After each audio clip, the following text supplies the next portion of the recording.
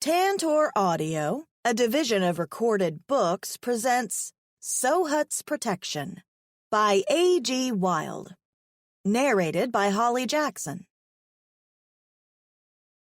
Prologue. Hudo 3, a little over a year ago. What's worse than one greedy alien? Two greedy aliens. They will be most pleased with what we've retrieved. The aliens' conversation drifted toward the back of the rattling cart, and Cleo resisted the urge to growl at the two green beings. They were some version of an alien species of orc, big and green with the tusks to boot. For the entire journey, they had been discussing just how many credits they would get from their wares, and, wait for it, she was pretty sure she was one of the wares. Heck, if she wanted to sell herself, she could have easily done so on Earth. She didn't need to be kicked straight across the universe to end up in some cage. Earth. She'd give anything to go back there. Anything so she didn't have to be here, wherever this was. Above her, the pink sky looked surreal, but it was a definite indication that she wasn't home anymore, unless she was on the set of some weed smoker's music video. Another jolt of the cart she was traveling in, and her forehead almost banged against the metal bars of the cage she was holding on to for stability. The sliz alone will get us a Taruva coin, one of the aliens continued. What about the human? The other asked. Mention of her made Cleo's spine stiffen a little, and she gripped the bars even tighter. Till then, they hadn't discussed the beings they were transporting in any specific way. It had just been talk about credits. She hadn't even known they were aware she was human. Not much. It looks too frail for labor. There was a pause. Who said we had to sell it for labor? Blurgans are frail, but good for pleasure. There was another pause. If her lungs didn't start burning, she wouldn't have realized she was holding her breath, waiting for the alien's response. A pleasure, creature. The alien let out a disturbing laugh. Good point. No, not a good point. Not a good point at all. The cart rattled again, and it threw her upper body against the bars. Off to her side, in one of the other cages, something cried out as it collided with the metal of its own cage. Big old Tweedledork D and Tweedledork Dum didn't even glance behind them at the sound. But she didn't need their obvious nonchalance to know they didn't care. For the entire journey, they'd sat with their huge green leathery backs turned to the many cages behind them. They didn't seem to care that she and the other creatures in the cages were on a huge moving vibrator, only she wasn't getting any pleasure from this ride. The rocky road the cart traveled over shook the cart bed so much that her teeth rattled in her head. Gripping the bars tight, Cleo squeezed her eyes shut to stop her mounting headache. Her cage was right at the back of the cart, and she could see every rock and bump the wheels rolled over. Gripping onto the bars was the only way she was avoiding getting a concussion. What about the fool? The alien's conversation continued. His companion grunted. If it survives the journey, we sell it to the draggers and buy woogly smoke. You should give it some of that life fluid. The alien took a swig of what she assumed was the life fluid they were talking about and swallowed eagerly, gulping so hard she could hear the sound even above the noise of the cart. The one drinking grunted again. Waste life fluid on that ugly beast's scales? I see you're still suffering from our last time sniffing woogly smoke. At that, they both chuckled, a horrible wheezing sound that made Cleo's blood boil. They'd mentioned scales. As far as she could see, there was only one creature in the cart that had scales, and it was lying in the cage across from hers. Blue iridescent scales fanned down to fish-like fins. It was a mermaid, or at least an alien that looked a lot like one. Red hair, much like her own, obscured the alien's face. It was a real Ariel, if she were ever going to meet one. The mermaid's skin glittered in the sunlight, the blue moving over the scales as if the color itself was alive. But that was the only natural-seeming movement. Apart from the mermaid's body jerking because of its own cage rattling, it didn't move otherwise, and Cleo shuddered to think that the creature was dead. Its 4 arms hung limp at its sides, and its body was set haphazardly in its cage. The alien's conversation took on new meaning. The mermaid needed water, and they didn't care enough to let her have any. The cart rattled again, jerking Cleo against the bars, and she accidentally bit down hard on her tongue. God fucking damn it! Tears sprung into her eyes, and she tasted blood. With that last bump of the cart, her cage shifted even closer to the edge of the cart bed, and she eyed the ground below through the blur of her tears. There was no safety barrier between her cage and the ground. For the greater part of the journey, she'd been worried about her cage falling off the back of the cart. All it would take was one huge jerk, and off she would go. And, with every jerk, the bolts that held her cage together rattled as if they would pop right out. Maybe they would. She was kind of hoping on it, but she didn't want her cage to fall apart just yet. There was nothing but rocks and dirt as far as she could see. This would be the worst place for her to try an escape attempt. Squeezing the tears from her eyes, Cleo's gaze moved to the other cages as she checked to see if any other creature was as alert as she was. Farther up, closer to the front of the cart, one cage had a pile of black fur. Earlier in the journey, she'd thought that was exactly what it was, a pile of fur like a huge rug. That was until she saw 6 black eyes looking back at her. The fur animal had its eyes closed now, but a shudder still made her skin prickle just looking at it. Monster tarantula, maybe?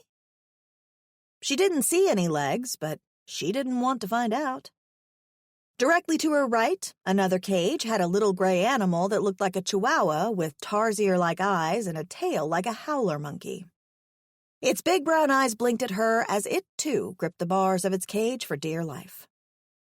The animal looked so small and innocent, it made her angry that they were keeping such a thing in a cage. "I hope you find a nice home, little one," she murmured to the thing, and she didn't know if it understood her or not, but it kept its large brown eyes on her. There were about 6 other cages, all with different species. Some she couldn't see because of how they were lying, but there were no other humans. She was the only one.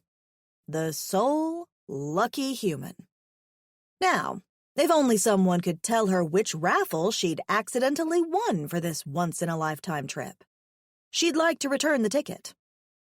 Her last memory of Earth was her finishing her shift at the bar she worked at in Cali. It had been late, and she'd just hopped out of her little Toyota, ready to hurry inside her apartment when she'd felt a strange pain at the back of her neck. Next, she'd woken up to see a slug on a blue orb and a walking alligator. Her first thought was that she'd been drugged. What she was seeing was impossible. Only, the drugs hadn't worn off. She was still in the nightmare. What's worse, the alien ship they'd had her on crashed.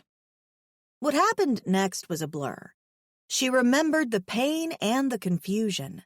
Then she remembered the reinforced room she'd been locked in being opened. The next image in her mind was that of Tweedledork Dum and Tweedledork Dee. But she was alive. She wasn't on Earth anymore. The pink sky alone was proof enough of that, but she was alive.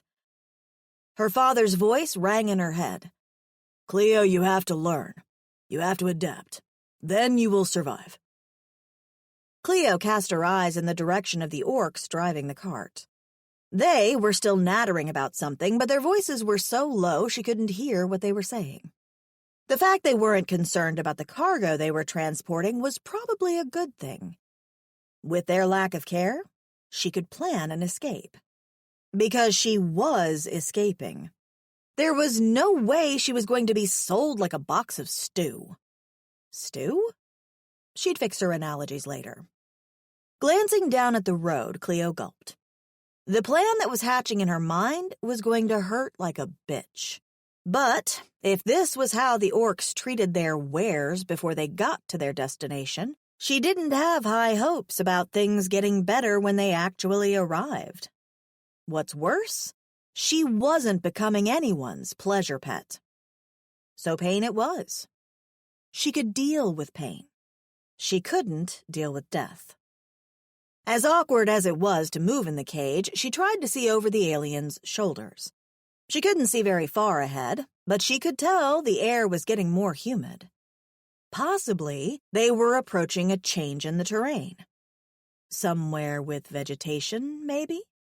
Somewhere heavily wooded, hopefully? She could only hope they didn't turn off the road before they got there.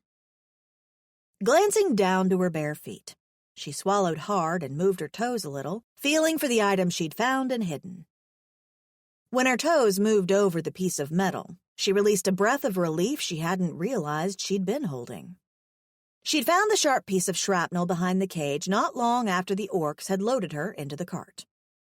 She'd acted quickly, taking the metal and hiding it underneath her foot, not daring to move her leg should her captors notice what she was hiding. It's not like the simple brown dress she was wearing had any pockets she could hide the weapon in. It was almost the length of her foot, but thin. She didn't know how she was going to use it yet, but having it was better than having nothing. As the conversation of the two aliens kept droning on in the background of her mind, she focused on the mermaid in front of her once more. She hadn't realized it before, but the scales of the creature looked considerably lighter in color than they'd done earlier.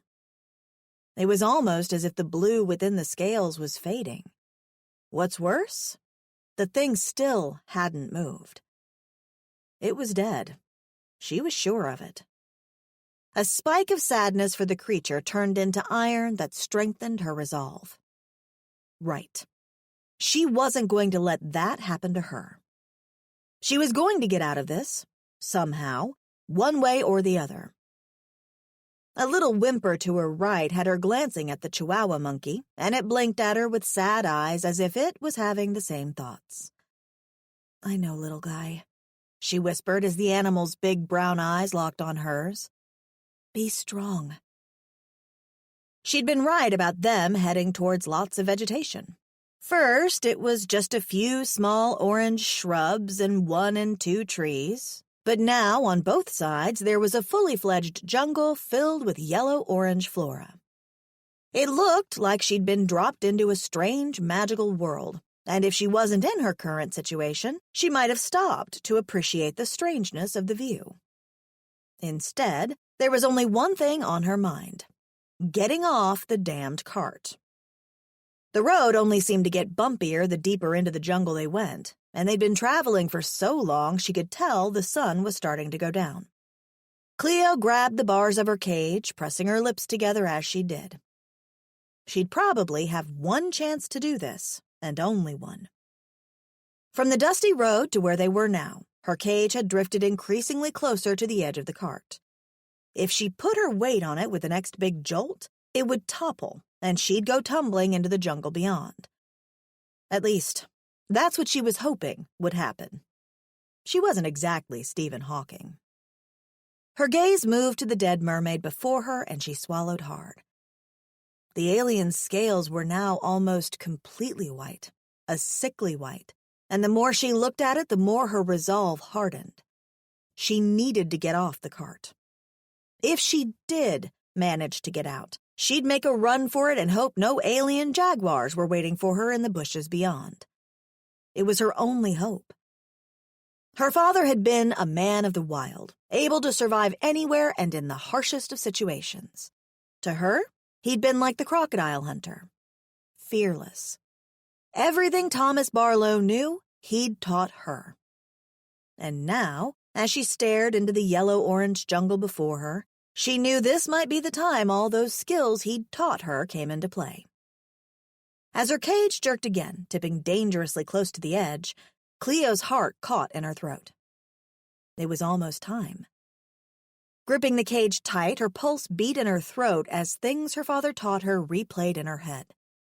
"If your surroundings are harsh and dangerous, You'll have 3 hours to survive without shelter, Cleo.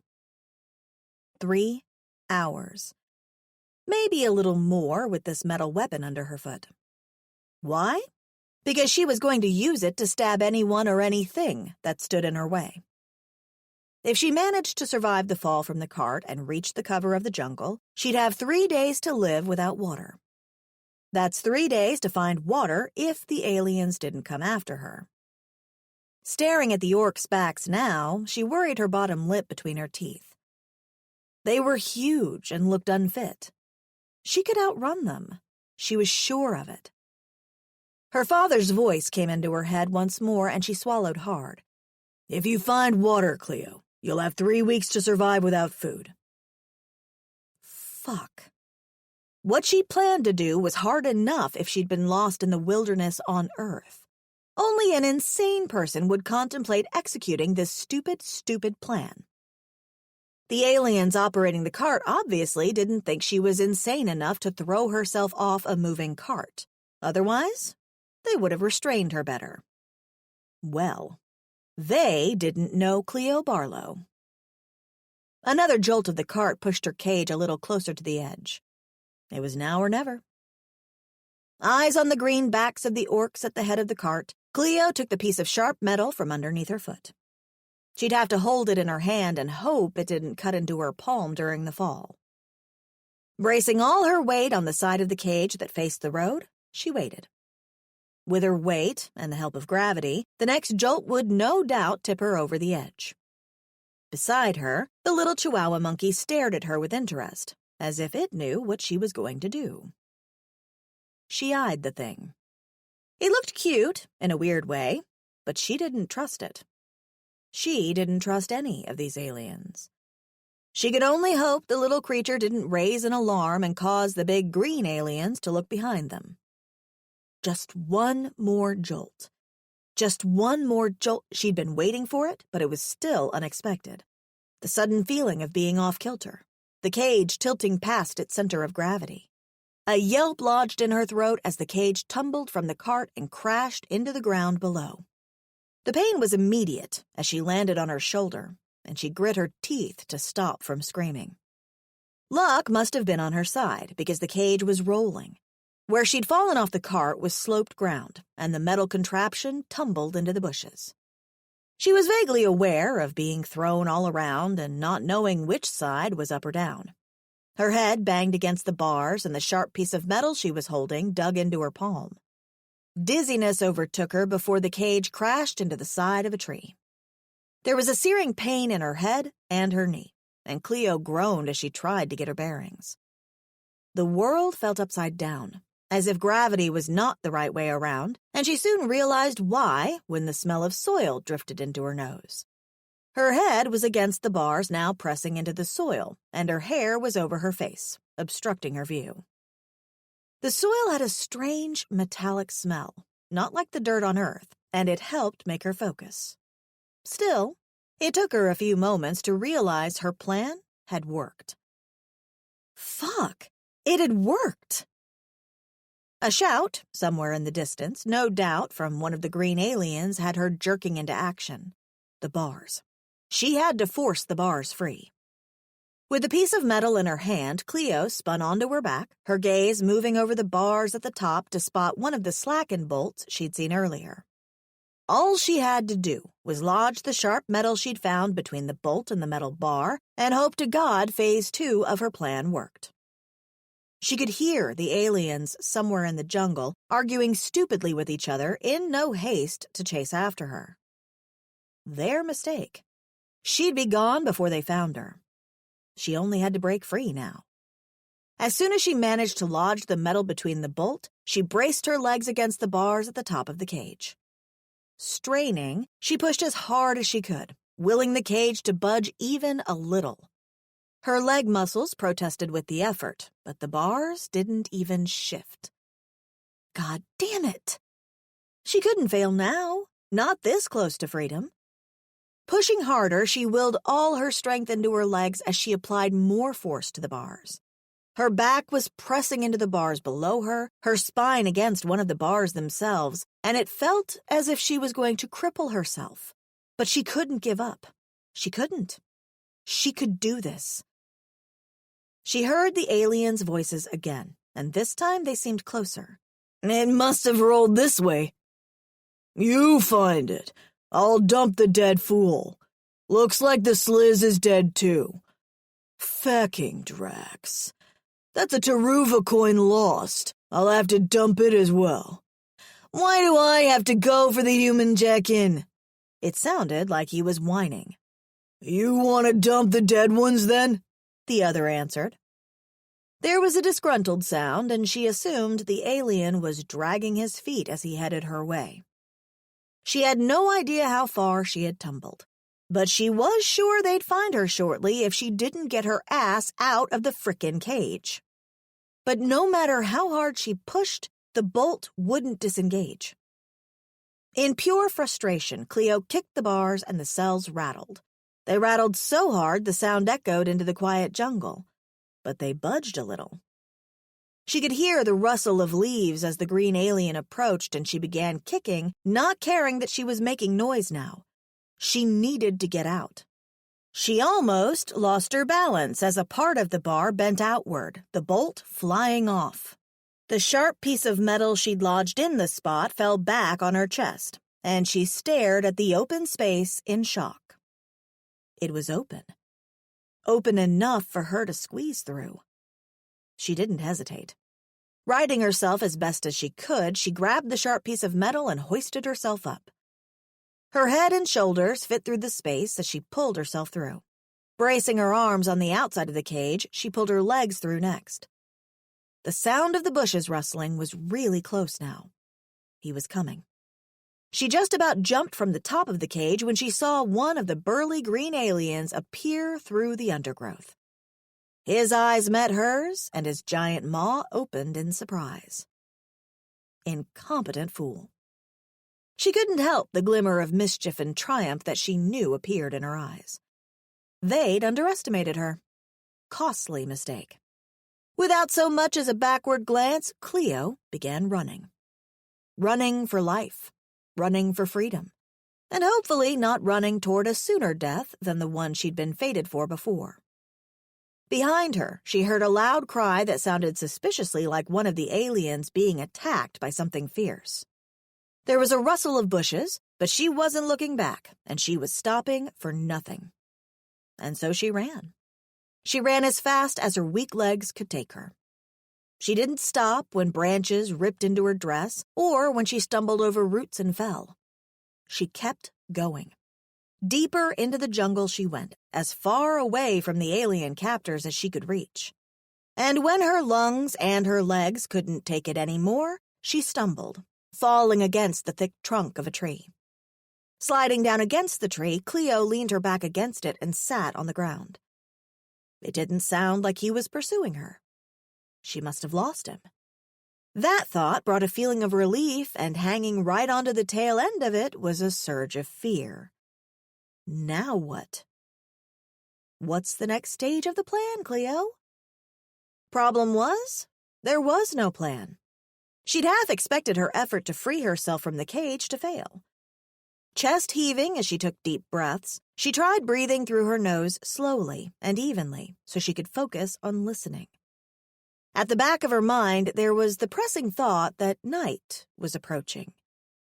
She needed to find shelter. Y-shaped branches, Cleo. Her father's voice rang true. If she could find some branches of that type, she'd be able to create some kind of shelter on the ground. As she began searching for the branches, she froze. She could feel it. It was an unmistakable feeling, a sort of sixth sense. The knowledge that something was watching her. That sixth sense had served her well for 25 years. She wasn't going to question it now. As the hairs at the back of her neck stood on end, Cleo spun around slowly, the piece of metal she still gripped pointing outward. Her eyes scanned the orange bushes, looking for a spot of green that would tell her the green alien had crept up on her without her hearing. But there was none. Nevertheless, the bushes moved a little, and it wasn't because of the wind. There was something there. As the bushes rustled some more, Cleo took a step backward, fear crawling up her back. A bunch of hanging leaves moved, and a head popped out. For a few moments, she just stared at the thing. It was the Chihuahua monkey. The animal stopped moving and blinked at her with its large brown eyes. It remained unmoving as it looked from the sharp piece of metal to her and back. They stood like that for a few minutes, each unsure of what the other would do, until she slowly lowered her weapon. She didn't realize the animal was tense until its pointed ears flattened and it sat on its haunches watching her. How it escaped its cage on the cart, she didn't know. But it was obvious it had followed her through the bushes. "Hey," she murmured to the animal, and its ears perked again. Crouching, she stared at it. "What are you doing here?" The animal tilted its head at her, but it didn't make a sound. Taking a step toward the thing, and against her better judgment, she outstretched her hand toward it, staying just far enough away that she'd be able to pull her hand back if it tried to bite her. The animal's nostrils twitched as if it was smelling her, and then it moved cautiously toward her hand and paused. She was just about to pull her hand back when it bumped the back of its head against her palm, much in the way a cat would. A smile she didn't expect spread across her lips as the animal moved closer to rub its head into her palm some more. That one movement settled the anxiety that had been growing within her. "You're just lost too, aren't you?" she murmured, and when the animal paused rubbing against her to blink its huge brown eyes at her, she smiled again. It was lost, just like she was. "You look so innocent." She studied the little thing. It was innocent and cute, and that pulled on her heart. "I'm going to take care of you." It was a promise.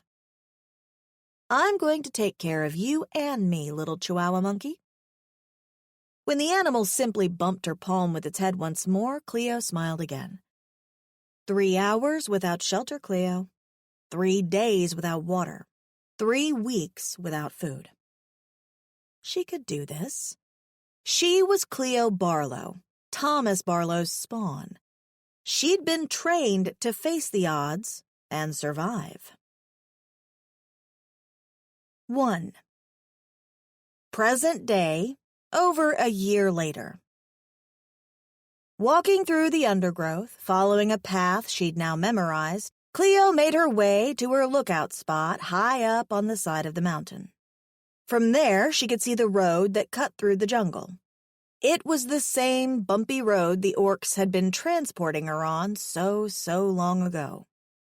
Sometimes she saw carts rattling through, and the sight of them always sent her back to that day when she'd escaped. Taking a deep breath now, she settled in the bushes, her gaze on what she could see of the road.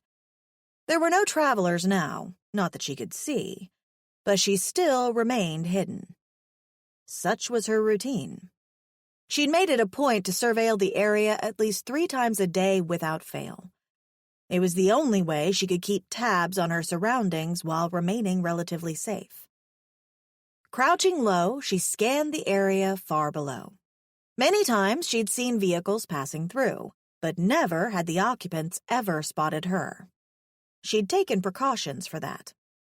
If anyone happened to look in her direction, she was sure they wouldn't see her. The mud she'd daubed over her body stuck to her like a second skin. She blended into her surroundings like a gecko. Camouflage, bitches. Eyes narrowing, she kept scanning the area. Parts of the road were obscured by the vegetation, but she could see enough spots to tell what was happening down there from her particular location. And so she kept an eye out for any movement. On several occasions, she was sure she saw the green aliens that had been transporting her on that fateful day. For over a year, they kept returning. She assumed to search for her, but they never ever ventured far into the jungle. They always kept close to the road. As a matter of fact, of the many carts she spotted taking the jungle road, none of the aliens ever stopped and entered the jungle itself. She didn't mind. No intruders meant she was relatively safe, and safety meant she could live free. And surprisingly, she had been safe. So far, she'd encountered no dangerous animals lurking in the underbrush. She sometimes heard them, though, far in the distance, though they never ventured close enough for her to meet one. And she wasn't curious enough to go looking for one either. Gazing from the lookout spot, her eyes moved over the yellow-orange plant life. Spots of purple and pink flowers dotted the yellow-orange, making the scene look like some sort of wonderland. She was a modern-day Tarzan. She even had her own little pet monkey.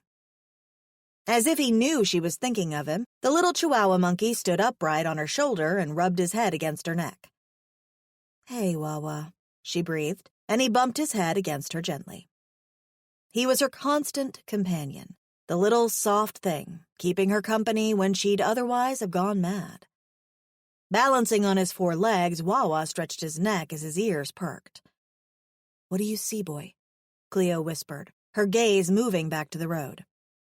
Wawa seemed focused on something at the bottom of the mountain, and it took her a few moments before she saw movement through the undergrowth, too. A vehicle of some sort was on the road.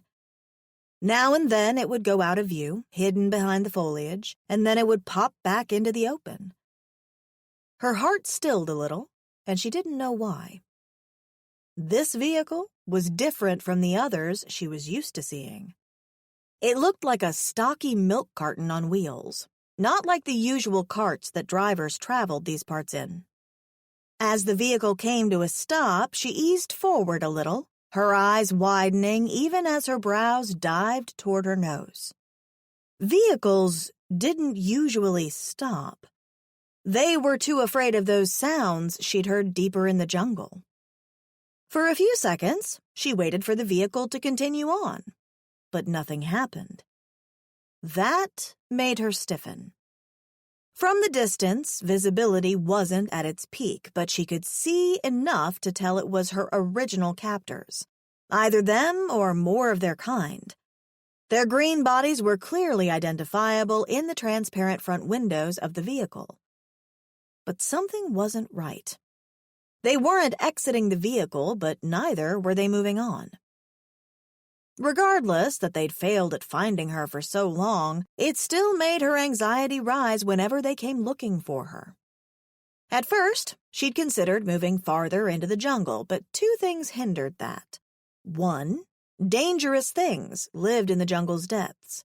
She'd take their roars for a warning. 2, she wasn't an idiot to not realize she'd found the perfect spot to live in. With Wawa's help, she'd found shelter, food, and water. She had a comfortable house, the weather was good, she didn't go hungry, and she had her own private pool. The logic of survival demanded that she stay put unless she was forced to leave. So whenever the green orcs came around, it made her anxiety rise. Life in the wild was as perfect as it was going to get. Leaving to venture deeper would most likely cost her the one thing she wasn't willing to give up: her life. She didn't know how she'd been so lucky to survive this long, but her luck hadn't run out and she was thankful for that. Eyes still on the vehicle far below, Cleo watched for any movement. For a good few minutes, there was none. Usually, the green orcs would be out of the vehicle already and would be searching the undergrowth close to the road for any sign of her. Instead, they were still in the vehicle. Squinting so she could focus, she was sure they were moving their heads as if arguing about something. A few more minutes passed before the vehicle opened and a figure stepped out. It was a different type of alien entirely. She couldn't make out the species clearly, but it certainly wasn't one of the orc idiots. This alien was tall and blue. And yes, it was a he. It had to be. Even from the distance, she could tell the alien was male. A tall, blue alien male. He was humanoid in the fact he had 2 arms and 2 legs, broad shoulders, Staring so hard, Cleo forgot to blink, and when the alien turned to scan the mountain on which she hid, she flattened herself almost immediately. He was looking directly at her. Surely he couldn't see her. Cleo froze, not daring to move. On her shoulder, Wawa stiffened too, almost as if he could feel her anxiety. That was a coincidence, wasn't it? The alien couldn't see her. Could he? Her breath was stuck in her throat in the few seconds that the alien looked in her direction. Shit. Shit, shit, shit, shit, shit. He was there for her. She didn't know how she knew it, but she did. This man, whoever he was there for her. Anxiety began crawling up her spine, and something in the back of her mind was telling her to run straight back to her cave, pack everything she could carry, and retreat deeper into the jungle without a backward glance. It would have to be a toss-up between facing this dude and facing the wild animals that roared in the nighttime. Staring at the blue alien, the feeling building within her suddenly became overwhelming. This was more than slight anxiety. His mere presence was creating full-on panic. The big blue alien turned back to the vehicle, and she got the impression he was talking to the green orcs. That only took a few seconds before he slung a bag over his shoulders, turned from the vehicle, and disappeared into the undergrowth.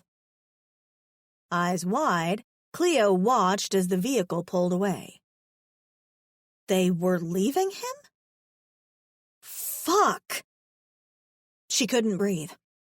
Somewhere deep inside her there was a feeling of impending doom. Trust your gut, Cleo. Her father's voice echoed in her head. Trust your gut. Her instincts never failed her before. They wouldn't fail her now. This wasn't like all the other times the orcs had come looking for her. This time, shit was different. That big blue alien was trouble. She could feel it. As she moved away from the lookout spot, hurrying through the bushes, Wawa remained alert on her shoulder, and that alone sent a shiver down her spine. The only other time Wawa had stiffened on her shoulder in such a way was in their first few weeks in the jungle. If he was alert, if he was worried, it meant she wasn't overreacting. He knew that a dangerous enemy was near too. 2. Reckless fools, Sohut muttered as he turned and headed into the dense growth of the great Cosnia jungle. He doubted the gory who'd dropped him off heard his remark.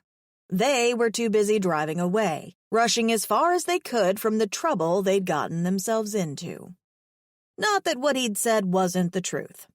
The gory were reckless fools. Only idiots would have lost an animal the way they had done. To boot, they'd failed to retrieve the creature after so many moons. His ears pressed flat against the sides of his head, the only indication of his annoyance. He couldn't imagine the pure terror the animal must have experienced all alone in an alien world, and in the Cosnia jungle to add. It must have been incredibly frightened before it died. Shaking his head, Sohut walked slowly through the undergrowth as he contemplated this. The gory thought the creature was still alive. He highly doubted that. A non-native species being lost in the Cosnia jungle was highly unlikely to survive. The spined beasts alone would have quickly made the thing their dinner many rotations ago.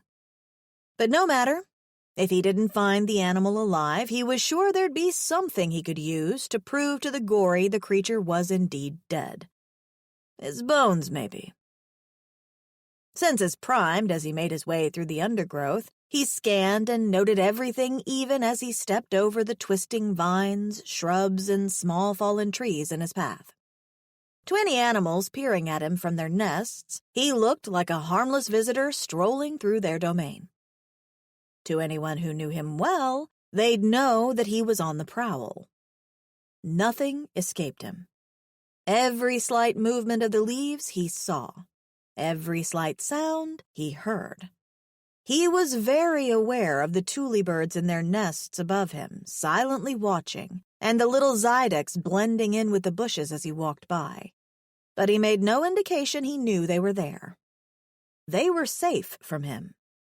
After all, he wasn't hunting them.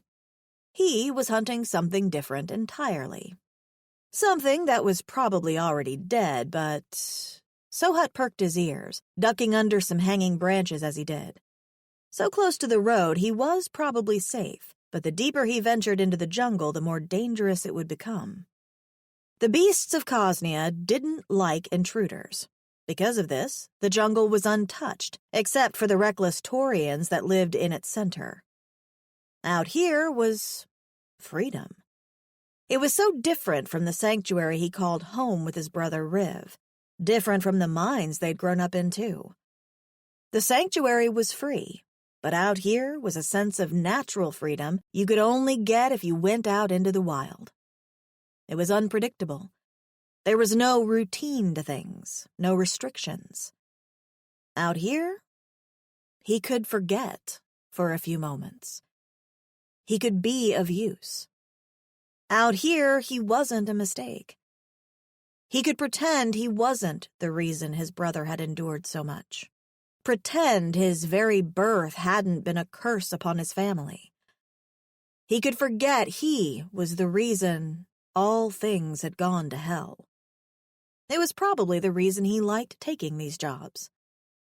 Where Riv preferred staying within the perimeter of the sanctuary, tending to the animals they cared for, he liked taking jobs such as this one that took him all over Hudo 3. They reminded him that he was alive, gave him purpose. Back at the sanctuary, Riv handled almost everything with precision. Riv didn't need his help or his company.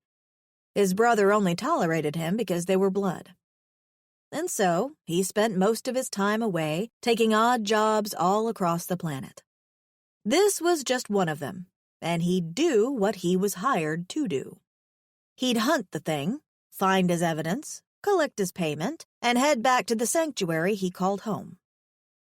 Repeating the description of the animal through his mind, Sohut kept his eyes peeled. The Gori said the creature had red fur covering its head, running down its shoulders and its back. Otherwise, it was pale and hairless all over with long, spindly legs, translucent eyes, and a flat face. It was not like any animal he'd ever seen before. And he had to admit, it sounded quite strange-looking. He imagined it ran on all four legs, and for that reason, he surveyed the ground as he walked, looking for any strange paw prints in the areas where soft ground was exposed, just in case he was wrong and the thing still lived. Absent-mindedly, his forefinger moved over the single rectangular device that he held in his hand. The dark button at the top glistened whenever it caught the light. It was a tracker, coded with the creature's DNA and programmed to restrain the animal with an energy band once activated. It had been a long time since he'd seen such a device, and he frowned now as he glanced down at it. This particular tracker was a device used mainly by the High Taskals in the Great Wars when the Taskals had gone about enslaving whole worlds. A master race, the Taskals called themselves, and they always had the strangest technology. The tech he now held was rare. How the Gori got their hands on it was a whole different question. Never mind that. He reached back and slipped the tracker into his satchel. He doubted he'd need to use it anyway. Pausing for a bit, Sohut looked up into the leaves and vines strung in their intricate natural patterns above. He'd been walking for some time now, and the dark cycle was almost upon him. But the farther he went into the jungle, the more a feeling of unease began settling over him. And it wasn't because of the beasts he knew lurked in the shadows.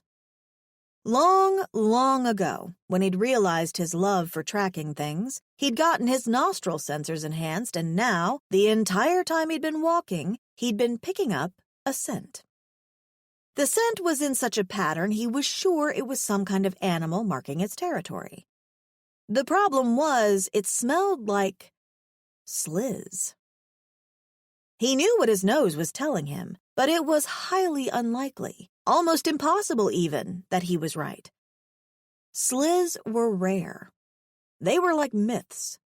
He'd only met one sliz once, and it had been on the other side of Hudo 3, right before it had killed 3 men and almost killed him too, if it hadn't been shot down. He wouldn't ever forget the smell of a creature that terrible, but he had to be mistaken. What would a sliz be doing in the Cosnea jungle? He had to be wrong. Narrowing his eyes, he swatted some hanging leaves out of the way as he continued walking through the undergrowth. He was trying to ignore the scent, but couldn't. His instincts wouldn't allow him to. Cursing underneath his breath, he began following the trail the scent marked. Right through most of the dark cycle, he followed the scent around the mountain in a huge circuit that spanned even some flat areas at the base of the elevation. Like an invisible barrier, it was warning all the creatures that dwelled in these parts that this was its territory. And it was a clear warning, one he shouldn't ignore. But he was Sohat Ukshal Kalfuli. Problem was, he couldn't ignore it. Something deep within him told him the scent marking wasn't coincidental. What were the chances of him tracking an alien creature only to find territory marked with the scent of sliz? Pausing in the darkness, he lifted his head to look up at the trees before him that were rising up the mountainside. Whatever he was hunting must have a direct correlation with this defense barrier. He just knew it. Dropping his satchel, Sohat paused at the edge of this invisible barrier. His ears pricked from the sides of his head as he listened for any sound. Nothing. If it was a sliz, he wasn't going to enter its territory in the dark. That would put him at a disadvantage. Resting against the root of a huge tree, he knew what he was going to do. The sliz's scent would keep the other predators of the jungle at bay for now. That meant he could rest for the dark cycle and cross the barrier when the sun rose. A little sliver of excitement ran through him at the thought. There was something across that barrier, something worth finding. He could feel it as well as he could feel the frilly on his nose. 3. It had been a day since, against his better judgment, he'd crossed the scent barrier. Since then, the scent had steadily faded, making him believe he'd been right about it being a perimeter marking. As he walked now, the terrain was rising on an incline. He was climbing the mountain, and the farther inland he went, the more that feeling of something huge happening increased. Walking through the undergrowth, he kept going for a few moments when his steps halted. Yet he wasn't quite sure why. Turning his nose to the air, Sohat sniffed.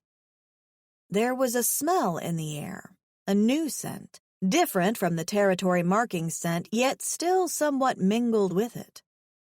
The smell was faint, so faint he almost missed it.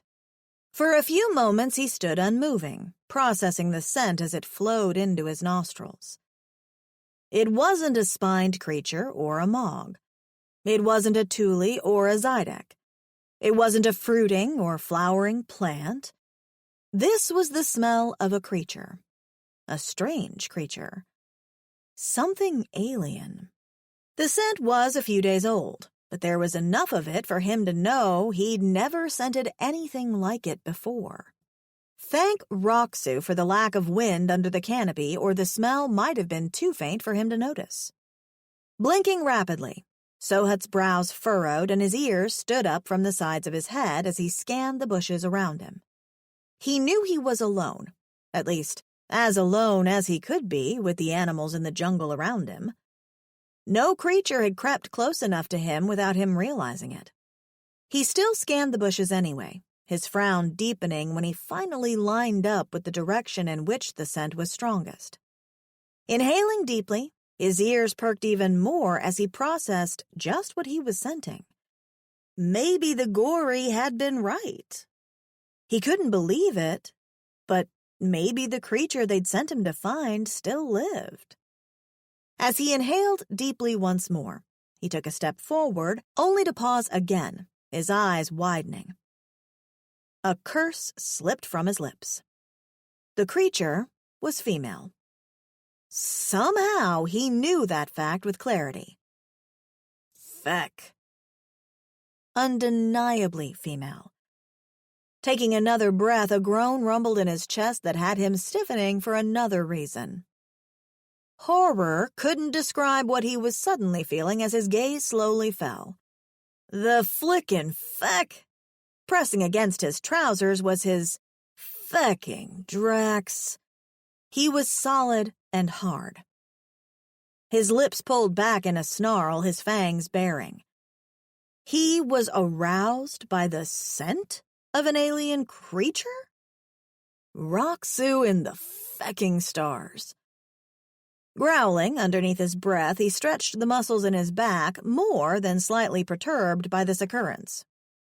This was something that never, ever happened before, and he sure as feck wasn't going to acknowledge it. Pushing the disturbing thoughts from his mind, he focused on his task and the scent that was drawing him farther into the dense growth. Time to do the job he was hired to do. It had been 3 days. 3 days since she'd seen the blue alien enter the jungle. 3 days since she's been hiding in her cave. It was the best place for her to remain out of reach, but whenever she peeked through the vines and leaves covering the entrance to the cave, she didn't spot anything out of the ordinary happening in the jungle below. But that was little consolation. Whenever she looked out, she was looking over the tops of trees. That didn't tell her what lurked beneath their branches.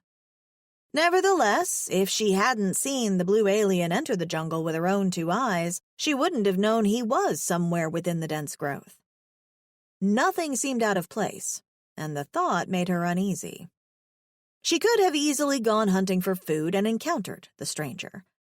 Unaware of his presence beforehand, she'd have been at a huge disadvantage. Cleo paced, her bare feet moving over the thick, dried grass she'd laid as flooring on the rock floor. She could make a run for it. Fear was telling her to escape, but there was just one problem. Logic said she should stay, and she was going to listen to logic. On her shoulder, Wawa bumped his head against her neck as if he could sense her restlessness. Living by herself for an extended period could have made her paranoid.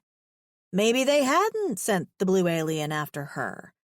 Maybe he'd entered the jungle in search of something or someone else. Maybe she was just overreacting. But there was that niggling feeling inside her that told her she wasn't overreacting. He was there for her. She was sure of it. And what was she doing? She was waiting like a sitting duck. If he somehow found her, she'd be caught without any defenses. She needed to do something. Taking a deep breath, she crouched by the small mouth of her cave and looked out. There was a safe distance in her mind that the alien shouldn't cross, and that was an invisible line she drew right at her waterhole. If he crossed that line, then she was in trouble. He'd no doubt find her. It'd take him some time to do so. Her cave wasn't the easiest to spot, but she couldn't stay in her little hidey hole for weeks on end. She'd starve to death, but realistically, she'd probably die of thirst first. Biting her bottom lip, she looked out into the jungle. If the alien came close, she'd have to get rid of him. There was no other choice. Well, there was another choice, but that one involved her getting eaten, and not in the way that would make her scream in pleasure. Cleo's shoulders slumped as she let out a huge breath. She couldn't sit and wait. She had to go out. If he was coming for her, the least she could do was try to defend herself. Creeping through the jungle was difficult when trying to be completely silent. The dried leaves and branches she stepped on screamed like she weighed a ton. Still, she mostly managed to be quiet. And with Wawa on her shoulder, it was easy to not get caught. She knew he'd become alert if they came too close to anything dangerous to them, Blue Guy included. Hurrying through the bushes, she clutched the bones she'd gathered to her chest. They were the bones of a large animal, she was sure. Months ago, when she'd first come upon them, Wawa had seemed disturbed, and a plan had hatched in her mind immediately. She'd use the bones if she ever had to defend her territory. Because this was her territory now. It was her and Wawa's home. She wasn't going to let those green orcs take it away from her. Taking a wide arc, she dropped the bones in random places, partially covering some with dirt and fallen leaves so it looked natural and not like she'd just put them there. On her shoulder, Wawa watched her with interest, but he didn't seem alert to any danger. Still, she hurried. If this plan didn't work, if the alien didn't see the bones and assume some dangerous beast lived on the mountain, then she'd have to get rid of him somehow while he rested. Cleo gulped.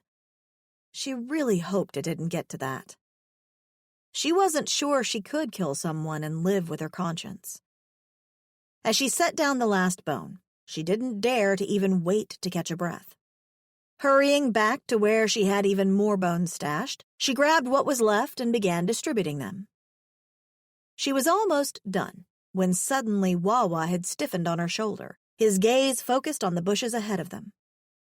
A cold chill went down Cleo's spine.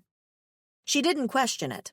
She just moved in the opposite direction, heading for a foliage-covered ledge that overlooked this section of jungle. That ledge was the one spot before the intruder came too close to her home, and she prayed he'd turn back before then. Running as quickly as her legs could take her, she dashed through the undergrowth. Her bare feet moved over the uneven ground with ease, having had many months for the soles of her feet to harden.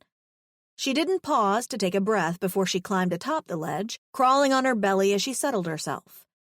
And she was glad she didn't falter, because her gaze soon caught blue. The frickin' alien was heading her way. 4. The scent of the creature was growing stronger, and Sohut stopped to inhale deeply. Now that the scent was stronger, he could definitely say it wasn't anything he'd ever smelled before. Pausing, his ears perked as he scanned the area again. Something white against the mud-orange earth caught his eyes, and his gaze zoomed to the piece of bone protruding from the ground. Moving over to the animal's remains, he crouched and ran a finger against the whitened bone. It was old, and judging from the part of skull he could see, it was the bone of a great Tim. This Tim died a long, long time ago. But that wasn't the problem. The problem was that the only thing that could kill a Tim in this jungle was a spined creature. Pulling on the bone, it dislodged from the earth easily, a little too easily, and he turned it over in his hands. The telltale teeth indentations left by when the spined creature buried its maw into the Tim's head were still there. Frowning, Sohut paused to study the bushes around him. He hadn't scented any spined creatures, at least not since he'd crossed that invisible barrier days ago. If there was one, it had to be higher up on the mountain. Setting the bone down, he stood, his tail swishing low on the ground behind them. This was the point when many trackers would turn around and leave. A spined creature wasn't something to play around with, and he would gladly live his life without ever encountering one. Still. Taking a deep breath, he sniffed the air again. The alien creature's scent was still there. How could something frail coexist on the mountain with a spined creature close by? He felt like continuing if only he could answer that question alone. Readjusting his satchel, his ears perked as he continued on his way. He was walking for a few more meters when he spotted another bone. This one looked like a thigh bone, and it was cracked in several places. Possibly it was another victim of the spined creature, or the same one. He wasn't sure. Frowning down at the bone, he touched the earth beside it. It was soft. Soft enough to make him believe the bone had been buried, and that made him frown. Thule sometimes buried animal bones, so he didn't know why this occurrence particularly struck him as strange. Still frowning, his gaze searched the canopy above. He was either walking into a spined creature's territory, or something else was amiss. For a few moments he considered turning back. He could tell the gory they'd lost their creature. He could even bring one of the Tim bones as proof. They wouldn't know the difference. If it was any other hunter, that's what they would do. But he wasn't any other hunter, and that was the difference. There was a thrill building inside him, a sort of dangerous excitement, and the farther he walked, the more it grew. He was either going to discover something big, or he was going to pay with his own blood. The latter option should worry him more. Only, it didn't. 5. She was flat on her stomach and covered with so many vines and leaves she could feel their weight on her back. She'd been the one to string the vines and leaves together to resemble a ghillie suit, only it was more like a blanket. It had been part of her preparations should a situation like this ever occur, and boy was she happy she'd gone through the trouble to do it now. Fully covered by vines and leaves, she was sure she was as camouflaged as an anaconda in a marsh. Heart beating hard in her chest, Cleo watched as the alien moved slowly through the undergrowth. It was like the motherfucker knew exactly where she was. He was heading right in her direction. Lying flat on a ledge a few levels above the jungle floor, her eyes tracked the blue alien as he headed up the mountain. Through the leaves, she spotted something in his hands. A bone. One that looked suspiciously similar to the bones she'd scattered. Obviously, her warning didn't work. Motherfucker! Who would willingly walk farther into a place that was littered with bones? She knew she sure as hell wouldn't, but maybe this idiot was a psycho and she'd judged him wrong. God damn it!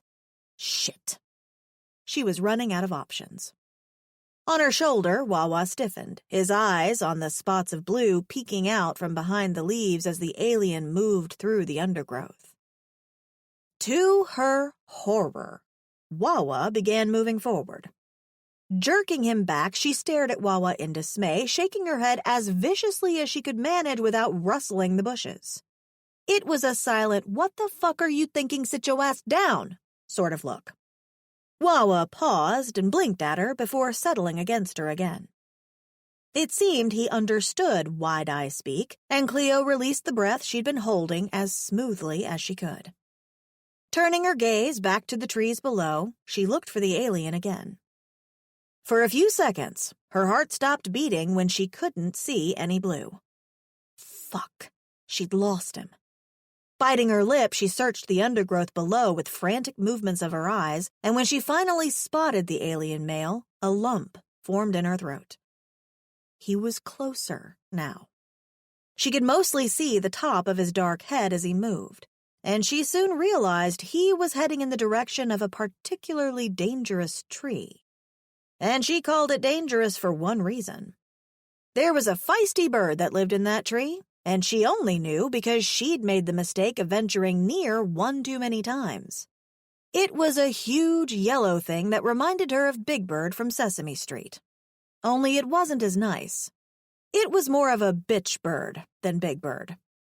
The first time she'd made the mistake of going near its tree, the bird had shit on her head. And it wasn't like normal bird poop. This bird had the ass of a grown man. It had taken her weeks to get the scent out of her hair. The second time she'd walked too close, the bird had chased her. And it was huge. It almost clawed off her scalp as she ran away. There hadn't been a third time.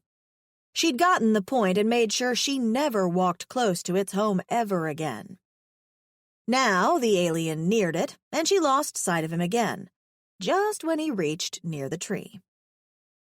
Perking her ears, she stopped breathing completely as she listened. Then she heard a loud screech as the entire tree shook. A grin split her face.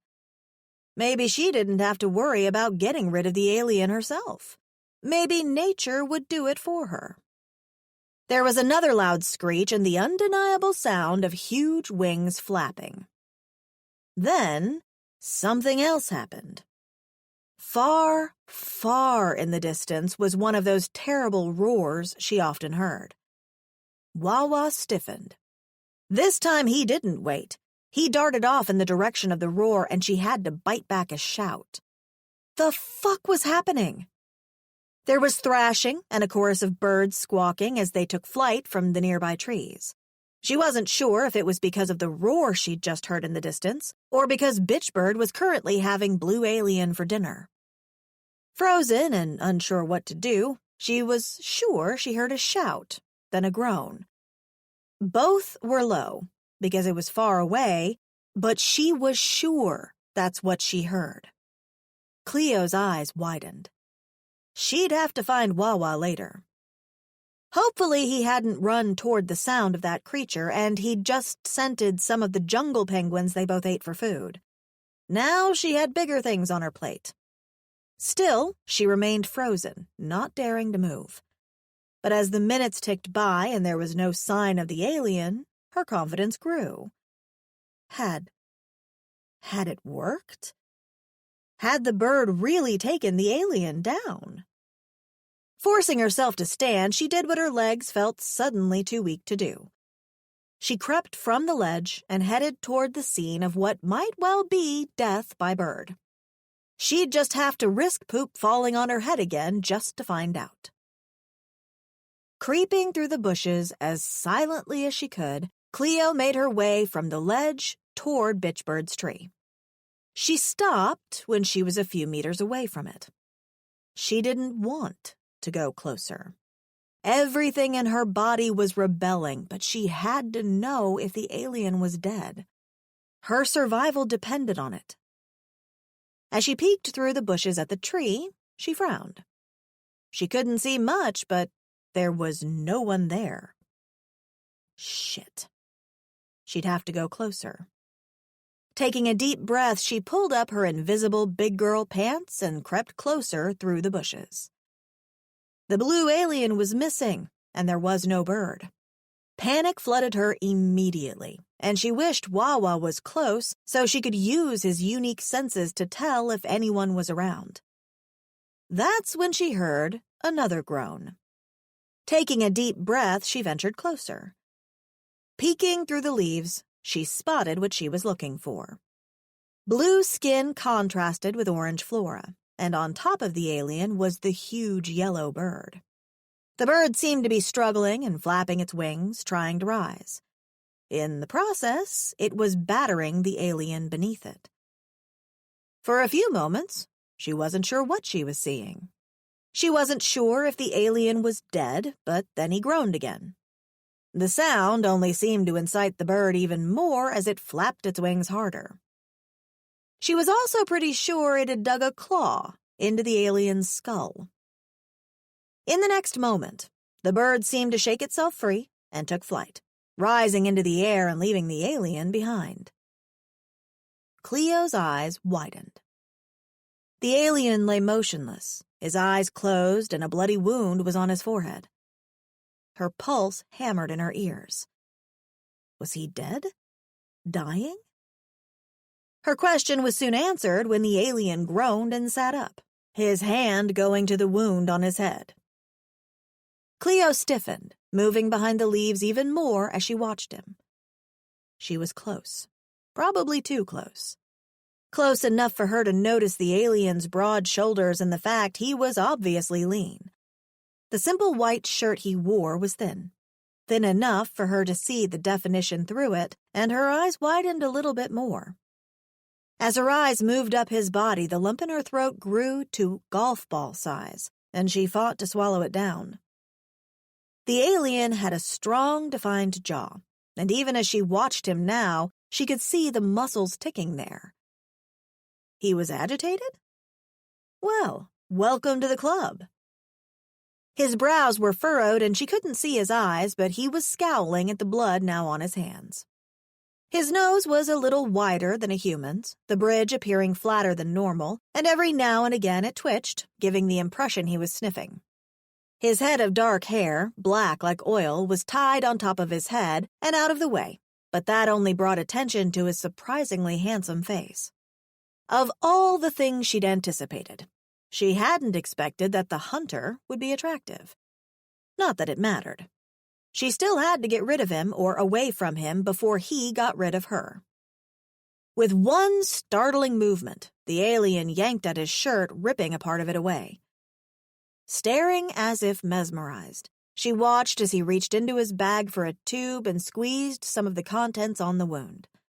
Then he bandaged it. A sinking feeling developed in her chest.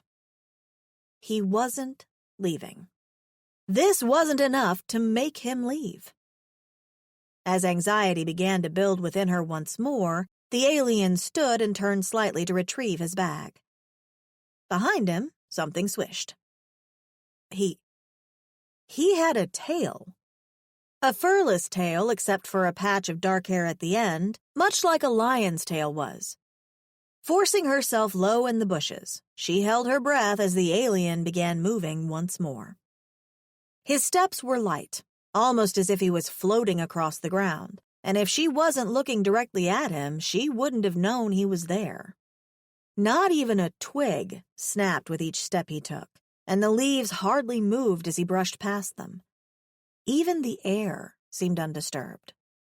Like the reaper he was, coming for her silently. The last thing she'd expected was that she'd find the reaper that came for her attractive. Frowning at herself for noticing his looks instead of focusing on the fact that he had come to frickin' catch or kill her, Cleo grit her teeth. He was heading in the opposite direction, so at least that was good. It would buy her some time so she could find a way to save herself. She was thinking about this when the alien stopped walking suddenly and sniffed the air. At the same time, the bushes rustled to the alien's right, and some of the little jungle penguins she used for food walked out in front of him.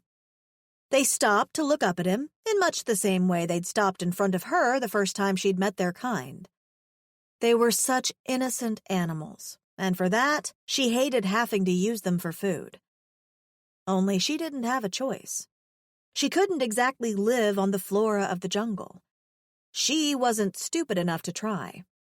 That would have been the fastest way for her to get poisoned and die. Number one rule of living in the wilderness: never try the plants unless you know them. Wawa was content with eating the little birds too, so it worked out for both of them.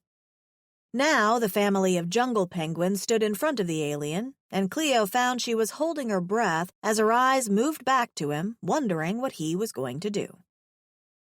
Only his gaze wasn't on the little birds. As a matter of fact, it didn't seem as if he even saw the animals. Something about the way he was standing, unmoving, made every hair on the back of her neck grow legs and stand up to look at him too. That was all the warning she got before he spun and looked right in her direction. What the actual Even from so far away, she could see his eyes were a brilliant, captivating green. Fuck. She was far enough away that he shouldn't be able to see her. Yet there was not a doubt in her mind that he wasn't looking directly at the clump of bushes in which she hid. The alien's eyes widened perceptibly, and for a second, she didn't dare to move. She saw his lips move as he murmured something she couldn't hear, and then he took a step forward. Her heart stopped. Fuck! She moved so fast, she didn't wait to see if he was in pursuit or not. Ducking behind the bushes, she ran. Shit. Hard in her throat, she backtracked as fast as she could. This wasn't going to plan. This wasn't going to plan at all. She couldn't allow herself to get caught. As she ran, it felt as if her world was imploding. Suddenly, everything seemed temporary. Too temporary. Her life, her existence. Problem was, for the first time in a long while, she didn't know what the fuck she was going to do. She was out of plans. and now she had to rely entirely on what fate had in store. 6. The Teru bird had caught him completely off guard. He'd smelled the thing, but he hadn't expected it to go into a rage and attack him. They were usually peaceful creatures that kept to the trees, and often they went on long migratory flights across the continent. He should have known something was wrong with this one when he'd seen the state of the tree it lived in. The entire tree had been covered in excrement, as if the bird had been there for a long, long time. As soon as he'd ventured close enough, the thing had attacked. It had been vicious, enraged, but only because it was in pain. He'd realized shortly after wrestling it to the ground that there was a sharp object stuck in one of its wings. That's why it had dwelled so long in one spot. It couldn't fly away. It had been injured. And its attitude was because it was in pain.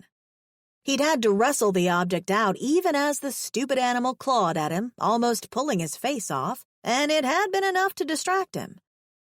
That was until the alien creature's scent wafted into his nose. The creature he'd been tracking had ventured close.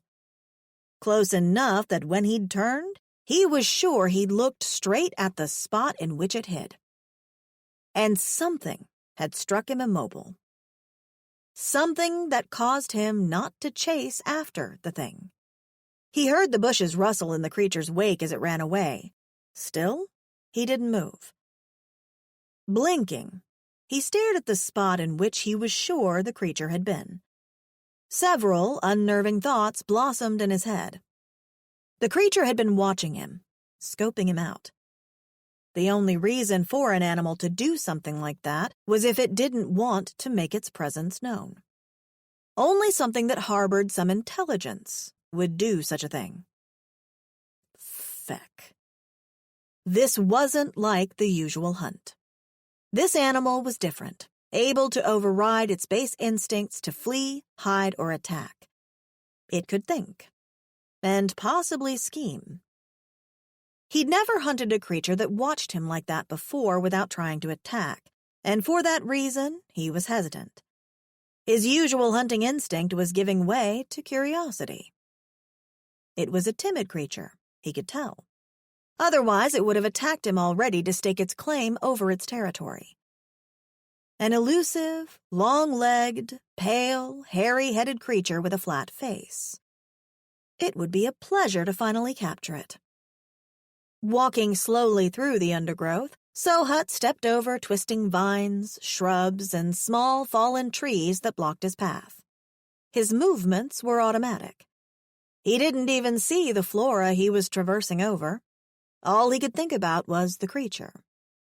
Sniffing the air again, he caught the faint scent of spring water, and an idea immediately formed in his head. The best way to capture elusive creatures was not to actively go after them. He needed to cut off something the creature couldn't do without. There was water nearby, and he'd bet his gonads that that's where the creature quenched its thirst. If it was going to hide from him, he bet he could coax it out of its hiding spot by cutting off the one thing that it definitely needed: life fluid. He followed his sniffer, and sure enough, it took him to a spring gushing from the side of the mountain. It was set in a small clearing, with thick vines running over hard rock. Years and years of the water beating against the rock carved a narrow pool that filtered through the rock and allowed the water to carry on down the mountain. Crouching, his fingers brushed over the vines on the floor. There was a faint indentation there, like a path of some sort. The more he looked at it, the more he could see there were several of these indentations, almost as if the animal took different paths to access the water. Sohut blinked, his brows furrowing. He was right about the animal being intelligent. It didn't want to leave visible tracks. Sohut's brows dived deeper as he ran his fingers over one of the slight indentations. To the gory and many other beings, the vines running across the floor would look completely natural, untouched. but his eyes were trained to see beyond what appeared to be natural. Tracking elusive creatures was his forte, and though the ground looked undisturbed, he could see the signs of regular wear. The almost imperceptible flattening of the vines in certain parts, the sprouts growing only in certain areas. As he surveyed the area, he knew he was right about one thing. Whatever the creature was, it needed watering regularly, and if he stayed by the water hole, the animal was bound to come to him sooner or later. Pure thirst would drive it to reveal itself. Standing so he could stretch, Sohut turned his eyes upward. Visibility was getting low. Above, the sky was slowly turning to a deep purple, and he could see the outline of Hudo 3's double moons as the planet entered the dark cycle. The good thing about Hudo 3 was that the nights weren't too cold. He could sleep outside without shelter. It wouldn't be the most comfortable, but it would do. Getting his light disc from his satchel, Sohut engaged the device and set it in the center of the little clearing. A dull orange glow lit up the area. It was enough light for him to see, but not too much to disturb the critters in the bushes around him. With another sniff of the air, he settled in. The creature's scent was mostly faded. Wherever it had gone, it hadn't run towards the water. Still, he was betting that it would turn up. Something told him he was pretty right about that. 7. For the entire night, Cleo sat with the spikes she'd sharpened, waiting by the mouth of her cave, waiting for the alien to appear. As morning rose, she still gripped them tight. She had enough spikes to kill the whole coven in twilight, and even as the sun rose, she gripped the two she was holding. Unmoving, she remained vigilant behind the curtain of leaves at the entrance of the cave. Logically, he shouldn't be able to reach her cave, but still. He'd come too close to seeing her. If he found her cave, she would do him worse than Bitchbird did. A breath shuddered through her as the sun rose farther into the sky, lightening the dark purple to a soft pink hue. Her eyes were tired, but she didn't dare close them. The moment she closed them, she'd be ambushed. She was sure. Glancing behind her, she spotted the tuft of grass that was Wawa's bedding. He hadn't returned yet, and she was beginning to fear for his life. It wasn't the first time he'd left for a few days, but she couldn't help feeling that the blue alien had something to do with her pet's disappearance. What if more blue aliens were roaming the jungle looking for her? She shuddered at the thought. There was a possibility this was true. She hadn't had the chance to do her daily perimeter check. It was a possibility she didn't want to face. Swallowing hard, Cleo glanced at the makeshift bowl in which she kept her drinking water. She needed to refill it. She'd do it now because it seemed she'd have to spend a few days hiding so she didn't get caught. She only had one dried morsel left, too, so she'd have to ration. Good grief. But she could do this. Exhausted, she stood on shaky legs before casting a glance back at Wawa's bed. She wished he was with her. Not having him around now made her realize just how accustomed to each other and codependent they'd become. Where she helped him by removing burrs and insects from his coat, he traveled on her shoulder and alerted her whenever danger was close. Where she made sure he had enough water in his bowl and a warm place to sleep, he would be the one to help scare the little jungle penguins from their hiding places when it was time to hunt for food. She missed Wawa. With a huge sigh, she gripped her water bowl, grabbed a few spikes she'd sharpened, and took a step forward. God help her, she'd go alone, and hope she was smart enough to not get caught. Close by, the sound of the running spring cascading over the rocky mountainside filled the air. Hidden, Cleo paused in the bushes. And it was a good thing she'd paused.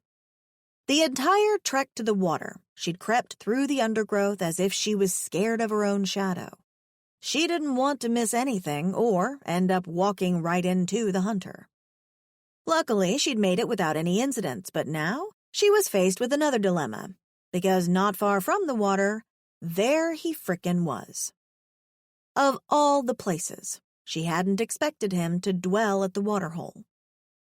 How he'd found it, she had no idea, and the fact that he'd found it so easily only caused her anxiety to rise. But it made sense. He must drink water like every other thing that was alive. Bright sunlight hit Blue Alien's skin as the tall alien inclined his head a little. He paused, and she saw his nostrils move. He was sniffing. Motherfucker! As he glanced around, she could feel the hairs at the back of her neck rise, their pitchforks raised. She didn't know how to describe it, but it felt as if he knew she was there. She was crouching low, so low she was flat on her stomach, her chin pressed into the ground below. Alarm bells began ringing as the alien turned his nose to the air, this time inhaling deeply. A chill traveled down her spine like a train on a track, even as the golf ball bobbed up to her throat once more. She hadn't considered it before now. But what if he could smell her? He looked so human-like. She hadn't even thought about it before now. Fuckity fuck. As the alien exhaled slowly, a rumble echoed through the air, loud enough to catch her ear. And it had come from him. She didn't know what that sound meant, but she'd been wrong about forgetting he wasn't human. That sound was anything but human. Suddenly, she felt like making a run for it. Forget the water. She'd die of thirst. The alien inhaled and groaned again, but this time, it sounded like a groan of annoyance and frustration. Fuck. Had he scented her? Despite the cover of leaves she was hiding under, she'd daubed a fresh layer of mud over every inch of her skin. It was in her hair, caking it so much it felt like she was carrying a heavy hat on her head and on every visible inch of her body. She'd put extra under her arms as well. The only place there was no mud was over her naked private parts because, well, her alien captors hadn't got the memo that bulk panties were cheap, so she had none. Surely he couldn't sniff her when she was covered from head to toe with that metallic dirt caked to her skin. Unless he was smelling the one place there was no mud. The golf ball that formed in her throat forced its way down. He couldn't be. Sheesh. She didn't have soap to wash with, but she kept down there relatively clean. If he could smell her most private of spaces, she could feel her cheeks grow warm at the thought even as she bit hard into her lip. As her insides cracked into several pieces by the weight of this new anxiety, the blue male stood and moved to the water. She watched him move closer, and it took everything within her not to retreat. If she moved now, he'd definitely hear her in her haste.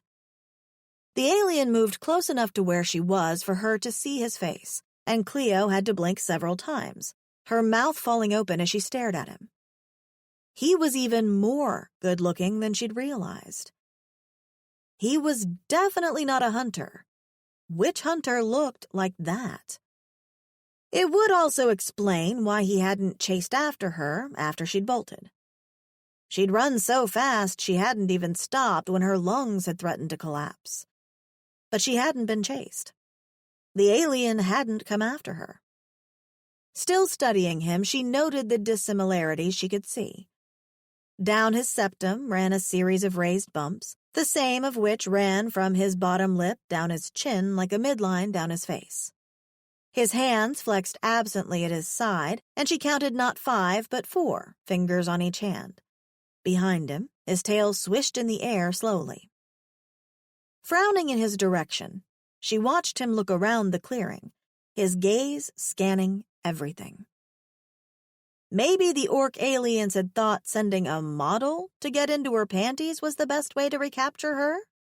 Well, the joke was on them. She wasn't wearing any panties. As the alien dipped his face into the rock pool before lifting his head again, Cleo lay mesmerized by the rivulets of water sliding down his skin. The alien turned his head slightly in her direction and sniffed again. That movement sent a barrage of thoughts and feelings through her that tugged in two separate directions. Yeah, about what she'd said earlier, she was going to die of thirst. Creeping as silently as she could away from the waterhole, Cleo backtracked to her cave. 8. 3 more days passed. The alien was still by the waterhole. She was out of water and food now, plus Wawa was still missing. To add, for the past 2 nights, she'd heard more distant roars echoing through the jungle, and she could only hope it didn't mean the animals making the terrible sounds weren't migrating to the mountain. If that was the case, this was surely like the apocalypse. She didn't know what to do. She couldn't even focus. Her mind was constantly on the intruder who seemed to be making a home in the most inconvenient of places, right by her water source. He was like a lion walking into meerkat territory only to take a nap. And who was she but not the confused meerkat, poking her head up from her hidey hole wondering just what the fuck is wrong with this lion? The last time she ventured to spy on him, he'd been resting in a spot where the sun hit the bushes, his eyes closed as if he was sunning himself. As she'd come close, she'd heard him sniff, and that one reaction had her retreating. Withdrawing to her cave for the 3rd night in a row, Cleo paced the floor of her cave in the darkness. She was tired, hungry, thirsty. She was slowly dying. Fuck. And what's worse? She felt alone. For the entire time she'd been a fugitive, she hadn't felt more on her own. With a sigh, she stared up into the darkness above her. Somewhere out there, she hoped Wawa was okay. She didn't imagine it would be this way when she finally went. There was an enemy on her doorstep, she was slowly starving, and dangerous animals were roaming the woods. Even as she thought about it, she was sure she heard a roar in the distance. Pausing, Cleo stared out through the cave entrance at the night sky. It was coming to an end, wasn't it? A deep feeling of sadness overcame her. She didn't want to leave the cave. This was home. Before she could talk herself out of it, she exited the cave and slid down the vine hanging over the edge of the cliff. Swinging onto the landing on the side of the mountain below the cave, she stopped to take a breath. With light footsteps, she padded through the undergrowth in the direction of the waterhole. She knew where to go, even in the darkness, having walked the way many, many times before. As she approached, the dim glow of light caught her eyes and made her spine stiffen. He was still there. Creeping closer, Cleo peeked through the bushes, careful to be silent. That light source that lit up the small clearing seemed to be coming from a gadget set in the center of the clearing on the ground. It almost felt strange, looking at artificial light again. The glow reminded her of the fluorescent bulbs that used to hang in her apartment back in California. Back then, life had been simpler in her regular bartender job. Those days, living hand to mouth, hadn't quite taken the same meaning as it did now in this new life. With the light source illuminating the area, it wasn't hard to spot the blue intruder, and her eyes fell on his broad back. He was there, awake. And as she stared at him, she realized she'd been holding her breath the entire time since she'd reached the edge of the clearing. He was still frickin' there. And drinking her water. The alien was crouched near the rock pool, droplets of water running down his face and dampening his shirt. A few feet behind him, against the wall, rested his bag with things. She could see a few items, gadgets she didn't know the purpose of, brimming from the top. It probably had tools, too, and other useful items. Things like a firelighter, maybe a knife, a gun, possibly. Even his little light gadget was enviable. She bet he had things in that bag that she could use. Things that would make living in the wilderness so much easier. That is, if she somehow managed to survive this. Over the past few months, she'd used all the knowledge her father had passed down to her to craft as many items as she had the skill to craft. She still had the piece of metal, which served as her trusty blade now. She could make a fire using a board, some kindling, and a spindle. She'd used vines and some of the large leaves to fashion things she needed to live, like her mattress and pillow. There were even some husks from some huge nuts that fell within the jungle that she used for bowls, too, whenever she managed to find them. If he had a knife, though, a real one, it would make life so much easier for her. And a lighter? What she wouldn't do for something that could make a fire easily and on the go. Cleo bit her bottom lip, her gaze shifting back to the alien. He hadn't moved. Looking right at his back, it took her a few moments to realize that something was off. He wasn't moving. He was frozen in a sort of non-movement you'd see an animal do when it was hyper-aware. Every nerve ending in her body sent an alarm straight to her brain. Shit. Like before, she had the feeling he knew she was there. Swallowing hard, she watched as the alien's back moved as he inhaled deeply, his shoulders rising and falling before he went completely rigid. The air suddenly felt chilly as she froze in the cover of the bushes, not daring to even breathe. Ever so slightly, she watched as the alien turned his head right in her direction. Fight or flight? It was a command in her brain as if her body could tell just what was about to happen next. The alien was going to pounce. Immediately, adrenaline pounded in her veins, making her heart press against her chest in thunderous beats she was sure the alien could hear because it was deafening in her ears. Without waiting another second, she clambered through the bushes, wincing inwardly as a twig snapped underneath her feet. Run, Cleo. Fucking run! Instead of heading towards her den, she went in the opposite direction. Curse the darkness, for it was not her ally. She stubbed her toe and almost fell over the many obstacles on the ground, but she kept running, not daring to even pause for a second. Her breath came hot and hard through her nose, making the sensitive skin inside her nostrils burn, but she didn't dare to even stop. And then she heard it. The unmistakable sound of bushes rustling behind her. He was coming for her. And she had a sinking feeling she was going to get caught. The animal turned and darted away, rushing through the undergrowth, and something clicked inside Sohut immediately, fueling his mercy instinct of old. Hunt. It was instinctive from the days his ancestors used to hunt to survive. Forgetting his initial plan, Sohut raced forward, cutting through the undergrowth with ease. He could hear the bushes rustling far ahead of him as the creature tried to put distance between them, but he didn't need to hear the she-animal to be able to track her. He'd caught onto her scent now, locked onto it, and following her across the jungle would be easy. Hopping easily over fallen trees and huge roots, he gave chase, and it brought back a memory. One of him and his brother running after they'd escaped the mines. The wind had been in their faces, freedom in front of them, and terror behind them. Only this time, he was the terror, and the creature running in front of him was the one dashing away to freedom.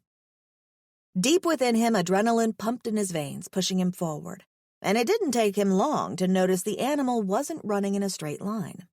Instead of darting straight forward through the undergrowth, the creature shifted direction every now and then, as if trying to lose or confuse him. He'd been right about it being intelligent. Eyes ahead of him, he entered a particularly sparse section of the undergrowth, and that's when he caught sight of the creature for the first time. His vision wasn't the best in the dark, but still, he could see better than most, and what he saw almost made him stumble. The creature looked nothing like he thought it would, and for a second, he contemplated whether he was tracking the wrong thing. He'd have thought so, if the creature running in front of him wasn't obviously a non-native species to this jungle. It was obviously the alien creature he'd been sent to find. Only it wasn't at the same time. The animal in front of him was bipedal. Confusion mixed in with the thrill of the chase as he surged forward. Ducking under hanging branches and thick vines, Sohut closed the distance between him and the creature, reaching out as soon as he was within arm's reach to grab hold of the animal. For a moment, he didn't know what part of the creature he'd caught hold of, but his confusion was only compounded when the creature let out the most feminine of sounds as they both went tumbling into the bushes. It was a high-pitched shriek that had his ears ringing and the animals around them running back to their dens. He didn't know what he'd expected when they tumbled into the bushes, but the first kick caught him right in the midsection. The animal was screeching and bucking, trying to wring itself from his grasp, and the second kick landed squarely in his gonads. Fecking Drex. He released the thing momentarily as pain surged in his groin and the creature tried to scramble away. Grabbing what he supposed was one of the creature's legs, he pulled the animal back toward him. More struggling ensued as the other leg kicked back, trying to find a mark. It was like trying to keep a chid in a tantrum steady. As he launched himself on top of the bucking creature, just so he could hold it steady, he felt another pain, this time in his arm. But that sharp pain was quickly dismissed as more prominent thoughts forced forward in his mind. Holding the creature steady enough so he could look at it, shock rendered him motionless. This was no animal. Despite the darkness that surrounded them, he could see enough to tell that this creature wasn't what he'd thought it was at all. 9. The creature was a bipedal female. Not Mercy, for she had no horns, unless the gory had dehorned her, the mere thought of which sent a surge of anger through him. If she wasn't struggling so much, he'd take the time to feel for frilly running down her septum and chin. But she couldn't be Mercy. The gory would have been mad to send him after a Mercy female and expect him to capture and take her to them. Confused, he stared down at the alien beneath him. All this time, he'd been tracking a bipedal female. The female grunted and struggled against him again, bringing him out of his thoughts. She was feral, he was sure. He'd probably have to restrain her and bring her back to the waterhole where he could think clearly without fear of her running away. Realizing he must be crushing her small frame with his weight, so had eased up a little, but that only renewed the female's efforts to kick him in the gonads, and he wasn't ready to relive that pain. "Stop! Don't fight!" he growled, his voice a little more hostile than he'd intended as he pressed down against her again. Could she understand him? He didn't know. "Let me go!" she screamed, struggling against him still. He had no idea what she just said, but it sounded like a language he'd heard before. Where? He couldn't be quite sure. Her struggling continued as she let out a pained sound, one of mental anguish. She wasn't going to calm down. She was too frightened, panicky. She was livid and out of her mind. He didn't want to restrain her, but did he have a choice? He doubted she'd listen to him if he tried to calm her down. Adrenaline was pumping within her, coursing through her veins, telling her to do whatever she could to survive. He knew this too well. The feeling of complete madness that can overwhelm the body when it felt like all was lost. He'd experienced it before. Sighing, he reached for the roll of cord in his pocket. He had to restrain her, and he had to be quick about it. He'd heard noises in the jungle over the past few days, and he didn't want to be caught without his blade in the middle of the undergrowth. Stupidly, he'd run after her without retrieving it from his satchel. Pinning the female's arms above her head with one hand caused her efforts to double. She had skinny arms, and even though she was putting up a fight, it wasn't nearly enough to cause him to release her. That fact was evident. Still, she struggled. There was something sharp in her hand, too, and he couldn't wrestle it away from her, so he wrapped both of her hands entirely, rendering her weapon useless. Even as he held her legs down so he could tie her ankles together, she grunted and resisted. It took a few minutes, but finally succeeding, he eased up from over the female, taking a deep breath as he did. Her eyes were not luminescent in the dark, but he could feel that she was glaring at him, and she had a right to be upset. This whole situation just got a lot more complicated than he'd expected. Crouching, he swooped the female's body into his arms and threw her over his shoulder with ease. A series of sharp words left her mouth as she yelped and proceeded to hammer his back with her bound wrists. This continued for most of the trek back to the waterhole, till she hung limp against him. Only her chest moving against his shoulder and back told him she was still alive. Light from his light disc greeted him as he neared the waterhole. Stepping into the small clearing, he set the female down into a nest of vines. Livid, pale eyes stared up into his, and Sohut froze in shock, his gaze running over the female's face. With the light now illuminating her features, he could see her clearly. The Gories had said the creature had long red fur on its head and down its back. The female in front of him had no red hair whatsoever. There was a dark, stiff-looking crown on her head instead. The Gories had also said the creature was pale all over, but the female in front of him had a dark coat. They'd also said it had long, spindly legs, translucent eyes, and a flat face. The female had a delicate nose set in the middle of a face with soft angles. The more he stared, the more speechless he became. This was definitely no animal. And that dark coat, it wasn't a coat at all. It was mud. Realization dawned. He'd been right about hearing her language before because he had. Back at the sanctuary, before he left, there'd been a female there called Larn. She'd been a refugee of sorts who'd been cast in the care of his brother. He wasn't positive, but the female in front of him looked a hell of a lot like she was the same species. The more he stared at her, the more he was convinced. This female in front of him, a filthy Larn. As he eased up from over the female to stand, Sohut took a step back. There was that sharp pain in his arm again, and it took a few moments before his gaze moved to the area. Deep in his flesh was a gash, and Sohut blinked as he watched his blood spill and run down his arm. He didn't remember getting injured by anything sharp as he ran. When he glanced back at the female, she was staring at his arm too, and memory of the weapon she was clutching in her hand came back to him.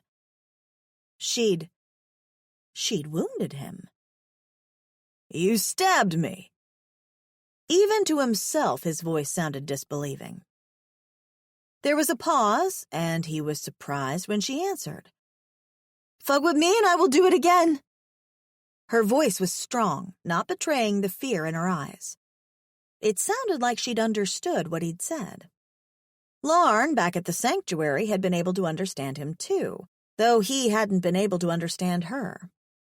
Whoever had taken Larn from her home planet had also installed a language chip in her brain. That's why, before coming on this mission, he'd gone to the exchange to get the language files for Larn's planet, just in case Riv didn't get rid of her before he returned. Always interested in new worlds, he'd wanted to learn more about where she came from, and the best bet had been to ask her the questions directly. Staring at the female in front of him, he was nonplussed. How did she survive out here all alone? The female bared her teeth again, snarling at him, and he didn't spot any fangs. Maybe she was feral. That partly explained why she'd managed to survive so long on her own. It also explained why she looked like she hadn't taken a bath the entire time she'd been in the jungle. "Let me go." She was speaking through her flat, clenched teeth, and it definitely sounded like the same language as Larn's. The more he heard it, the surer he became. "What are you going to do with me?" Her gaze flicked from him to the jungle as if she was considering wriggling away in her restrained state. "Don't bother. Even if you did get away, you'd still need me to remove those restraints," he noted. Cold gray eyes met his, and the look she gave him could kill a family of Mogs with one glance. She hated him. Even restrained, she was defiant. He knew it wasn't the smoothest of introductions. It probably looked like he was capturing her to keep her prisoner, but he'd had no choice but to tie her arms and legs as he led her to a safer location. They'd been in the open, and, granted that he hadn't met any spined creatures since passing that invisible scent barrier, he still needed to focus on his surroundings without worrying about her trying to escape. There was also still the scent of Sliz. It was even mixed into her scent, and that was confusing. Larn hadn't smelled like Sliz at all, so he was sure it wasn't a similar scent gland her species used. Unless the female before him was a variation of the same species. That was something to consider. Feck. He suddenly had a lot of things to consider, and feck him, but he didn't nearly have enough time. The Gory would be expecting his return soon. They'd trusted that he would catch their creature, and that he did. The more he thought about it, the more pissed he became. 10. She'd fucked up. Royally. Cleo couldn't even face herself or the situation she'd fallen into. It wasn't lost on her that she'd been trained for this moment from her very early years. In primary school, her teachers had been horrified when she'd mentioned the week she'd spent in the wilderness alone. Which parent would have been mad enough to leave their 8-year-old all alone in the wild? Thomas Barlow, that's who. Staring into the dark sky, her brows hurt from the severe frown on her face. Each morning she woke had been another day added to her freedom, and she'd relished it. This new life had taken some getting used to, but she was darned proud of herself. To let it slip away so easily. She had to find a way out of this. She wasn't dead yet. In front of her, the blue alien was standing a few meters away. Right now, he stood scowling at her, unblinking. And the more time passed, the angrier he seemed to get. Fuck. Was he disappointed in his catch or something? She was pretty sure he was going to walk over and snap her neck at any moment. For that reason, she tried to make herself look as non-threatening as possible. It felt like an hour passed, and he was still studying her. What's worse, Wawa was nowhere to be seen. He still hadn't returned. She could only hope that he wasn't dead. Movement in her peripheral vision had her snapping her head toward the alien. Fear spiked within her immediately. Please. She tried to shuffle backward, but that was difficult, seeing as he'd put her down on a section of uneven vines. Whatever you're going to do, don't do it. The alien paused in front of her. He was huge. His mere presence was overpowering. She could still remember the feel of him pressed against her, too. Her fucking confused mind didn't know if it should be enraged or happy that someone had been touching her. It had been so long since she'd felt the touch of another person. Even in her panic, the feel of his soft, velvety skin had been a little jarring. Trying to move back a little more, she raised her bound hands. If you're going to kill me, just... She swallowed. Just what? Don't do it? Well, that goes without saying. The alien paused over her. Whatever you're saying, I can't understand you, he finally said. Of course he couldn't. She should have expected as much. It wasn't like there were ESL teachers on whatever planet this was. As he crouched in front of her, she eased away from him a little bit more. I was sent here to catch you for the Gories, he continued. That was the plan, before I realized you were... this. He motioned to her body, his anger seething. This what? The fact he gestured to her body only made her warier. His anger didn't help either. She hadn't forgotten what the orc aliens had been suggesting that time long ago. She knew enough to know what most aliens did with females that were weaker than they were. She shuddered to think that her fate was either to be in his bed or dead. "What am I going to do with you?" the alien mused. "Cut these ropes? Let me go? Forget we ever met?" She met his gaze, but he couldn't understand her. Not that she thought it would make a difference anyway. He was her enemy. He wasn't going to let her go. Deep inside, a sense of danger was settling. It was a sort of caution that was there before, but now she was looking right at the cause of it. At best, this guy was only a little psychopathic. At worst, fucking hell. He really didn't know what he was going to do with the female. Sohat spent the greater part of the next few hours deliberating this sudden problem he'd been thrust into. This wasn't a situation he'd even considered before embarking on the mission. He had never thought the creature from a Class 4 planet would have been a sentient being. Once again, he felt a surge of anger and disgust from the fact that the Gories had expected him to overlook that very important detail. They saw the female before him as an animal. He knew exactly what that felt like, being seen as even lesser than a person. His own Moor hadn't even thought he'd been worthy of the gift of life. If she'd known he'd have come out ill, weak, she would have snuffed out his life while he was still growing within her. But she'd lost that opportunity, and so she'd sold him and his brother when they were only chids. Life only got worse from there. Working in the Toskal mines as a chid, he and his brother were seen as barely having a consciousness. They were used as machines, their only purpose to dig the rare Talix metal from the rock. They'd been beaten, starved, punished, abused, treated as animals. His anger surged. That's what the Gory saw this delicate being in front of him as. No. Correction.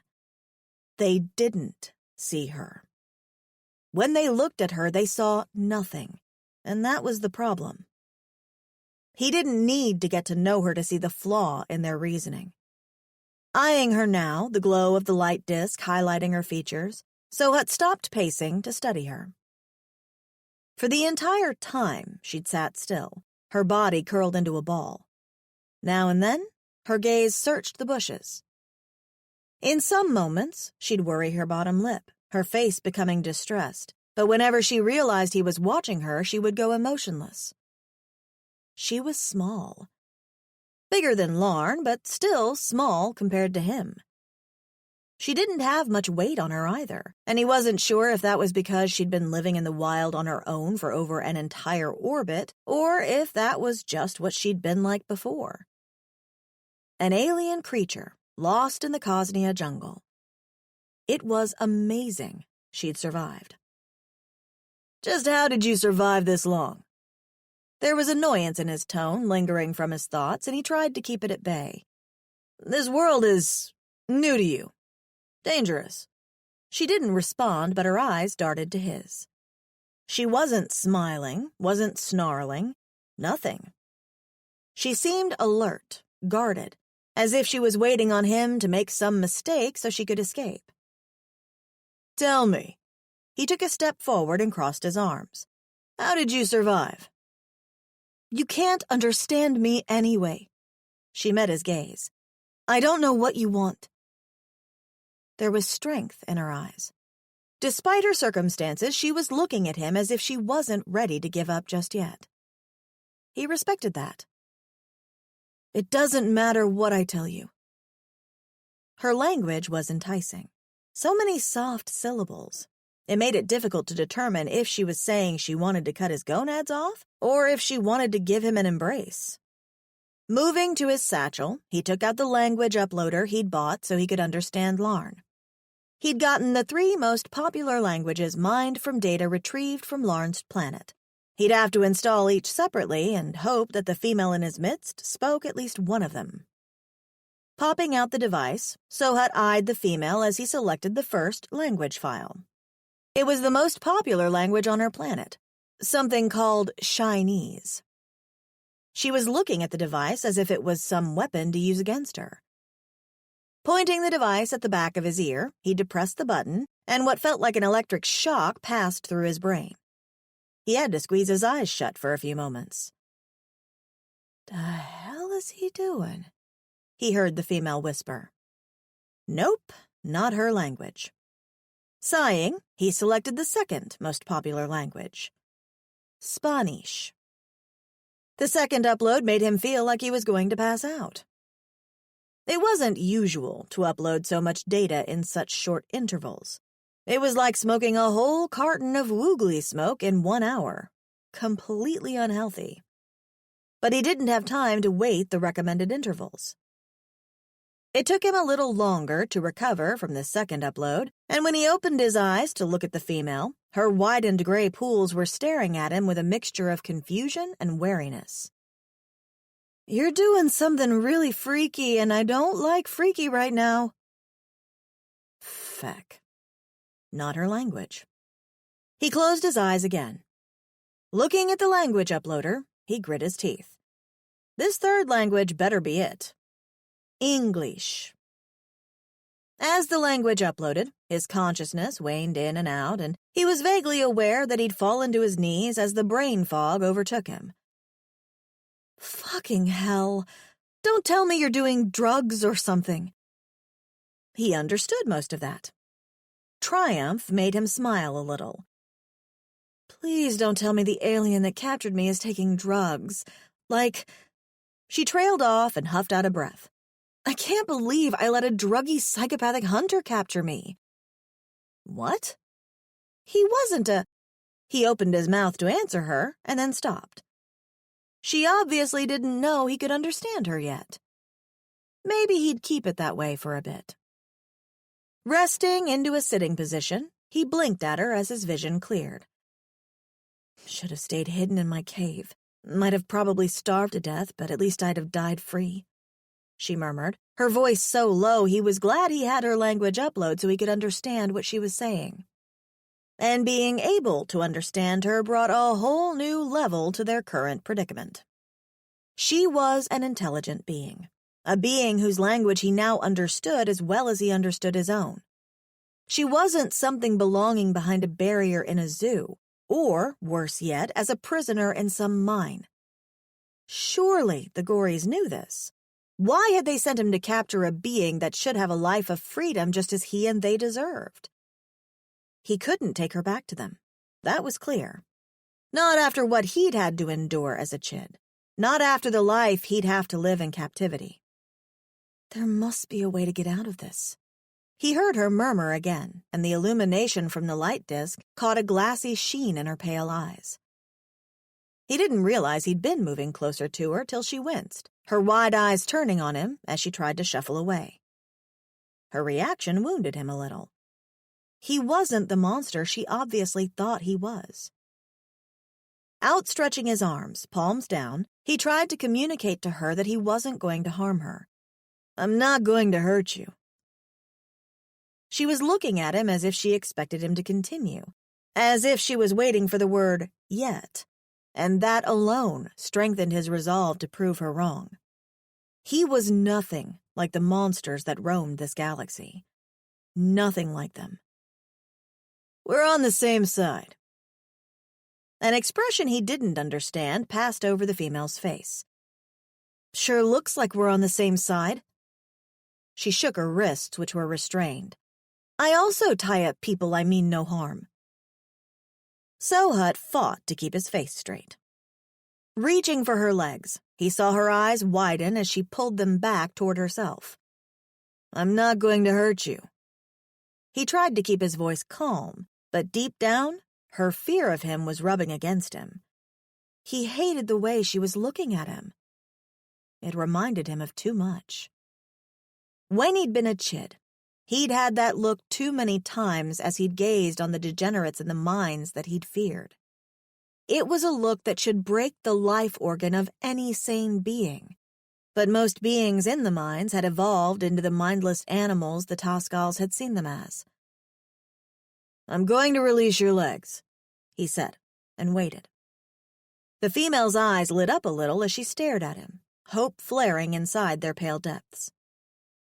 Reaching for her legs again, this time she let him take them. His eyes met hers as he released the restraints around her ankles. "I know you can understand me. Whoever took you to this world put a translator in your head." He paused and touched the back of his ear, then pointed to hers. "If you run, I will chase you, and I will catch you." Her eyes darted to the bushes, and he could almost see the calculations in her head. He didn't want her running for more than one reason. First, there was a spined creature somewhere on the mountain, and second, if he lost her, the gory would no doubt send another tracker after her. He needed to keep her with him in order to get them both out of this predicament. Releasing her legs, he watched her with a wary gaze. Her throat moved and she pulled her legs toward her again, but she didn't try to run off. Satisfied, Sohut settled back on his haunches, his gaze still on the female. "I was sent here to retrieve you, but—" His gaze moved over her face. "They didn't tell me you were an intelligent being." He paused, still studying her. "I have to decide what I'm going to do with you."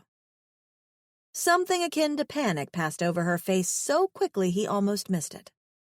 She was trying to hide her true emotions, probably so he didn't know what she was thinking. Smart. She obviously didn't trust him yet. Her voice was soft and low when she spoke, almost stroking against his ear, and it caused them to perk from the sides of his head. "I wish you'd leave me alone and pretend you never saw me here. I wish you'd go back to those green orcs and tell them I'm dead," she said. "But even if you could understand me, I doubt you'd do me that favor. You don't owe me anything."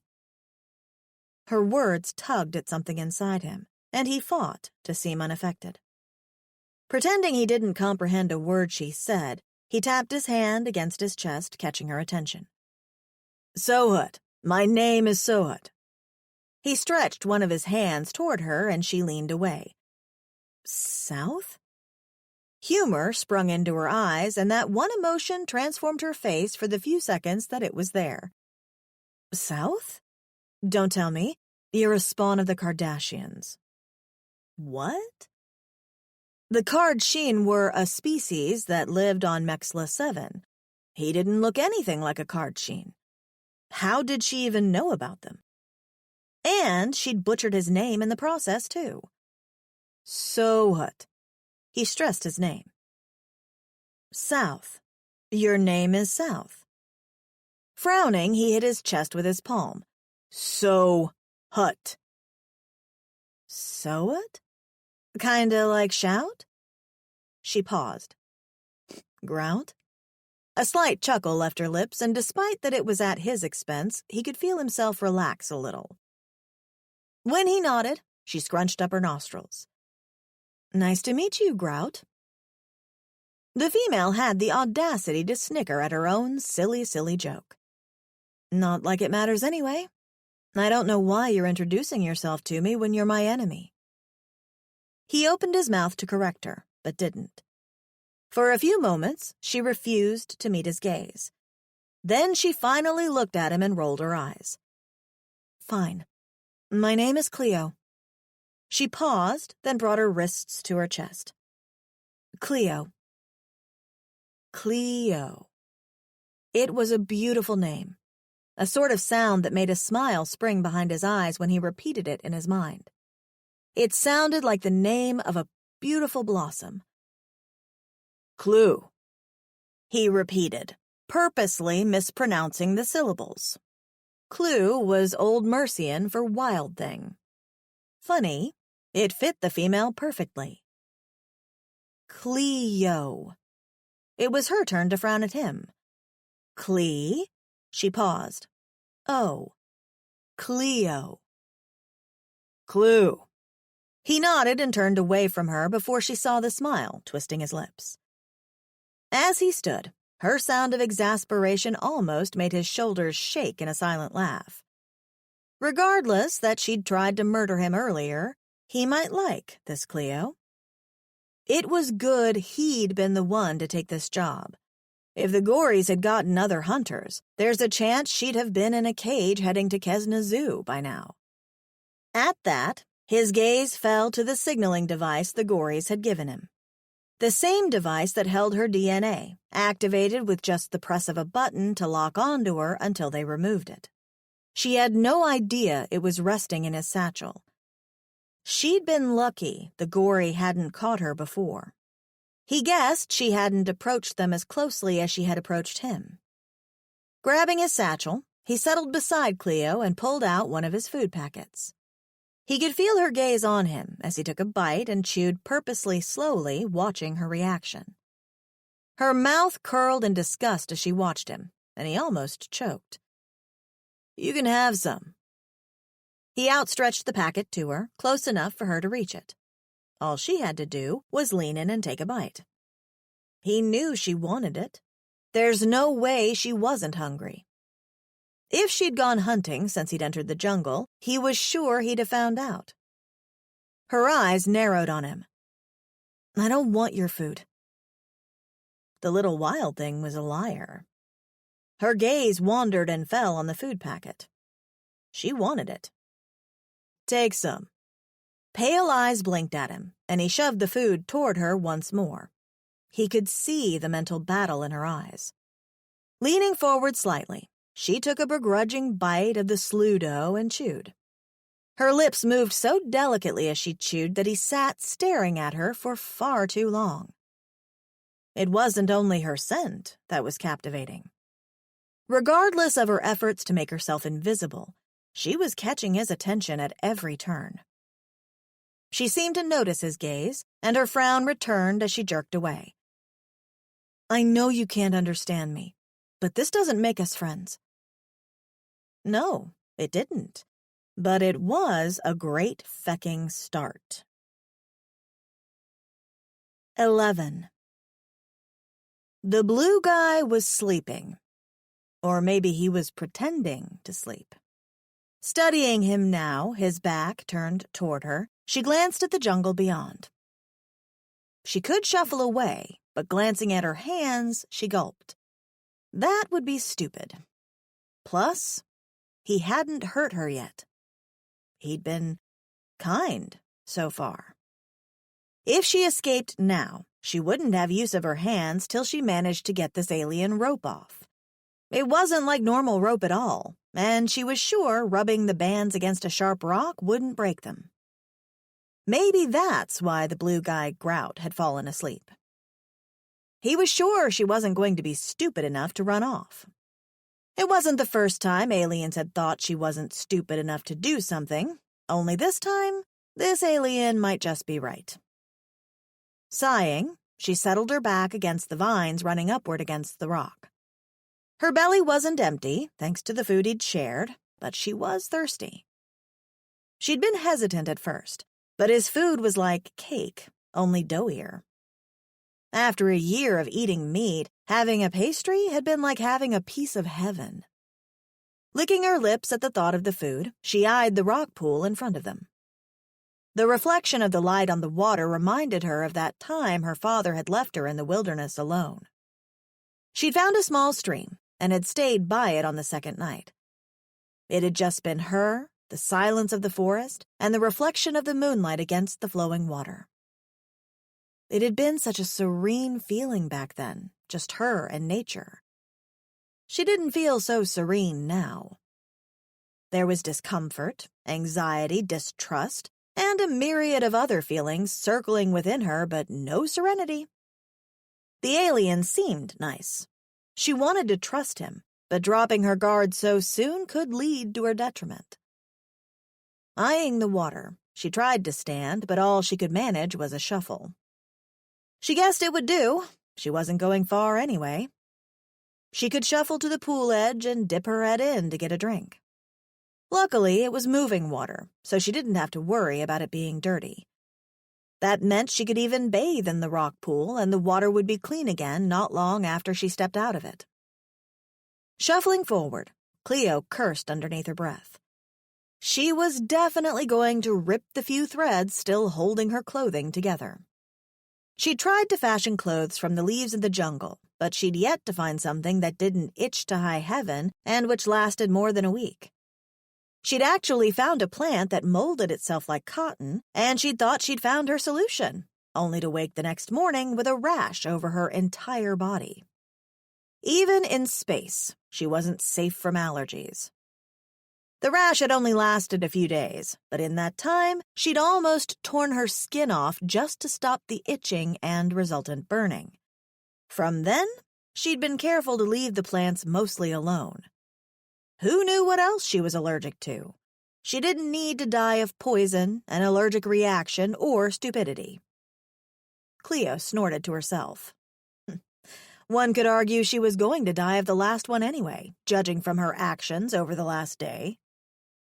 Finally reaching the water's edge, Cleo took a moment to catch her breath. She'd made it. Dipping her head over the water, her lips touched the cool liquid, and she took in a huge gulp. As she raised her neck to swallow the liquid, she choked. There was little warning.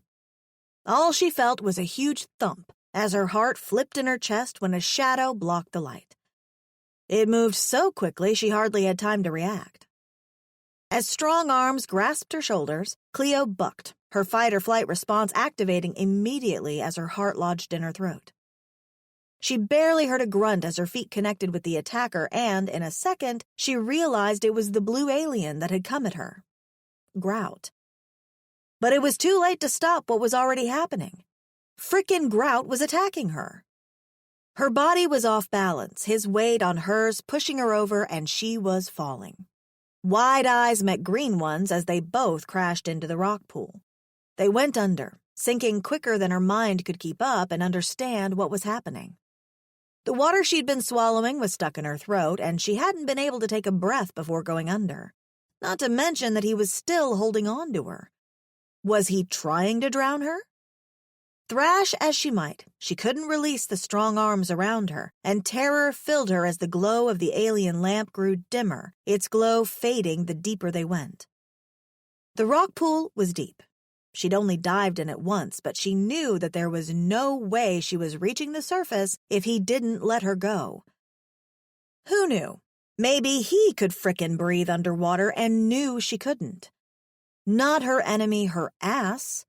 This was why she didn't trust aliens. Even the ones that seem good and feed you can turn on you in a second. Using both legs like a mermaid would, Cleo kicked, aiming for his balls and hoping he had two big ones so she could hurt him really good. But it didn't help. She was losing energy and her lungs were bursting. She needed air. As a last resort, she did the only thing she could think of doing as they went deeper. Burying her face against the alien's shoulder, she opened her mouth and clamped down, sinking her teeth into the bastard's skin. There was no response apart from him tensing, and it took her a few moments, as her energy left her, for her to realize they were rising again. As they broke the surface, she inhaled air like a junkie sniffing coke, and her lungs thanked her for it. The alien's chest was heaving too. She could feel it, for she was plastered against him, his strong arms surrounding her as he treaded the water. "What the feck were you thinking?" The tone of his voice caught her off guard. Blinking away the water from her eyes, she was about to unleash a whole string of colorful words when she focused on him. Those words died on her lips. The pure anger mixed with utter concern etched into Grout's handsome features stopped her instead. Now what the fuck did he have to be angry about? He'd almost drowned her. "I knew you were wild, but to try to kill yourself." What? Cleo's mouth opened, then closed, then opened again as she pulled in huge breaths through her nose. "I wasn't trying to kill myself, you idiot! I was drinking water." She tried to push him away, but he was holding her too tightly, and she only stopped struggling at the thought that if he did let her go, she'd probably sink, because her hands were still restrained. He was staring at her as if she'd gone mad, and she surprised herself when a half-chuckle left her lips. He'd been trying to prevent her from offing herself? What an odd way to go about it. They both almost died. Chuckling, she looked up at him, and it suddenly occurred to her that they were close. Very close. That she could feel every cord of muscle underneath his clothing. That every breath he took, his body moved against hers, and that for some insane reason he felt good. Brilliant green eyes stared down at her with a look that had none of the anger and concern she'd seen etched on his face earlier. Now he was looking at her like a man stunned, and for a reason she couldn't determine, warmth flooded her cheeks slowly. What is it? She searched his face tentatively. It felt wrong, inappropriate, to let her eyes travel over his features as she was doing, and she swallowed back the lump that began to grow in her throat. He was frickin' handsome. Why did he have to be handsome? And he was looking at her like she was something to be awed at. What is it? Minor irritation was present in her voice now as she blinked, trying to make sense of his sudden lack of a response. Oh, I forgot you can't understand me. She paused. You're looking at me like I'm beautiful. But she didn't finish. For a few long seconds, the alien did nothing. And then she felt it. As he blinked, as if coming out of a stupor, she frickin' felt it. Against her legs. Something that hadn't been there before was there now. Growing. Hardening. Pressing against her. The green-eyed alien blinked again as Cleo looked down at the water before turning her wide eyes back to him. You're fucking turned on. Why did that make her not grossed out? Because, Cleo, her mind helpfully answered, your vagina has had a year-long no-dick fest. Now it wanted backstage tickets to meet the lead and his two drummers. She was sure of it. His hard cock was pressing into her, and they both knew she could feel it because his expression suddenly turned sheepish. Even in the cool water, it felt warm against her, and something deep inside her ached. She opened her mouth to say something. Words along the appropriate lines communicating disgust at the literal alien dick pressing into her, and of how wrong it was for him to have it against her. But no words came. She could only open her mouth and close it again. Without a word, Sohut, grout, treaded to the edge of the pool, lifted her, and set her down on the ground. Water sluiced off him as he exited the rock pool to stand beside her, and Cleo kept her gaze averted, refusing to look at what she knew was there. When strong hands surrounded her and lifted her once more, a yelp left her lips. What are you doing? But he only set her back against the rock wall where she'd been sitting before. Fuck. She should be annoyed, angry, livid. Yet none of those emotions were there.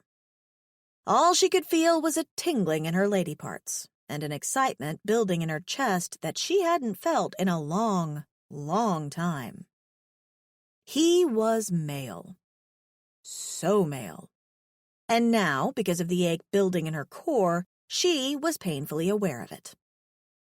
She watched as he stretched and took off his wet shirt, hanging it over a bunch of vines in the corner, and a shiver went down her body. His attention turned to her, and she averted her gaze again, her eyes falling to her legs, and that made her inhale a sharp gasp. The mud. Her camouflage. It was gone.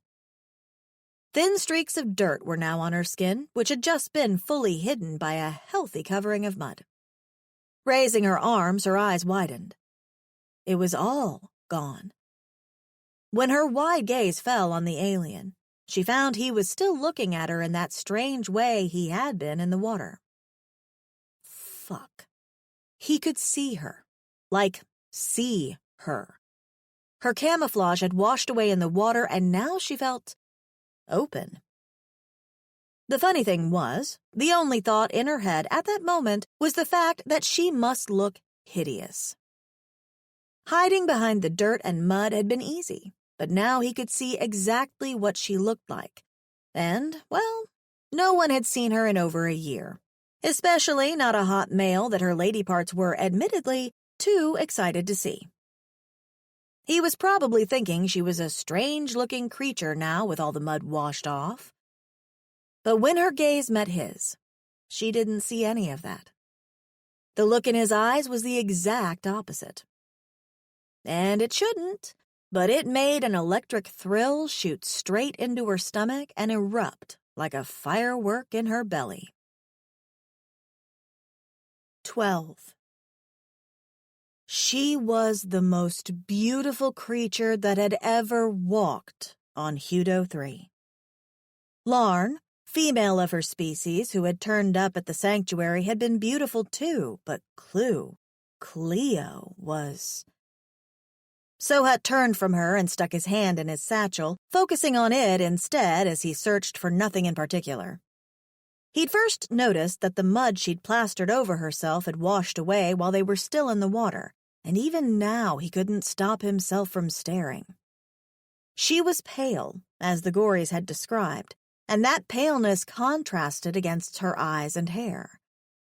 Her hair was the color of zimsu flowers, and her lips, delicate arches like the flower's petals, turned into a thin line when she'd realized he was staring. Swallowing hard, he took a deep breath. Mistake, for the scent of her filled his nose. For a long time he hadn't had such a strong urge to indulge in his carnal desires. Now, however, through the corner of his eye he noticed Cleo shivered.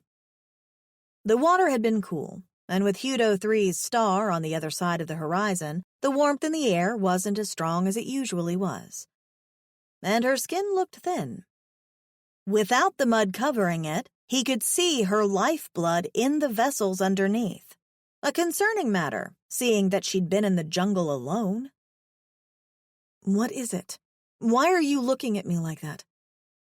Her voice reached his ear, and he realized he'd been staring at her exposed arm, frowning. Blinking, he met her gaze. What sort of destiny had led him here? The more he stayed in the jungle, the more she became something that he hadn't expected to encounter.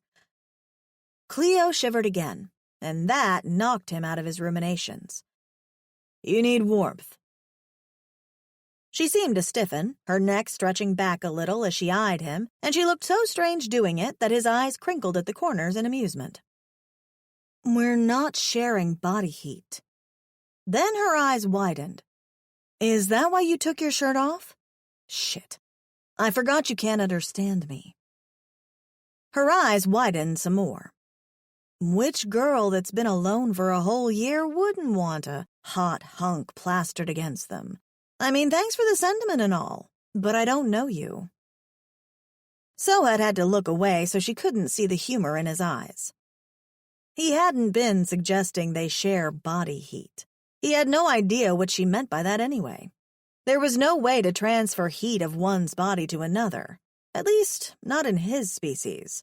But now he was intrigued.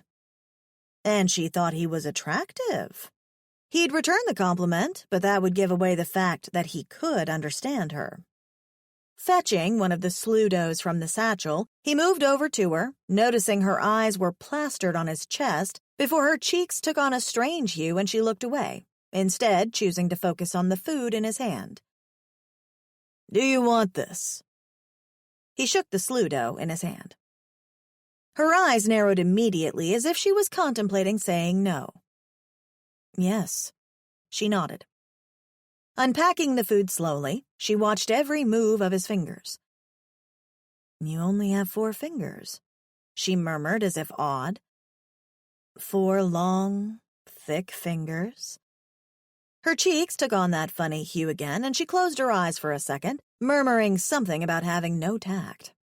He had no idea what his fingers had to do with her tact, but something inside him was liking this little exchange between them. Finally pulling the Sludo from the packet, he moved close to her, and her eyes grew wide, her gaze searching his face in alarm. "Eat." He pressed the Sludo to her lips, and for a second, she did nothing. He knew she wanted to take a bite. Her throat was working. She reminded him of his brother's Tevzi named Grot. As a pup, Grot had always been suspicious when anyone tried to feed him. The similarity made him want to laugh. Instead, he repeated, "Eat." Delicate, Zimsu-hued lips opened as the female bit into the Sludo, wary eyes on him. "I don't like you," she said as she chewed, and his gaze met hers. "I don't like you and your handsome face." A bubble of a chuckle lodged in his throat. Begrudgingly, she took another bite. "I don't like your stupidly good-tasting food either." Holding the laughter back was hard, especially when her small pink tongue darted out to lick her lips as she took another bite of the same food she was saying she hated. "I don't like that you're here." She took another bite, her eyes rolling back a little as she chewed, the pure taste giving her such pleasure he could see it on her face. "Why did they have to send you, huh? I thought they'd given up trying to catch me." She took another bite. "God, this tastes so good." She chewed. "Like, I was happy on my own, you know? But I guess they knew the weakness I didn't even know I had. Turns out it's you." Her eyes narrowed on him again. "I couldn't have fucking prepared for you." As she took the last bite, her lips brushed against his fingers, and Sohut bit inside his cheek at the unexpected pleasure of that touch. "If you're poisoning me right now, I'm such an idiot for eating this." She swallowed her last mouthful and attempted to glare at him, but her glare held no substance. Deep in her eyes, he knew she didn't really hate him. She was all talk and no bite. Smiling at her, his gaze dropped to her hands. "I'm going to remove the restraints now." The female licked her lips slowly as she watched him with suspicion in her eyes. Reaching for her wrists, he paused. "I'm going to release you now, but if you try to wound me with that crude weapon I know you're still holding," he said, "I'll have to restrain you again." He paused, making sure his words sunk in. "When I release you," he continued, "you need to take me to your nest." She blinked at him, her brows furrowing. "My what?" She blinked again. Then realization dawned. "You mean my cave?" Her eyes nictated some more. "My cave," she murmured, her gaze falling as if she was contemplating something. "There's no way I can bring you to my cave." Sohut raised an eyebrow, but luckily she wasn't looking at him to see. "I can't bring you to my cave." Her voice was almost a whisper now. When she looked at him again, there was worry hiding behind her eyes. As he removed the restraints, Sohut's muscles primed, ready to grab her arms if she decided to try and stab him again. But she didn't. As a matter of fact, she did nothing. There was a twinkle in her eyes as she watched him now, almost as if she'd come up with some plan, and he wondered exactly what she was thinking. Something told him he'd find out soon enough. 13. The light cycle was coming in as he crouched, still staring at the female. She was rubbing her wrists as if the restraints had irritated them.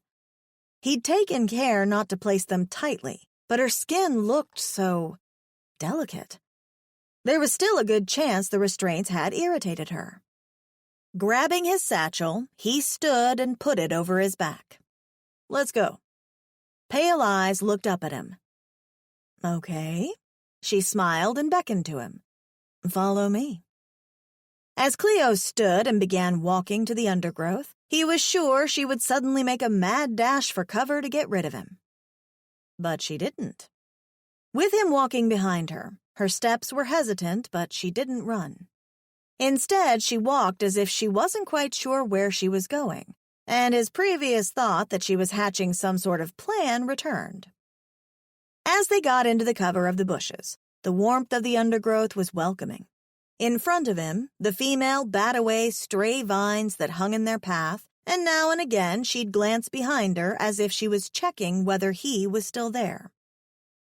"I don't know how you managed to walk so quietly in a place like this," he heard her murmur as she swatted an insect that decided to land on her shoulder. The question was, how did she manage to walk so noisily in a place like this? Gaze falling to her feet, he recognized why. Her feet were flat, like his, but unlike his four-toed feet, she had 5 bony toes, and it didn't look like she had any foot pads. Again, he wondered how she'd survived this long in the jungle all alone. His gaze rose slowly, moving up her naked legs to stop at the piece of fabric covering her buttocks.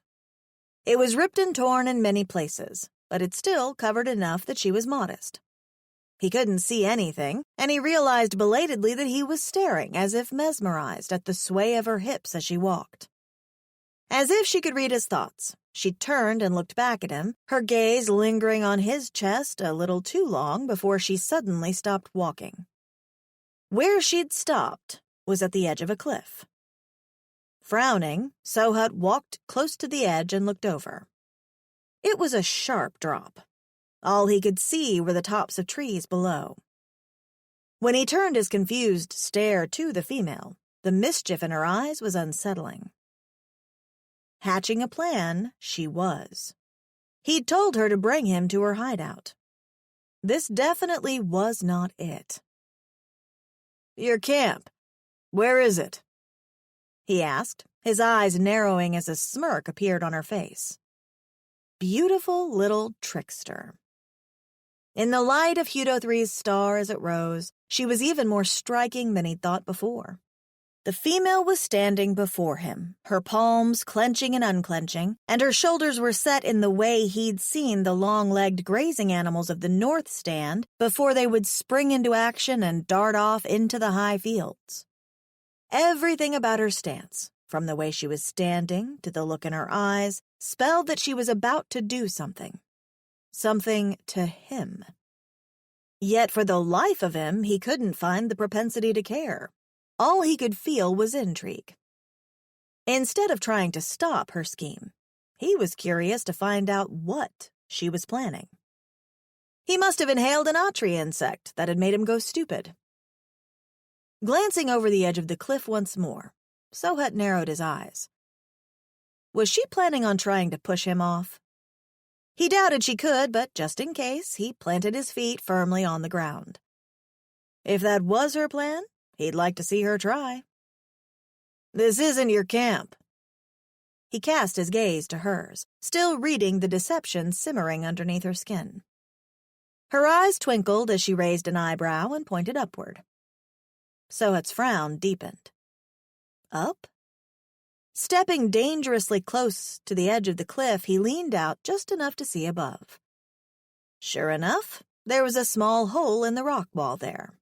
So small, it was almost imperceptible among the vines and hanging branches. "You live there." He pointed up before turning his surprised gaze her way. The female smiled, one of triumph and pride. No wonder the Gories hadn't been able to locate her. It was a cave, and it was high enough for the tracker they'd given him to not work. Even if they'd come to stand directly below her nest, the tracker wouldn't have been able to send a signal through the rock to so far above where they currently stood. And if that was really her nest, she was smart to have found it.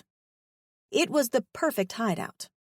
The only thing was, it was right beside a treacherous fall. "How do you get up there?" There was that twinkle again before she moved toward the side where the rock wall met the level they were standing on. There were some thick vines there, and she took hold of one. Jumping, the female hung onto the vine with both hands and began to shimmy upward as he looked at her in awe. So that was how she made it up there. Of course. She was a few meters up when she looked down at him. Right, he had to follow her. As he did the same thing, hanging on to the vine, the weight of the both of them made the thing swing from side to side, and so had realized when he looked down that they were hanging over the edge. If the vine broke, they'd both go tumbling down, and he had no idea what was at the bottom of the cliff. She did this every day? Turning his gaze upward, his eyes widened as he blinked and looked away. There was nothing underneath her flimsy covering. Nothing but pale, rounded buttocks. Feck. And now he was growing hard. Have to hurry. Caught up in his head, he hadn't realized that as they shimmied upward to her den, the female had been muttering to herself. Feels like it's going to break. What was going to break? Frowning, he was tempted to look upward again, but it was already hard trying to climb with his own cock impeding his hold on the only thing keeping you from falling to his death. Still, risking a glance upward, he realized she was much quicker than he'd expected. She was already on the landing above, and she was crouching over the edge looking down at him. There was worry in her eyes. It made him pause, and suddenly he was aware of his surroundings again. Something glinted in the light, and he realized it was the crude weapon she'd stabbed him with. Sohut stiffened, his gaze moving to the vine. Sure enough, where the vine connected with the rock was growing thin. Feck. His gaze flashed back to hers, not believing what he was seeing. She'd cut the vine? His body jerked as he dropped a little, some tendons of the vine breaking underneath his weight. There was no way he was going to reach the top before the vine broke. There was no other warning. With a snap, the vine lost tension completely. Wide, pale eyes locked with his as he fell, horror filling her gaze. He stared into those eyes till he couldn't see them anymore, till all he could feel was gravity pulling him down and the ground approaching fast. Staring up at the cliff where he knew she was, his body went numb. It brought back memories. It wasn't the first time a female had tried to get rid of him using excessive means. His own Moor had been the first to do so, selling him and his brother to the known enemy as a chid. That hurt had been a surprise coming from his Moor, but even though Cleo had reason to do away with him, his life organs still froze up and became solid at the fact that she'd actually carried through. Numb. So numb that when he hit the vegetation below, he felt nothing. 14. Cleo stared over the cliff, leaning over as far as she could. She didn't dare to breathe, the horror of the situation too much to digest. The drop down the mountain was a long one, and she'd watched the alien free fall till he hit the undergrowth like a brick that landed smack into her stomach. And all she could do was stare. She'd always checked the vine's integrity periodically, and for the whole time she'd used them to climb up to the cave, she'd never worried about them snapping or tearing. Staring at the part of vine that was left behind, her hand shuddered as she touched it. She hadn't expected his weight to have such a huge effect on the plants. Otherwise, she'd have probably tried to explain there was no way he could reach the cave. As the horrific event replayed in her mind, she stayed at the cliff edge, her entire body shivering. Shit. He was probably dead. A sick feeling filled her stomach. She'd been so worried about taking him to her cave, worried about her future, worried about him turning on her, that she should be happy now that he was potentially gone. but happiness wasn't what she was feeling.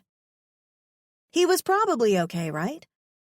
Cleo bit what was left of her fingernail and started on what was left of another one. It was just like her to feel sorry for the one person who could put her back into a cage. He'd said he was on her side, but she didn't really know anything about him. He could have been lying. A sinking feeling entered her chest. He was probably dead. He was probably dead, and that meant she was probably free. At least for now. Even if he wasn't dead, she reckoned it would take him 3 days or so to make it back to where she was. If he wasn't dead. She kept her eyes peeled on the jungle below, searching for a sign of Blue. There was none. She didn't know how long she laid there, frantically searching for a sign the alien was alive, but the sun was high in the sky when she finally crept away from the cliff edge. He was gone. He was gone, and now she was definitely alone. Wawa was still missing, and it felt like the world she knew was being turned upside down. Plopping onto her bed, she took a deep breath. She'd just watched a man die. Fuck. She'd been living in the jungle for a year, but that didn't mean she was wild. It didn't mean she'd lost her humanity. For a split second, she thought about taking the long trek around the mountain to get down to where he'd fallen, just to see if he was all right. But that would mean putting herself in more danger. She hadn't heard more roars over the last few hours, but that didn't mean the dangerous animals weren't out there. And so she was stuck in limbo. It was a worrisome place to be.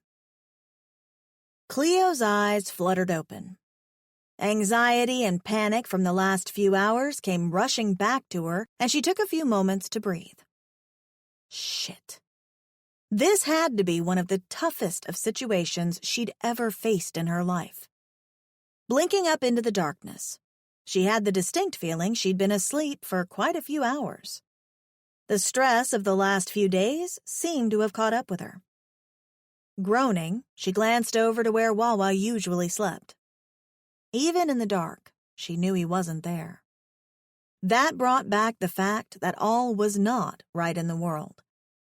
She'd just witnessed a death. The horror of it came back to her, and she sat upright immediately. As she stared into the darkness, though, a chill ran down her spine, causing her to stiffen. It was pitch black in the cave because she'd never made a fire, but even with the lack of light, she had the distinct feeling she wasn't alone. The air, the darkness, felt thick. Swallowing hard, her wide eyes searched the dark cave but picked up nothing. Maybe she was just imagining things. Wawa? She dared to whisper. It had to be Wawa. There was no sound. Nothing moved, not even the air. Cleo's shoulders sagged a little. It was the stress of everything she'd been through. Squeezing her eyes shut, she flopped back against the bed. For a few seconds, she kept her eyes shut, a sob lodging in her throat. He'd seemed like a good guy, the blue alien. He'd been the kindest alien she'd met since she'd been taken away. To see his life be snuffed out right in front of her was traumatizing.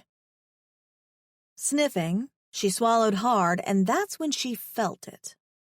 A slight shift in the air against her skin. And when she opened her eyes, a gasp caught in her throat. The blue alien. He was in her cave. Even in the darkness, she knew it was him. Corrosive green eyes glared down at her, shining in the darkness almost like a cat's would. He was so close she could smell him. It was a mix of the smell of metallic soil and wet vegetation.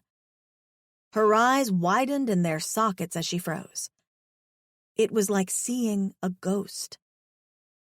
As her lungs remembered to operate and her breaths came hurrying in and out of her chest, the alien held her gaze, and she was vaguely aware of him launching himself on top of her, his 2 arms enclosing her on each side. She began, but her words were cut off as the alien roared, and it was quite literally a roar, in her face. Fangs. He had fangs. How the fuck had she not noticed that before? He had fangs, sharp, sharp fangs that glistened even in the darkness. And this very angry, fanged male was right above her, ready to rip her apart. Why? Why was he acting so differently? "You!" he snarled, and Cleo swallowed hard.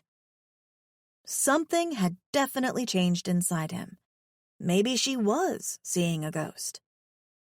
Even after he'd caught her in those first few moments, she hadn't experienced this ferocity from him.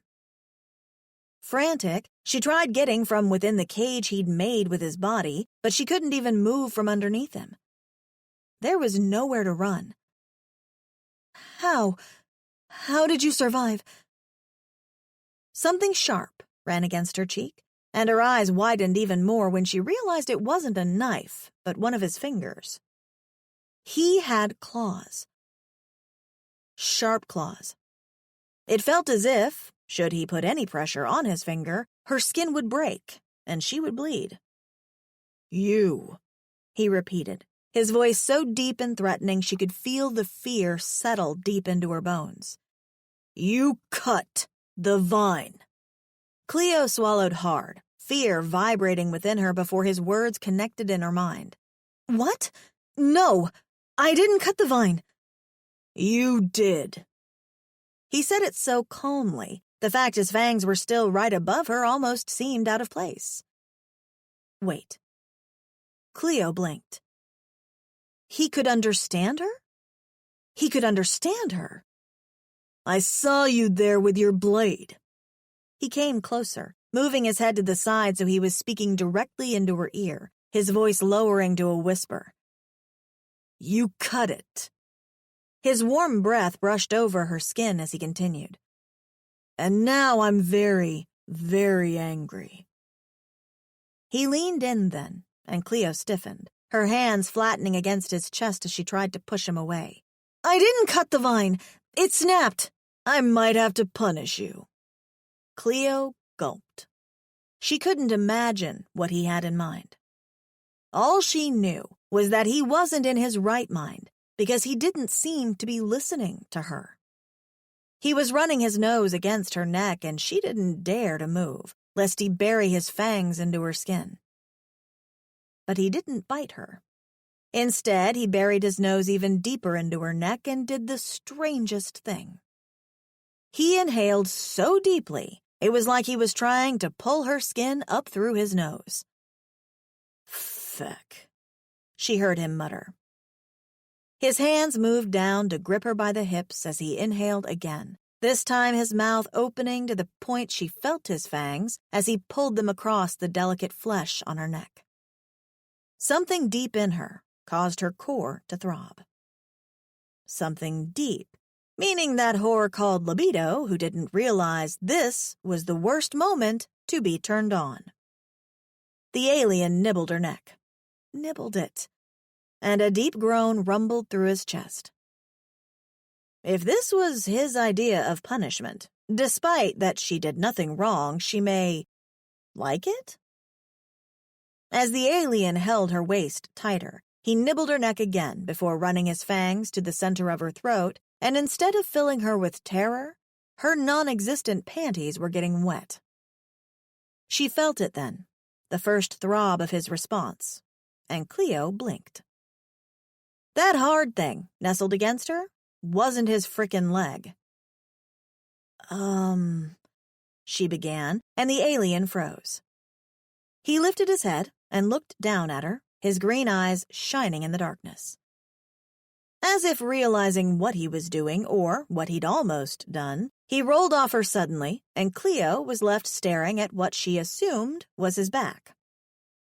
He was on the side where she'd placed her piece of trusty shrapnel, and her gaze fell to the spot at just the thought of it. "Don't you even dare." How the hell did he know? I wasn't. He turned and looked at her then, his gaze traveling down her body, and she realized he could see much better than she could in the dark. She still couldn't make him out properly, but it was clear he wasn't having any trouble seeing her with the lack of light. "You cut the vine," he repeated, when his eyes met hers again and Cleo swallowed once more. "I didn't." "You fecking cut the vine." A sound like a huff of a laugh caught her ear, and she'd have thought she was mistaken if the alien didn't lean his head back and actually laugh. He was laughing? "You cut the vine," he repeated. "I really didn't think you would do something like that." He paused, looked away, and she couldn't see his eyes anymore. "I didn't cut the vine." "Why are you lying? I saw you with your blade." Cleo opened her mouth and paused. "I always have my blade. It's the one thing that got me out of trouble in the first place. I don't let it out of my sight." She paused again. "Ever." The alien grunted. "I'm being honest. I think the vine broke because you were too heavy for it. Or maybe it was a combination of both our weights." When he said nothing, she continued. "I'm sorry you fell." "You should be." He glared at her then. "I fell hard." The way he said it made her want to chuckle, and she chalked that up to the village idiot living within her. She didn't dare to laugh. This was serious. "I saw you fall. I thought you were—" She trailed off. "I want my life to return to what it was before, but I didn't cut the vine. I really didn't." She couldn't really tell what mood he was in or if he believed her. One moment he seemed like he was trying to hump her, and now he was laughing at what happened to him as if it hadn't been serious. "And it took fecking long to find my way back here." He turned to her fully then. "But you know what annoyed me the most?" Should she answer that? It sounded like a trick question. "What fecked me off the most was that I had to climb this rock-forsaken rock with my bare, fecking hands." She had the feeling he was showing her his hands. Maybe he didn't realize she couldn't see shit with this lack of light. Even with her eyes adjusted to the darkness, she could hardly make out any shapes. Wait. His words hit her. He what? No one could do that. That's why her cave was such a great hiding spot.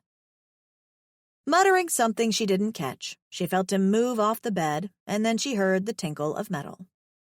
In a short moment, the cave was filled with light from his light disc thing, and Cleo audibly gasped.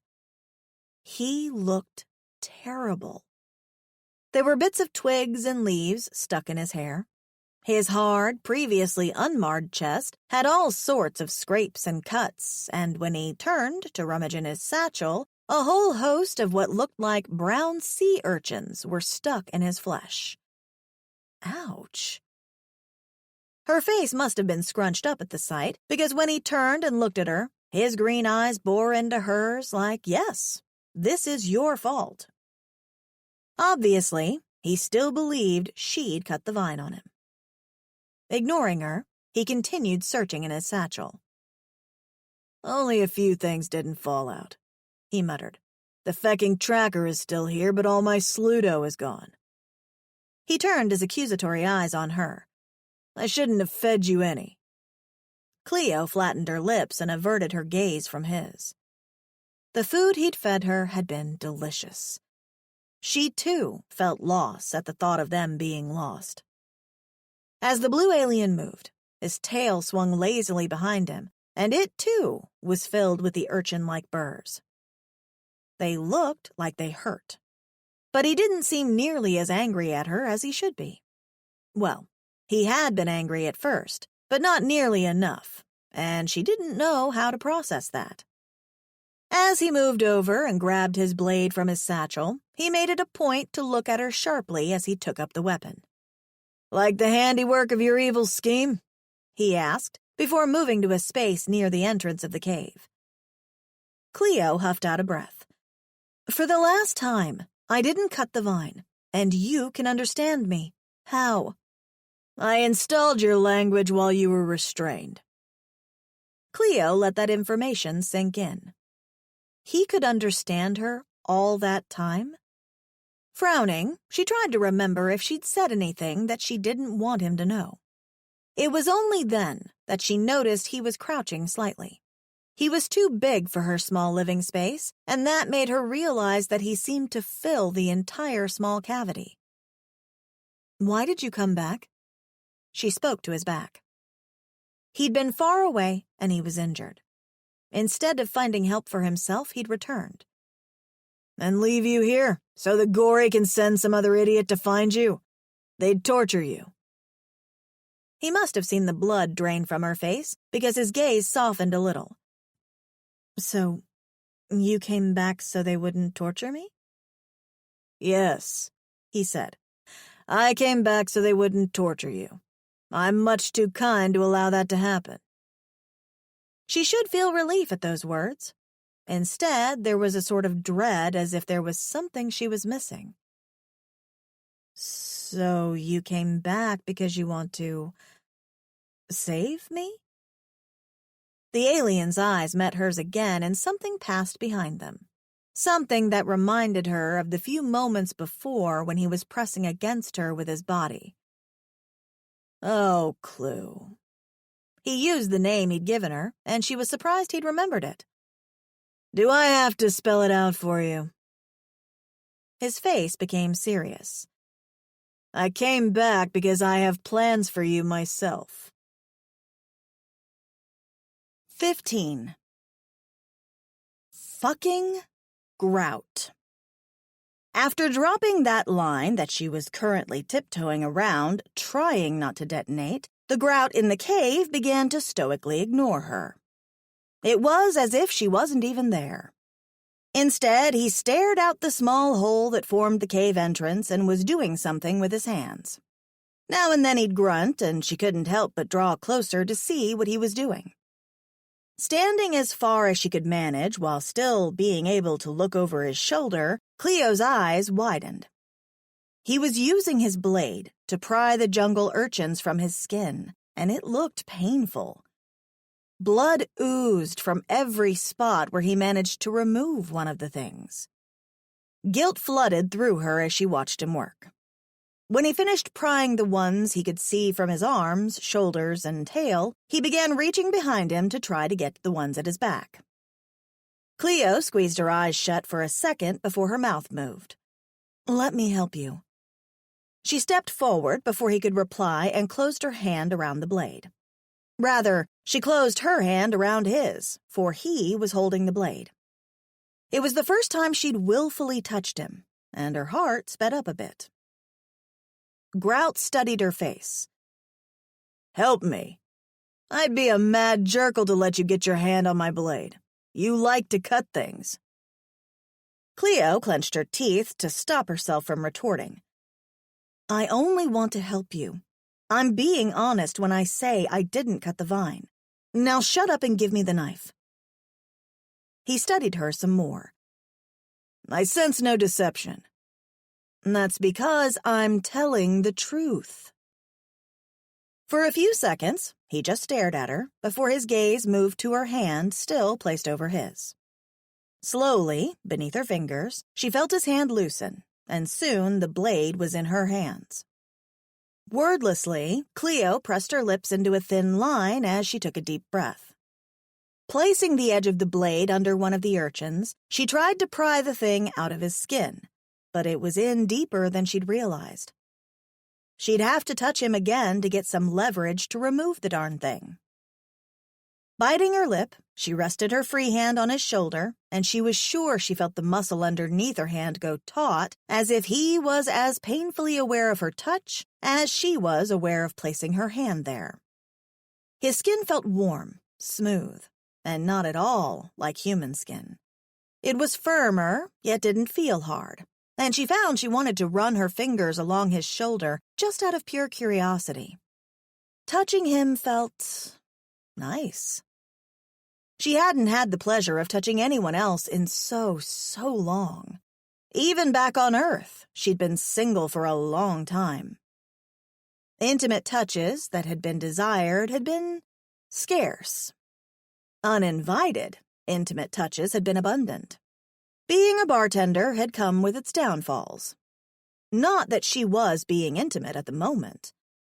Shaking away her wandering thoughts, Cleo took a deep breath and positioned the knife beneath the urchin she was targeting once more. "Here goes," she murmured, and the alien grunted that he understood. Pressing the blade against his back, she tried to pry free the thing embedded in his skin, but it didn't budge. Shit. It's really in there, isn't it? I don't want to cut you. "You've stabbed me before. This would be a flesh wound," the alien murmured, and Cleo sighed. "It wasn't because I wanted to stab you. Plus, I was protecting myself. This is different." The alien grunted again, his gaze focused outside the cave. Finally able to hook the edge of the blade into the thing, a sharp pull had the urchin dislodging, and it fell to the cave floor as blood rose from the wound it left behind. Cleo swallowed hard. Despair flooded through her. "I'm sorry," she finally said, and she was sure of it this time. He stiffened underneath her hand.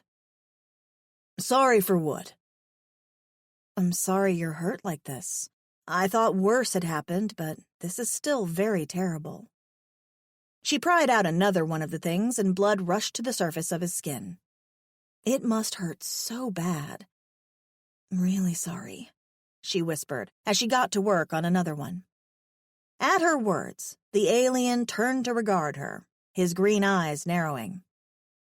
She couldn't read what he was thinking, but when he didn't say anything else, she accepted the silence and continued working on him.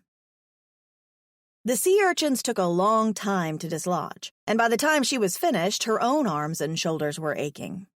She'd ended up kneeling behind him to get the worst of them out, and now, after she pried the last one out, she settled back on her haunches, a heavy sigh leaving her frame. Her gaze traveled over the absolute carnage that was his back. There was blood everywhere, and it was a good thing she wasn't squeamish. "That's all of them," she breathed, her voice soft as she rolled her shoulders. The alien turned and looked at her, his gaze moving over her face. "What's that on your face, Cleo?" Her aching shoulders stiffened immediately, and to her dismay, the little dots that ran down the alien's nose seemed to scrunch up a bit. Was he making fun of her? In his state? "There's nothing on my face." There wasn't, was there? She resisted the urge to brush her hand over her cheek. Her hands were stained with his blood, and she'd only make a mess. The alien said. "Thought I saw regret. Must have been mistaken." Cleo released an exasperated sound, and the alien chuckled. "I didn't cut the vine." His gaze softened as he looked at her. Reaching for his satchel, he pulled out that thing he'd put on the first wound she'd dealt him in the arm. "Wait, your back is filled with blood. Let me wash it first," she said, standing and moving away from him to where the last of her water was. Or where it should have been. She forgot she was out of water. She'd have to fetch some when it was morning. As she turned and moved back over to the alien, she realized he was looking at her with a funny look in his eyes, watching her. Studying her. "I have life fluid," he said, pulling a small bottle from his satchel. He handed it to her, and she emptied the water into her bowl. Moving behind him, she dipped her hand in the bowl and hesitated. Prying the urchins from his back had been one thing. Now she'd be rubbing her hands all over his back. For a moment, she planted her gaze at the back of his dark head of hair. He was looking straight ahead, his shoulders rigid, as if he was trying to steel himself against something. Her touch, maybe. She hadn't thought about that. Maybe him making light of the situation was his way of not focusing on her alien hand on his skin. Her skin must feel weird to him. Sighing, she shut down the thoughts in her head and began to wash away the blood on his back. At the first touch of her fingers against his skin, he stiffened some more. She'd hurry then. Luckily, it only took all of his water to wash his back and no more. As she stood to put the bowl down, she heard him mutter a thank you. When she returned to stand beside him, he was trying to put on the ointment on the wounds, and she reached for it. The alien lifted a thick eyebrow but didn't resist, handing her the ointment so she could lather it over his wounds. As she tended to the last wound, she was surprised to see that the ones she'd tended to first were already beginning to close up. Either it was some miracle ointment, or it was black magic. Shit. The things doctors on Earth would do for miracle salve like this.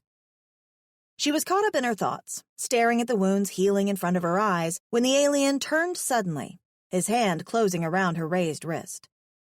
Her first thought was to fight back, and it took her a second to realize he wasn't being aggressive.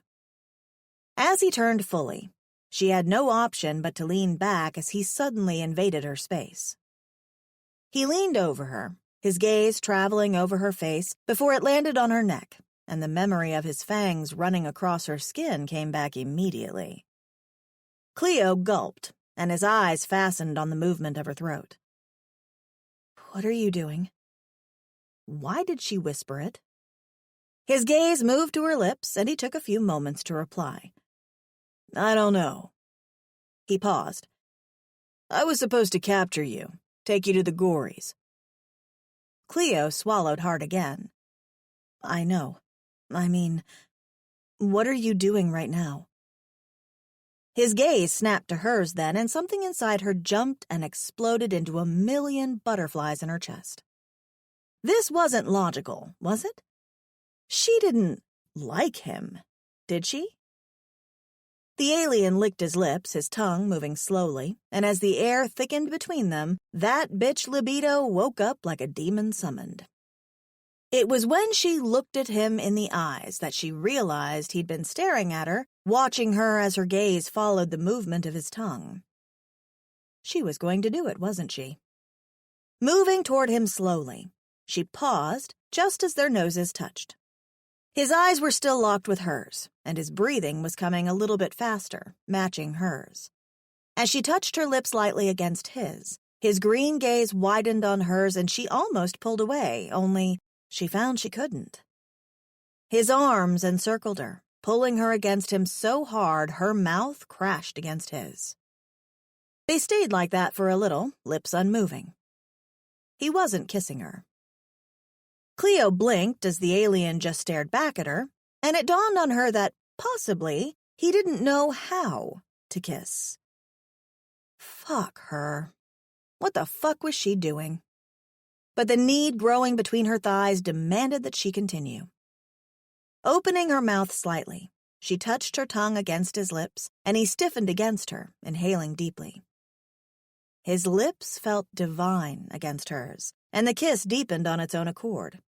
He opened his mouth, matching her movements, and when their tongues met, he pulled her against him fully, groaning into her mouth. One hand moved to cradle the back of her neck as he pushed her head back, the play of their lips making her breathless. When he finally released her, and they both took heaving breaths, she looked into those green eyes of his, a sort of fear growing in the pit of her stomach. She had no idea what just happened, or what it meant. And what was more fearful was the look in his eyes. There was a growing possessiveness there, the look you get when you discover something you had to have. Only he was looking at her. 16. The rest of the night, she couldn't sleep. Not with him there, and not after that kiss.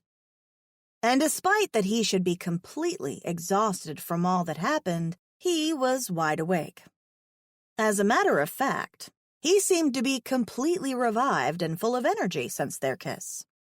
For the remainder of the night, he watched her as she moved, tending to things within the cave. He'd walked around touching everything. Things she'd crafted, like her food bowls and her fire pit, her roll of straw that was her mattress, her straw hat. He seemed interested in everything she had, asking her how she'd crafted it, how she knew how to craft it, and other questions. It was all so alien to him, and the way he oohed and awed was filling her with pride. She'd done all this, survived in an alien wild place all on her own. "And these?" he asked, as the first light of morning began filling the sky. "How did you know how to do this?" He was holding her fireboard and spindle as if they were two parts of a puzzle he didn't understand. "My father taught me," she answered as she used her finger to detangle a knot in her hair. She was pretty sure her hair was wrecked beyond repair, but with most of the mud gone, it was easier to get the strands free from the tangles. A strange look came over the alien, Sohut's face. He wasn't exactly like she thought he'd be. He was softer, nicer. Don't get her wrong, he was all hard edges, but his personality, he was surprising her with every second that she was in his presence. When she'd seen him hop from the orc's vehicle and head into the jungle, she hadn't expected him to be like this. He was so different. The muscles in his arms flexed even with him just turning the spindle in his hands. "You're Darren," he said. The word didn't translate in her head. "Darren?" she asked. "Yes, the male who begot you." "Oh, my dad. Yeah, he used to take me camping all the time." She paused, memories of time spent with her father resurfacing. What she wouldn't do to see him again. He was all I had. My mother never wanted me. She threatened to throw me away. She huffed out a laugh. Funny she could talk about it so easily now.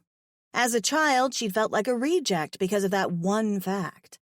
And that's why her father, the great Thomas Barlow, had worked so hard to make her tough. She wasn't a victim. She was a survivor. Dad taught me everything he knew. She fingered another knot in her hair, working her way through the strands till they were straight again. He taught me how to make a shelter, taught me how to find food, taught me how to make a fire from nothing. He taught me everything I needed to know to survive. As if he knew he'd leave me one day, and I'd need them in this exact situation. She didn't say the last sentence. But when the faraway look left her eyes, when the glaze of unexpected tears drained away from her vision, she realized the alien was looking at her with a strange look in his luminous green eyes. He was everything a child like me needed, she finished. A sort of wry smile twisted the alien's lips. "Must be nice," he said. The word sounded bitter, despite that his facial muscles displayed no emotion. As a matter of fact, it was almost as if he had completely closed off suddenly. For a beat, he just stared at her, his eyes having a faraway look, the kind you got when you were looking at something that wasn't there, remembering something. And then he sniffed. Whatever he smelled pulled him straight from wherever he'd gone, and his eyes widened slightly. With a deliberate pull of his nostrils, so hard the little bumps that ran down his septum bunched up a little, he inhaled again. "Sliz," he said, his shoulders stiffening. Then she heard it, the sound of his claws protracting. It happened so fast. 1 second, there was movement at the mouth of the cave, and then something flew in so fast she had little time to jump to her feet. A screech caught in the air as the blur materialized into Wawa. Wawa! His claws dug into Sohut's back, into the wounds there that hadn't fully healed yet, and Sohut grunted in pain as he reached back, his entire palm closing around Wawa's small body. Wawa screeched again, a sound she'd never heard him make before, and dug his claws deeper, his mouth opening to show a terror she never knew he even had. Rows upon rows of sharp teeth were exposed to the morning light. Cleo's heart lodged into her throat as her brain caught up with what was happening. "Wawa!" she shouted, advancing toward them, but Sohut stumbled back instead, out of her reach. Slamming his back into the cave wall, he tried to put Wawa out of business, and Cleo realized at that moment that she was feeling two things. One, she didn't want Wawa to hurt the alien who'd appeared in her solitary life like a whirlwind. Two, she didn't want Sohut to hurt Wawa either. "Stop!" she shouted to Sohut. "He thinks you're an intruder. I'll get him off you." The alien looked at her as if she belonged in an asylum. His eyes were the widest she'd ever seen them before. "It's a fecking sliz. I knew I smelled it, but I hadn't been sure." He grunted as Wawa kept harming him, and Cleo gulped, the thought of those teeth she'd seen sinking in the alien's back making her rush toward them. But the alien moved out of the way again, keeping his back away from her as he tried to dislodge Wawa from his skin. She saw enough to tell he had one hand around Wawa's skinny body and the other squeezing Wawa's neck, but Wawa's claws were dug into his back, not letting go. One of them was going to win, and the other was going to be badly hurt if she didn't intervene. She advanced again, and the alien took another step backward. They were walking in circles. Every time she moved forward, he'd go around her. "This creature is dangerous, more dangerous than you realize. Stay away. One bite and it will kill you with its venom. You'll die in seconds." Wawa? The same sweet animal she'd slept beside for over a year? No way he was as dangerous as Sohut thought. But then again, she'd never seen Wawa act like he was now, and she'd never seen those teeth. It was as if the teeth had been hidden until he'd needed them just now. "Wawa?" she cooed mid-Wawa screech, and the screech seemed to die a little at the end. He was listening to her. "Wawa, let the nice alien go. He won't hurt you."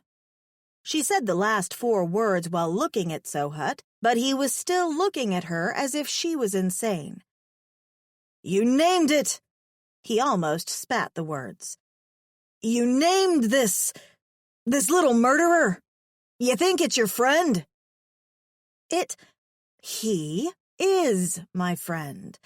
He's been my only friend for over a year, Feck me. Then his nose scrunched up. "Roxu knows it fecking stinks." The way he said it, she'd have laughed if he didn't have an animal intent on ripping him apart fastened to his back. Cooing, she stepped to the side so she could make eye contact with Wawa. "Wawa?" she cooed, and the animal looked at her. Cleo's hand flew to cover her mouth in shock. Wawa's big brown eyes were completely and utterly black. "Wawa?" The animal blinked at her, and his eyes turned to brown. "It's a sliz, not a pet. I doubt." At the sound of the alien's voice, Wawa screeched again, his eyes bleeding to black in an instant as he twisted his neck in Sohut's hand, trying to sink his teeth into the alien's flesh. "Wawa!" It took her a moment to realize the authoritative voice was her own. "Stop this instant!" Wawa's eyes turned to brown again, and he blinked at her, but his teeth, wherever they'd come from, didn't retract. "This man is my friend?" He wasn't her friend, but he didn't seem like her enemy either. Enemies didn't give you their sharp blade and turn their backs to you while you pulled thorns from their flesh, knowing very well you could slit their throat if you wanted to. Wawa had stopped screeching, but he wasn't letting go, and Sohut was looking at her with a mix of horror and disbelief. The same look you'd probably give someone who could burp the alphabet and the Star Wars theme without effort. "Let him go." Wawa and the alien blinked at her before Wawa's teeth disappeared. Where they went in his head, she didn't know, but his mouth closed and he retracted his claws from Sohut's back. Before she could tell the animal good job, Wawa was a blur as Sohut threw him across the room. Her body jerked as he pushed her behind him, and she got a view of his bleeding back again. "Stay behind me," he said, his muscles tensed. A chuckle rose in her throat. I'm the one that just rescued you. I don't need protection from Wawa. As she looked around him, though, the sight of Wawa made the hairs on her neck rise a little. He didn't look like the normal cute little animal she was used to. He looked terrifying.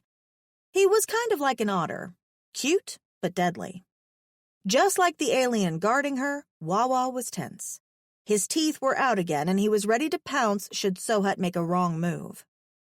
Wawa's eyes darted from the alien to her and back, but he stood still. Wawa? Cleo stepped from behind Sohut, and he made a noise of disapproval as she reached out to Wawa. Come, Bubba. He's okay. He won't hurt you. She shot a look behind her at the bewildered alien. Wawa came forward slowly and crawled up her hand to sit on her shoulder at his usual spot, his tail swishing lazily on her back. He was giving the alien the stink eye, and it was strange to recognize that on an alien creature's face. So strange, she had to hold back a laugh. Sohut was still looking at her like she was insane, then his claws retracted slowly. She actually heard them go back in. They sounded frickin' sharp, and she was happy he hadn't decided to use them on her. That's a sliz, he repeated, ignoring the fact there was blood dripping to the cave floor from his back. I don't know what you mean. I don't know what a sliz is, she said, moving to her water bowl, but the water was finished, all used when she'd cleaned his wounds earlier. That thing on your fecking shoulder. An accusatory finger was pointed in her direction. That sliz likes you. He said it, his face contorting into an expression she'd never seen on his face before. He looked utterly perplexed. He inhaled again, his face contorting some more before he raised a hand to cover his nose. It really stinks. Wawa looked at him with hate in his eyes, and she couldn't help but chuckle. Wawa smelled fine to her. I knew I smelled sliz, just a sliz shouldn't be in this jungle. He paused, his eyes widening some more. That explains everything. What do you mean? Cleo's arms fell to her side as she glanced around her little cave. Despite all the things she'd gathered to survive, she didn't have much. With Sohut in the cave, it only seemed smaller and not suitable to live in. I don't have any more water to wash your wounds. It explains why you haven't been attacked by any spined beasts. That made her stiffen. What? This is their territory, but they are natural enemies to the sliz. He stared at Wawa in horror. Little fecker must have been destroying their population while protecting you. What? She repeated, her eyes widening as she turned to look at Wawa, who blinked innocent brown eyes at her. She couldn't imagine it. Sliz are untamable little maniacs. He moved to his bag and took out that tube she'd used on his wounds earlier. That's why they're banned and their population controlled. I haven't seen a sliz since... He stopped to think. Forever. Whoever let it go out here was smuggling. Cleo swallowed, her eyes still on Wawa. Are you really what he says you are? Sliz don't speak. Cleo rolled her eyes at Sohut and chuckled. I know that, but he's my pet. You talk to your pets, don't you? I don't have any pets, Sohut said, his eyes flicking to hers, then back to his healing tube as he rubbed the solution into his back. There are animals at the sanctuary, but none of them are my pets. Really? Every good person deserves a pet. She stroked Wawa's back, and he rubbed his head against the side of her face. I'm not a good person. 17. He couldn't believe this small little female was harboring a sliz of all beasts. The thing had almost ripped his skin apart. If he'd been too weak to fight it off, he'd probably be lying stiff on the floor. Vile, vile beasts they were. He eyed the two now, how she cooed and purred to it, her soft lips curving into a circle as she made soft sounds to the little maniac. Of all the beasts to bond with. Cleo stroked the sliz softly, her hand running down the thing's back, and he watched her hand move. All he could think of was the feel of her touch as she'd tended to his wounds. The last time he'd had someone touch him, care about him like that. He couldn't remember when that was. Watching her pet the sliz, an unsettling feeling developed at the pit of his stomach. Sohut blinked and turned away to look out the cave hole. He wasn't jealous, was he? Of a sliz? Impossible. Yet when he glanced behind him to look at them once more, the little beast was giving him a look as if it owned the female, and that thought unnerved him a little.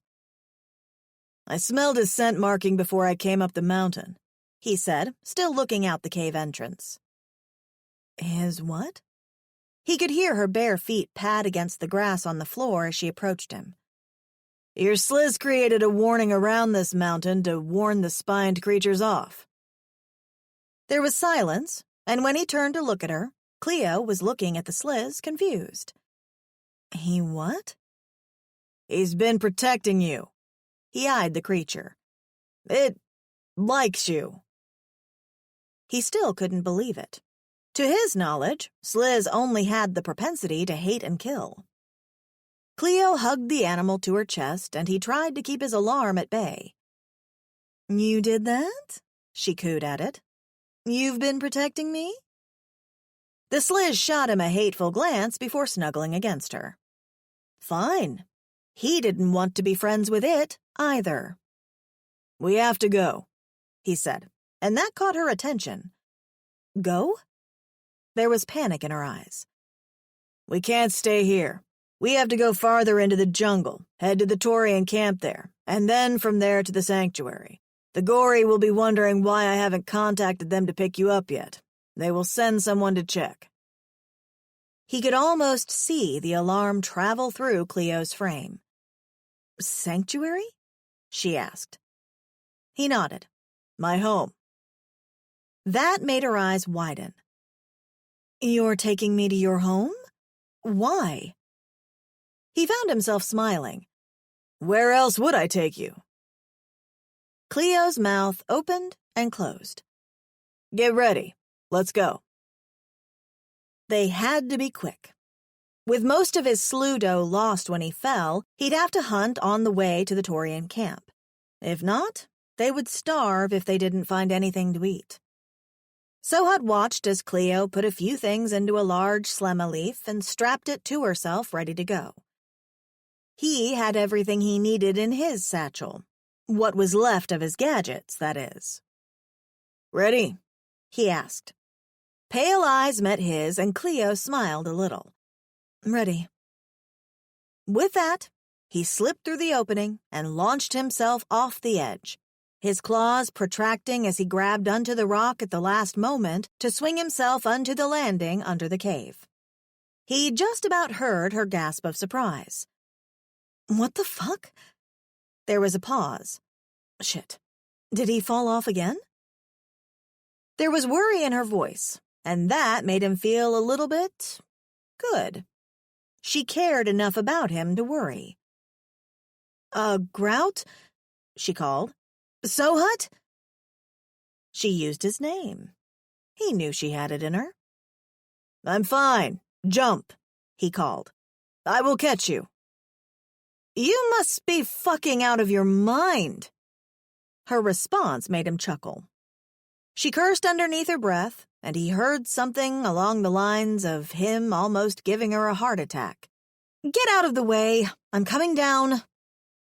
Shortly after, a long, twisted thing came falling from above. He'd hardly call it a rope, but it was close enough. It looked like she'd spent quite a long time twining various vines together to make something strong enough to hold her weight. So she'd made precautions a long time ago in case her vine broke. Impressive. Looking up, his next view was that of two long legs shimmying down, and he had to look away quickly when she came down farther. He'd be looking right up under her skirt, and he didn't even have to see anything. The thought alone had him throbbing in his pants so quickly he had to turn away. He heard when her unpadded feet hit the landing and was sure she was completely off the vine because the scent of sliz was unbearable again. "Are you okay? You just launched off the cliff like you were on a suicide mission," she said. "Killing myself would be too easy." He gave her a wry smile, and he could tell she was trying to decipher his words, understand them. She never would.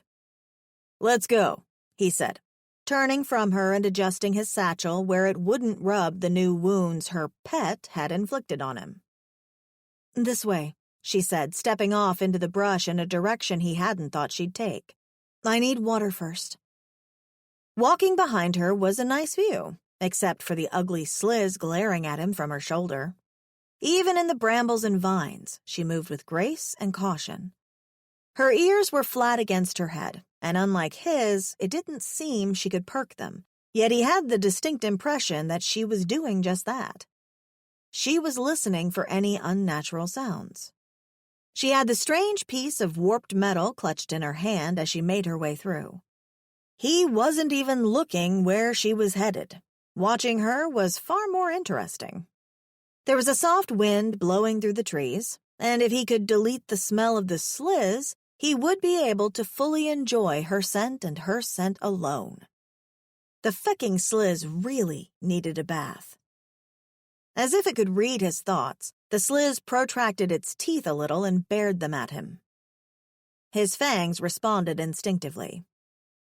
Ignoring the annoying beast, he turned his attention back to watching Cleo's hips sway underneath her worn attire. He was so mesmerized, he almost tripped over a root on the ground, and then Cleo turned to glare at him, her strange metal thing pointed in his direction. Her face softened immediately, as if she'd been so engrossed in walking through the undergrowth that she'd forgotten that he was there. "You're so quiet usually. I thought it was something else." Her eyes darted to the undergrowth again. "I'm hunting some food as we go. I'm hungry. I'm pretty sure you are too." "Hunting?" He stared at her as she turned and continued walking again. Everything about her made him curious. She walked through the undergrowth as if she'd been born on this planet. The way she'd adjusted was extraordinary, and he felt a level of respect growing within him. "What are you hunting?" "Jungle penguins," she whispered. Sohut blinked. "I do not comprehend. Jungle what?" "They're getting smarter and learning to hide from me now, the fat little things." Fat little things? She had to be referring to the senseless mogs. "Stop," he said. "If it's mogs you want, I'll call them for you." Cleo stopped to look back at him, ducking under a hanging vine as she did. Putting both hands to his mouth, he whistled. It was a high sound the mogs were attracted to, and he was sure they would come waddling through the bushes directly to where they were standing. The fact he could do this, help her, made a feeling of unexpected pride surge through him. No doubt she'd find it impressive. It wasn't a whistle many beings could do. But when he glanced back at the female, she was looking at him weirdly, her nose scrunched up, her upper lip curled as she stared at him. "What the hell are you doing?" Sohut blinked, glancing away for just a second. "Whistling." "With no sound?" Now it was his turn to look at her strangely. "You can't hear it?" It was high, but even his ears could pick it up. "You mean you're actually making a sound?" Her eyes bugged out a little. Moving closer to her, he whistled again, but she only blinked at him. That prompted him to lean down to look at her ears. So different from his. Hers did not rise to a point, and her pinna seemed much less pronounced than his. He was about to reach out and touch her skin when his hand was swatted away, and not by the female, no less. It took him a second to realize that the darn sliz had leaned across her back to attack him. Opening his mouth to curse the thing, he stopped, his breath catching in his throat as Cleo's laughter reached his ears. "I guess he's a bit protective of me," he assumed she said, for he couldn't hear her words. All he could see was her lips move, and all he could remember was the fact those same lips had been on his not long ago. A sort of mouth-fecking. They'd mouth-fecked, and it had been glorious. Cleo cleared her throat, and movement behind him caused him to glance that way. A family of 6 Mogs waddled from the bushes to stop in front of them. The Mogs' expectant eyes moved to their party of 2, fine, 3, if he was going to count the unlikable animal on Cleo's shoulder. "How did you do that?" Cleo moved to stand beside him. "They hide from me." "And that has nothing to do with you munching on them." A slap on his arm made him wince out of pure surprise, and Cleo's eyes grew large. "Oh my God, I'm sorry. Did I hurt you?" "Not enough," he wanted to say. "Of course not." Crouching, he beckoned to one of the little animals and whistled as he did. The Mogs obliged, moving closer. Close enough for him to grab 2 of the fattest ones. "And that's how you catch a Mog," he said, standing with 2 hardly struggling Mogs in his hands. "Roxu knows they should be extinct for their stupidity." But Cleo didn't move. She didn't even say anything. She just stood looking at the 4 remaining Mogs, bewilderment on her face. "What is it?" he had to ask. He'd never seen anyone look at their food with such pity before. "It's different when you catch them. Seems more heartless. They trust you." "Which is why they're going to be eaten. Just because something is nice to you, that doesn't mean it's your ally." For a second, she didn't reply. Then a look came over her face that made him instantly regret what he said. Cleo's shoulders stiffened, and she adjusted her gaze toward the bushes. He could almost see his words repeating in her head, and realization came too late. He hadn't been referring to himself, but that's obviously where her mind was going. "You're absolutely right," she finally said. 18. Cleo struggled with her spindle and fireboard. Across from her, Sohut sat cross-legged beside the 2 Mogs waiting to be prepared. He'd attempted to eat them raw, much to her horror. Now he sat watching her with interest. His presence was soothing, and as she worked to get a fire going, she thought about that. But his words from earlier kept repeating in her mind. Just because something is nice to you, that doesn't mean it's your ally. He was right. It was something she needed to remember. A sigh made her shoulders rise and fall as her fire caught and she fed it slowly. Here, underneath the canopy, the smoke wouldn't rise too high. Her gaze was focused on the fire, but her mind was on other things. She'd kissed him, and that kiss meant nothing. She didn't know what she'd been doing or why she'd done it in the first place, and that was a shock. Sohut had no stakes in this. Her survival depended on her. The fire caught, and she cooked the meat with motions that were more ingrained than conscious. As they ate in silence, she could feel Sohut's eyes on her, but she kept her gaze averted as she considered things. How did she even know he was taking her somewhere safe? She didn't. She was just blindly following him along. Her instincts told her she could trust him, but logic told her to be cautious. As they finished the meal, stood, and headed to the water hole, she led the way. She couldn't hear him behind her. She was sure he was still there, though. He just walked through the jungle as if he was a black panther. He was silent, gorgeous, deadly. And that's why she should get her mind centered and control herself. He wasn't human. He wasn't her friend. She had no friends. She only had Cleo. Pushing the thoughts back, she sighed as she reached the clearing for the water hole. "I'll leave you here." Sohut suddenly spoke behind her. Leave? Why did that make her panicky? I'm going to scout the perimeter, he said. Wawa lifted his head on her shoulder. Nodding, she put down her makeshift bag on some dry vines running along the floor. Sohat paused for a second, and then he disappeared into the brush. Glancing at Wawa, she smiled at the animal. "Just me and you again," she murmured. But Wawa hopped from her shoulder, gave her a glance, and went in the opposite direction to the alien. Now that she knew what he went off to do, she wondered if he sensed danger close. She'd had no idea her little innocent pet had been working so hard to keep them both safe. She was indebted to him. Dropping against the rock wall, Cleo looked around the small clearing. She couldn't believe she was going to leave this place. It had become her home, the only place she knew on this god-forsaken planet. She'd always known the day would come. Still, she wasn't prepared for it. Another sigh lifted her shoulders as she turned to the rock pool. Sohat said he knew how to get them from the jungle and to the Taurian camp. From there, they'd travel to his brother's location, a sanctuary of some sort. She could only hope he wasn't about to bring her right to the aliens she was running away from. Stripping off her clothing, Cleo stood naked in front of the rock pool, looking down into the clear water. It was so pristine she could see right to the bottom of it. It would be the last time she took a bath in this water, the very last time she'd sink beneath its cool surface.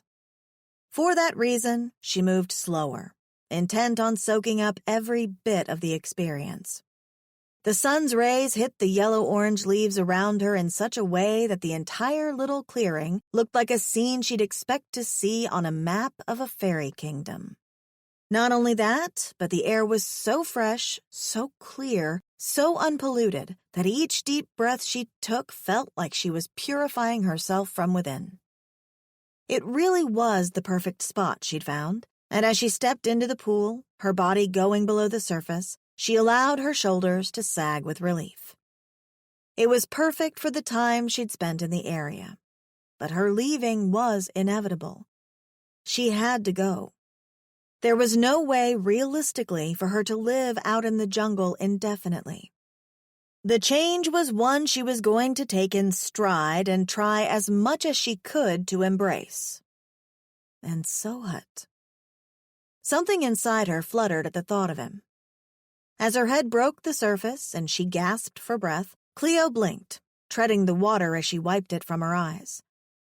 There was no soap, so she had to make do.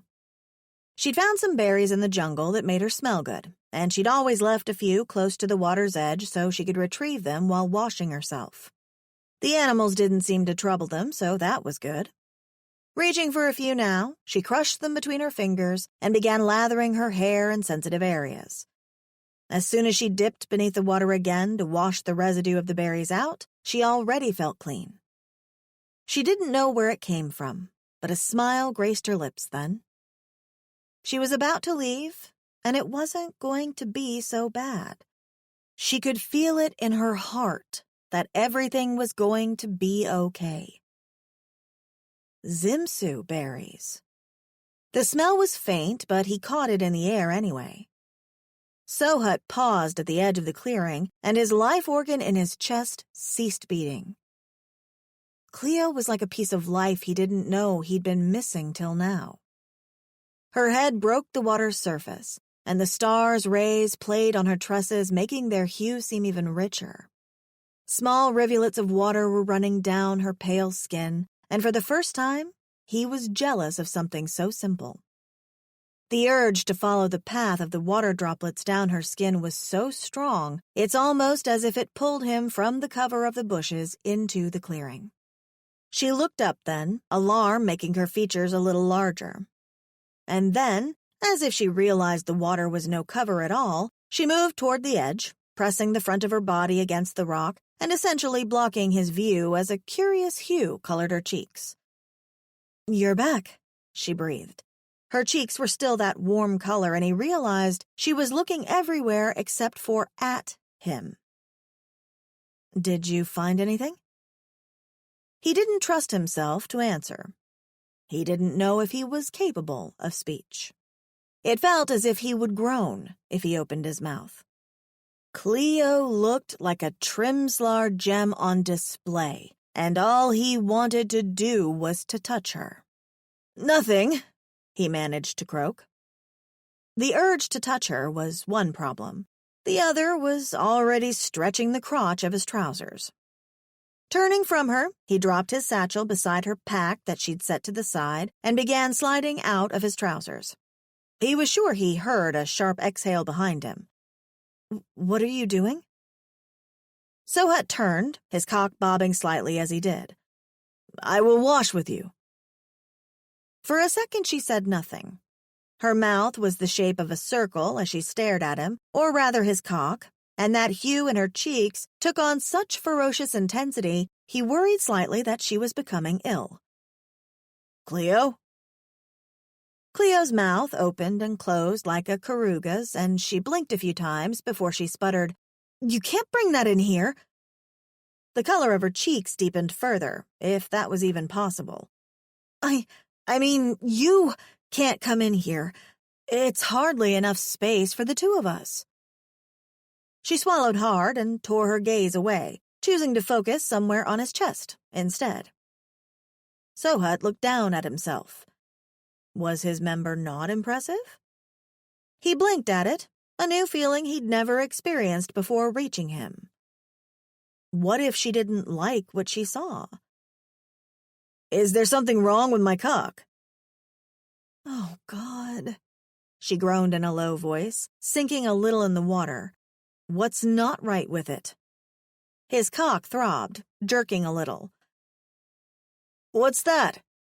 He'd heard her fine, but he wanted to hear her say it again. "I said I'll come out so you can have a bath. Turn around." That made him want to chuckle. Stepping forward, he slid into the pool in one smooth movement, causing water to slosh over the edge and onto the surrounding rock. Wide, pale eyes stared at him in shock, but she had nowhere to go. And unlike the first time they'd been in the pool together, this time was different. This time it felt as if the pool had shrunk by epic proportions. There was hardly any room. "I should get out. The pool is too small." She wasn't looking at him now, and her tiny hands gripped the edge of the pool as if she was ready to hoist herself out. "Stay.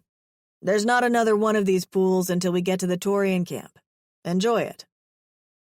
She muttered something underneath her breath before the color in her cheeks grew warm again, and he felt his lips twitch into a smile. He didn't need to know what she'd just said.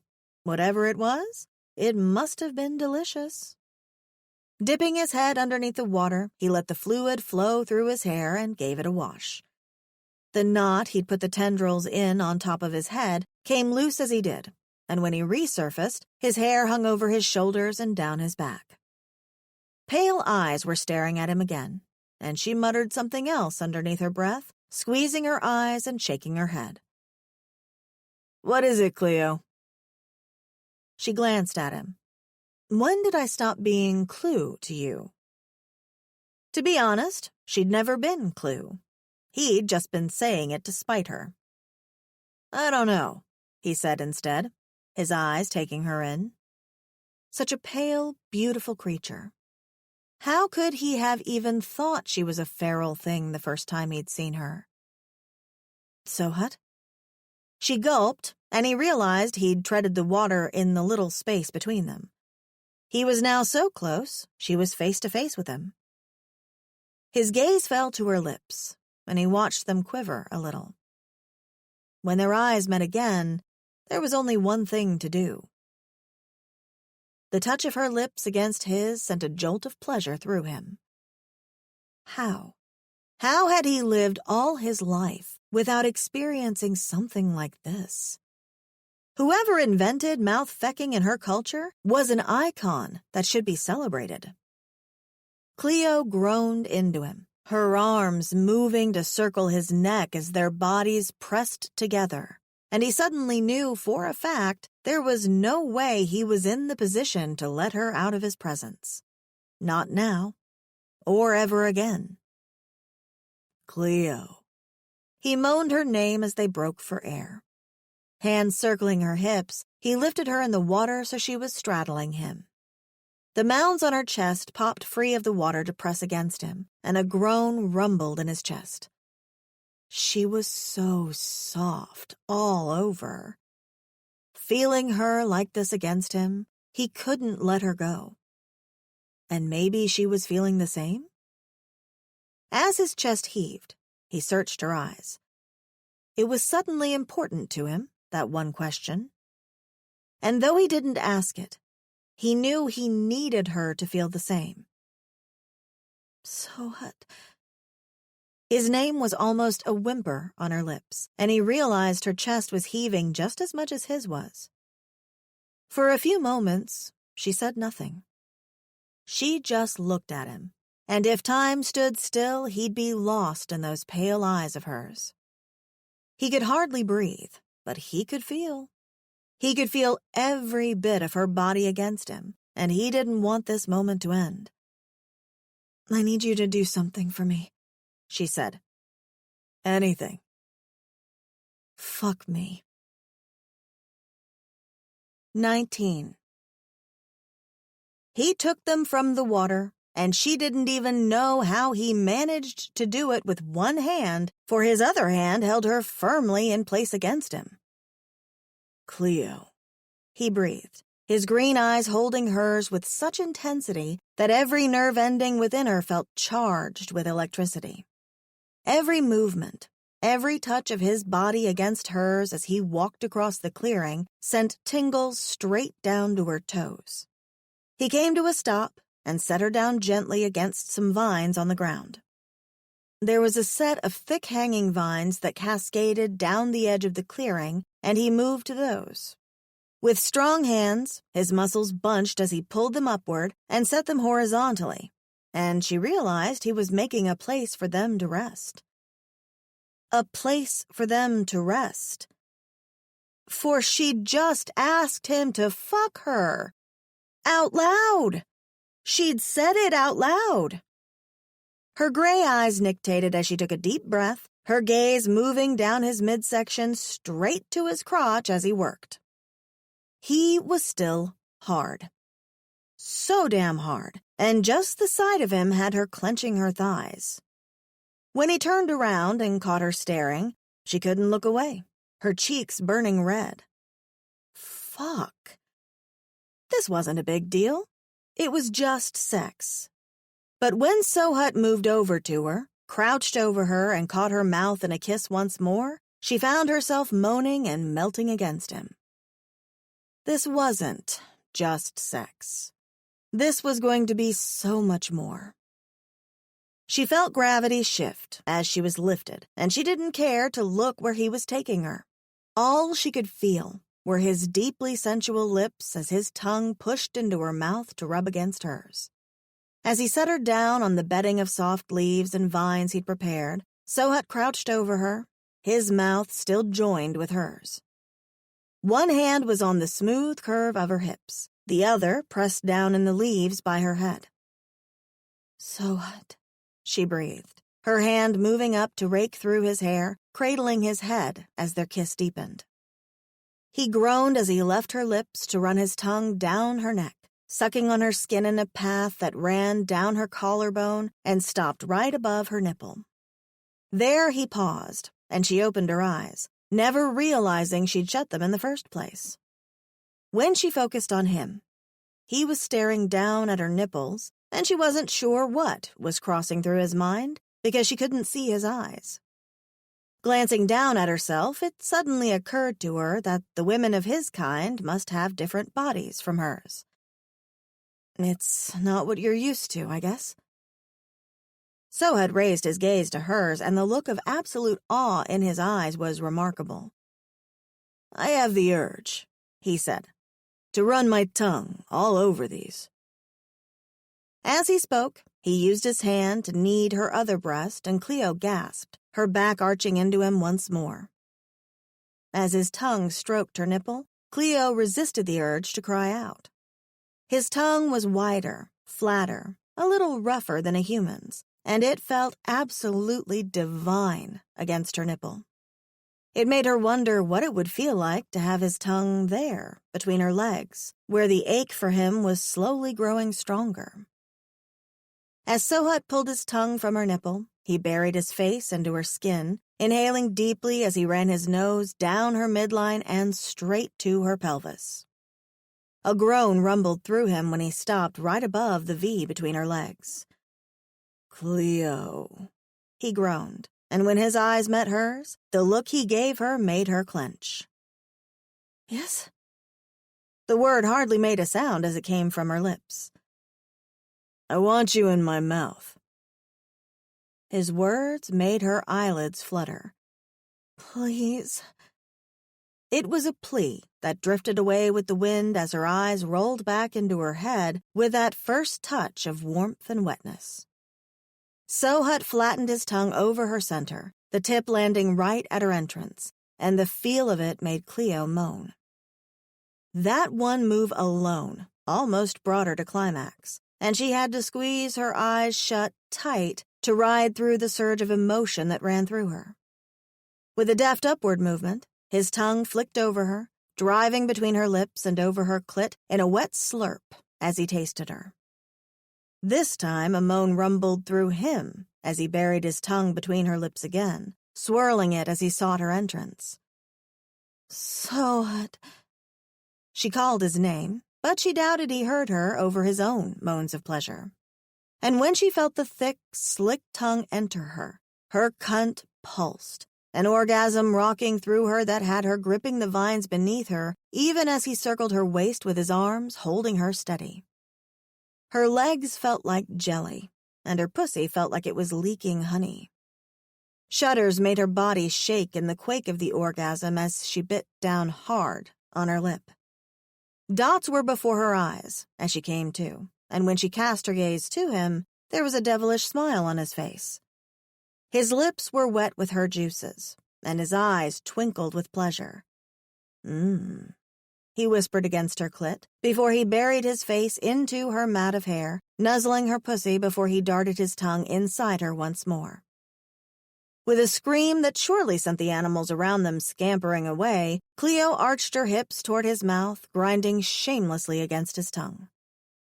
It felt as if he was a champion papaya eater, and she was the frickin' papaya. His tongue swirled and flicked, sucked and dipped, and by the time she reached her second peak, her entire body was shaking with tremors of pleasure so much she wondered if he'd fucked her into Parkinson's. As he lowered her hips and settled her legs around him, Cleo let out a strangled cry. Wait, she said. I want to touch you too. Sohut's throat moved, his green gaze boring into hers. Cleo, he said. I don't think I'd be able to last if I feel your hands on me. He leaned down, his mouth closing over hers.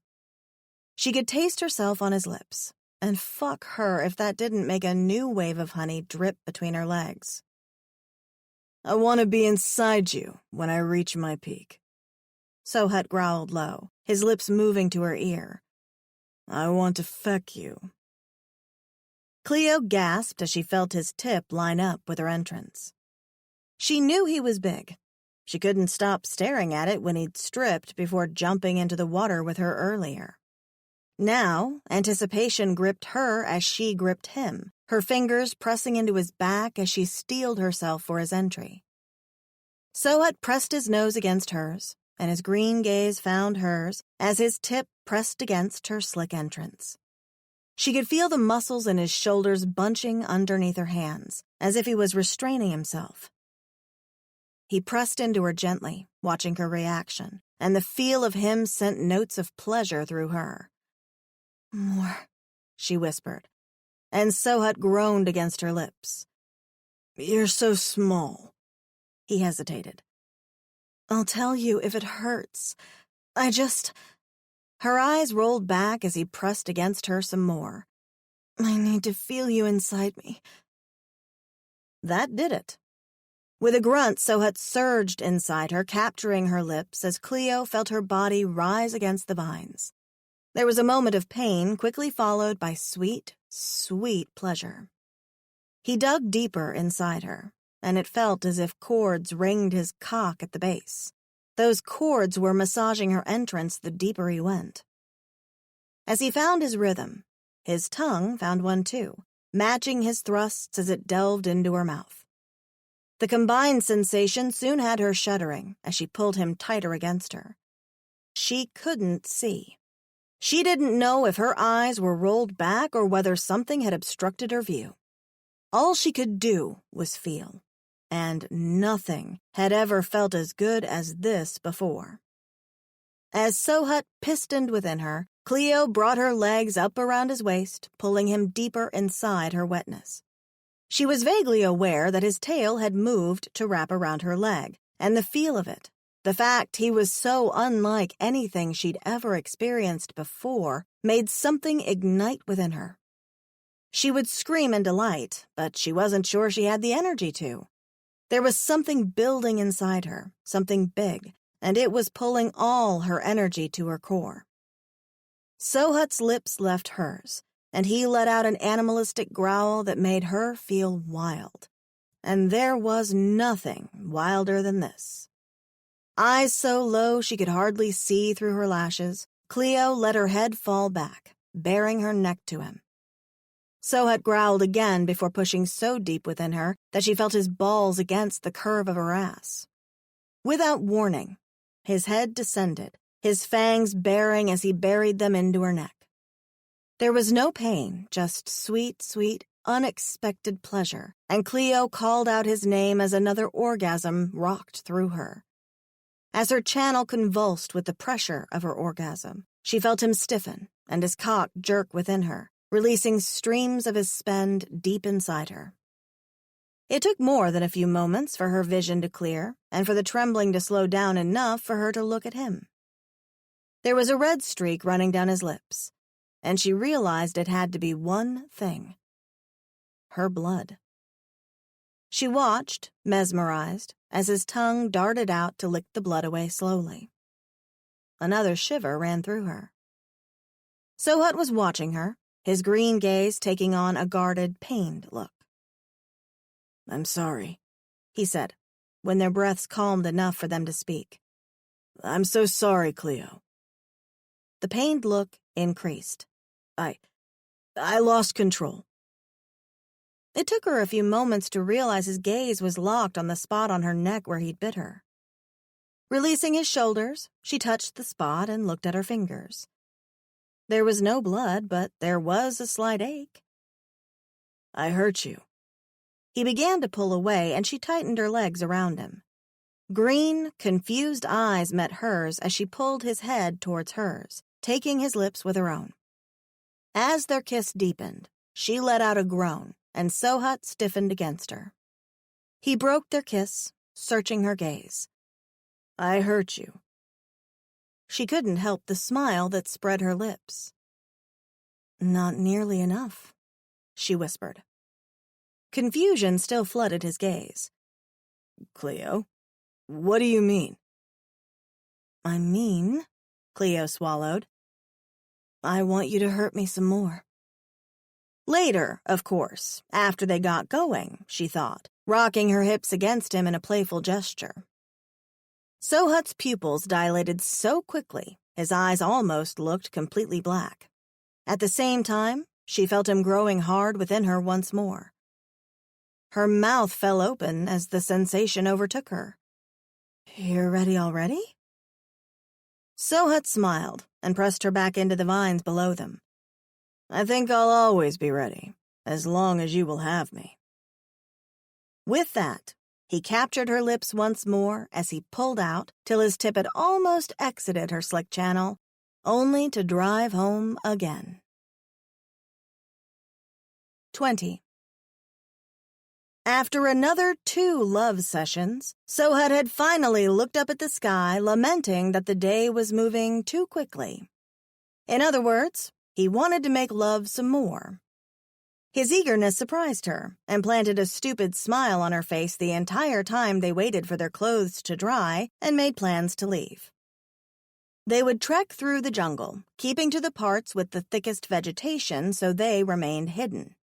He'd found some special leaves that he'd mashed into a poultice and rubbed over both their bodies to disguise their scents, and had checked that all his gadgets he'd found after he'd fallen off the mountain were still there. There was a little rectangular box in his satchel that he held for a few moments, his eyes moving to her with a look she couldn't read, but before she could ask about it, he'd turned his nose to the air and sniffed.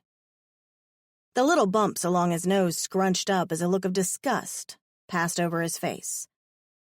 "Fecking stinky rag," he muttered. "Rag?" she repeated, and, just then, Wawa appeared at the edge of the clearing. His eyes bled black as he looked at Sohut before he looked in her direction, and they turned back to brown. Taking a wide circle around Sohut, Wawa walked over to her. "Rag?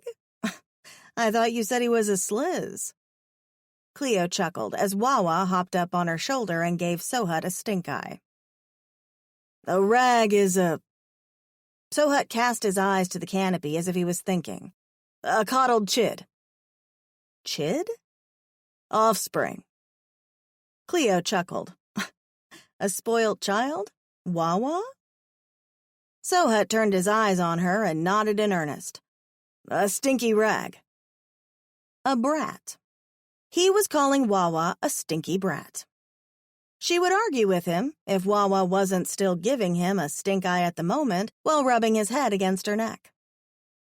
"Ready?" Sohut asked, glancing around the clearing. Taking a deep breath, Cleo looked around the clearing for one last time.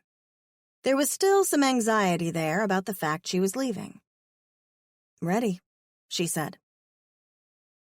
The walk through the jungle was much harder than she'd thought it was going to be. Even with a full belly and the fact it wasn't dark yet, it went painfully slowly. Or maybe her legs were still weak from all the lovemaking earlier. Staring into Sohut's back now, Cleo's cheeks grew warm at the thought. The silly smile still hadn't left her face, and whenever he turned around to check on her, she realized his eyes were twinkling, and there was a silly smile on his face, too. The only person not smiling was Wawa. Every now and again, he'd hop off her shoulder to disappear into the jungle's depths, and she'd worry, much to Sohut's incredulity.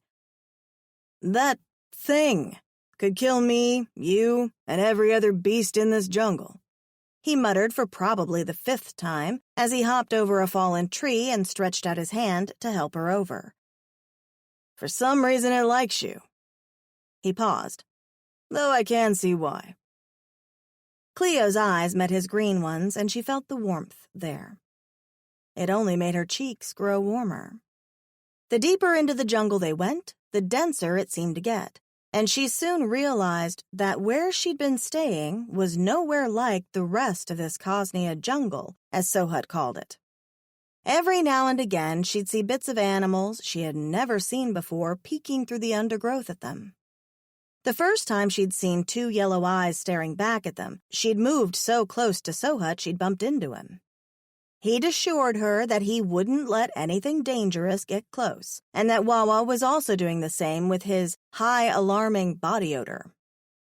It didn't take her long to realize just how much she trusted him when she almost forgot there were animals around them at all, her mind instead replaying what happened at the waterhole over and over again. And he was thinking about it too. She could see it in his eyes every time he looked back at her. As night crept in, Sohut stopped by a humongous tree and looked up into its branches. "We sleep here this dark cycle," he said. Cleo looked up into the branches high above. She could climb trees. She was skilled at it, but this one had no notches she could get a hold of, and the trunk was too big to wrap her arms and legs around. Not to mention, the lowest branches were at least 30 feet above her. Up there? She gave Sohut an incredulous glance. "Yep," he said, and crouched before her. "Hop on." "What?" She looked back at the tree. "You're going to climb that? And with me on your back?" Sohut glanced back at her. Why not? He sounded so confident in his abilities, the argument died on her lips. Shrugging, she climbed awkwardly onto his back, feeling like a child doing so. Hold on, was all the warning she got before she heard his claws protract and he leapt onto the tree trunk. Up he went, much quicker than was humanly possible, reminding her once more that he was no man. He skipped the lowest branches and went higher before he stopped at a section where two branches crossed over each other. Can you climb off on your own? He asked. Can I what? Cleo sputtered. Sohut chuckled before turning so her ass was firmly against the junction of the tree's branch and its trunk. Then he set her down, prying her hands from his shoulders, for she'd held on to him tightly without realizing. Looking everywhere but down, Cleo gulped. Why up here? It's safer. This deep into the jungle, creatures will be curious. I don't want any of them dragging you away when we're sleeping. Cleo's eyes widened a little. What about snakes that live in trees? Granted, she hadn't seen any snakes since she'd been in the jungle, but that didn't mean there were none. Snakes? I don't know what those are. Long, cold-blooded, fanged beasts. Some are venomous, some aren't. Some wrap themselves around you so tight they kill you. Then they eat you. Sohut stopped searching in his satchel and gave her a funny look. I'm long, fanged. His gaze fell to her lips, then moved to her chest. I want to wrap myself around you. His gaze fell lower. But I'd probably eat you first. Cleo almost fell out of the tree, and he had to reach for her to steady her. A deep warmth spread over her cheeks. Well, she said when she found her voice, snakes aren't creatures to play around with. And you want to play around with me? There was a heat in his gaze that made her choke on air. No, she wanted to answer. I don't want to play. I want you for more than that. That answer stunned her, and they fell into silence as he searched for something in his satchel. How will we sleep? She broke the silence. Glancing around, still trying not to look down, she tried to predict what he was thinking of doing. I'm scared to close my eyes so high up and fall to my death. Sohut chuckled again. I wouldn't allow that to happen. Finally, he pulled something from his bag. It looked like a carpenter's measuring tape with a cord coming from inside it. Sohut pressed the cord onto one section of the branch, and somehow it attached to the wood. Making a wide circle over the crisscrossing branches, he stopped when the cord completed the revolution. Then, he pressed the center of the device. Right in front of her eyes, the device began moving across the outline of the circle, creating a pattern like a spider's web. It was absolutely fascinating to see, and she couldn't take her eyes off it till it stopped working. As Sohut grabbed the device, he smiled at her. You've never seen something like this before, have you? Cleo shook her head. We don't have anything like that on Earth. Sohut studied her a bit before he set the device back into his satchel and stretched out over the web. The web hardly reacted to his weight. Come, lie with me. His eyes were on hers, and they moved to her lips so slowly she felt a slight shiver.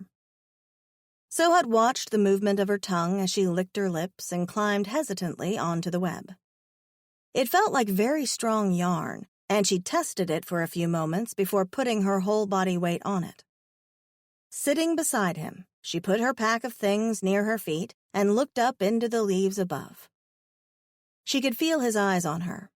It was a feeling like silk moving over her skin. Tell me about your planet. I didn't get to ask Larn about it. Larn? She turned to face him. Sohut blinked. There is another of your species at the sanctuary. The news sent a shock through her. What? I met her before I came on the mission to find you. She is staying with my brother. She'd always known deep down that there was no chance she was alone, but to hear it as a fact. Are you sure? Sohut nodded, studying her. Does this make you happy? Cleo blinked. Yes. And no. I wouldn't wish this experience on another human. It wasn't nice being taken. Sohut studied her some more, and his arm surrounded her, pulling her against his chest. Cleo settled against him. Did you leave family there? No. She shook her head, tears welling into her eyes. I'd only had my father. He died a few years ago. I was an only child, and my mother, I never met her. Lucky you. The way he said it had her raising her head to look up at him to find a myriad of emotions swirling in his eyes, the one at the forefront being anger. What do you mean? She asked softly. Sohut's throat moved, and it seemed he was contemplating whether he should tell her something really deep or not. When his mouth finally opened, the pain in his eyes was clear. My Moor sold me and Riv when we were chids. She sold us to a Taskal who owns the Talix mines to the north of here. He stopped, and she could sense that there was more, but she wasn't going to press him about it. She knew too well how hard it was reliving childhood trauma. It's okay. She settled her head against him again. You don't need to tell me about it. I can tell it hurt you deeply. A sigh lifted his frame, and when he settled again, she felt his fingers in her hair. I should tell you. You need to know the male you just mated with, and if you can accept me, I hope you will want to mate with me again. Cleo felt her cheeks burn.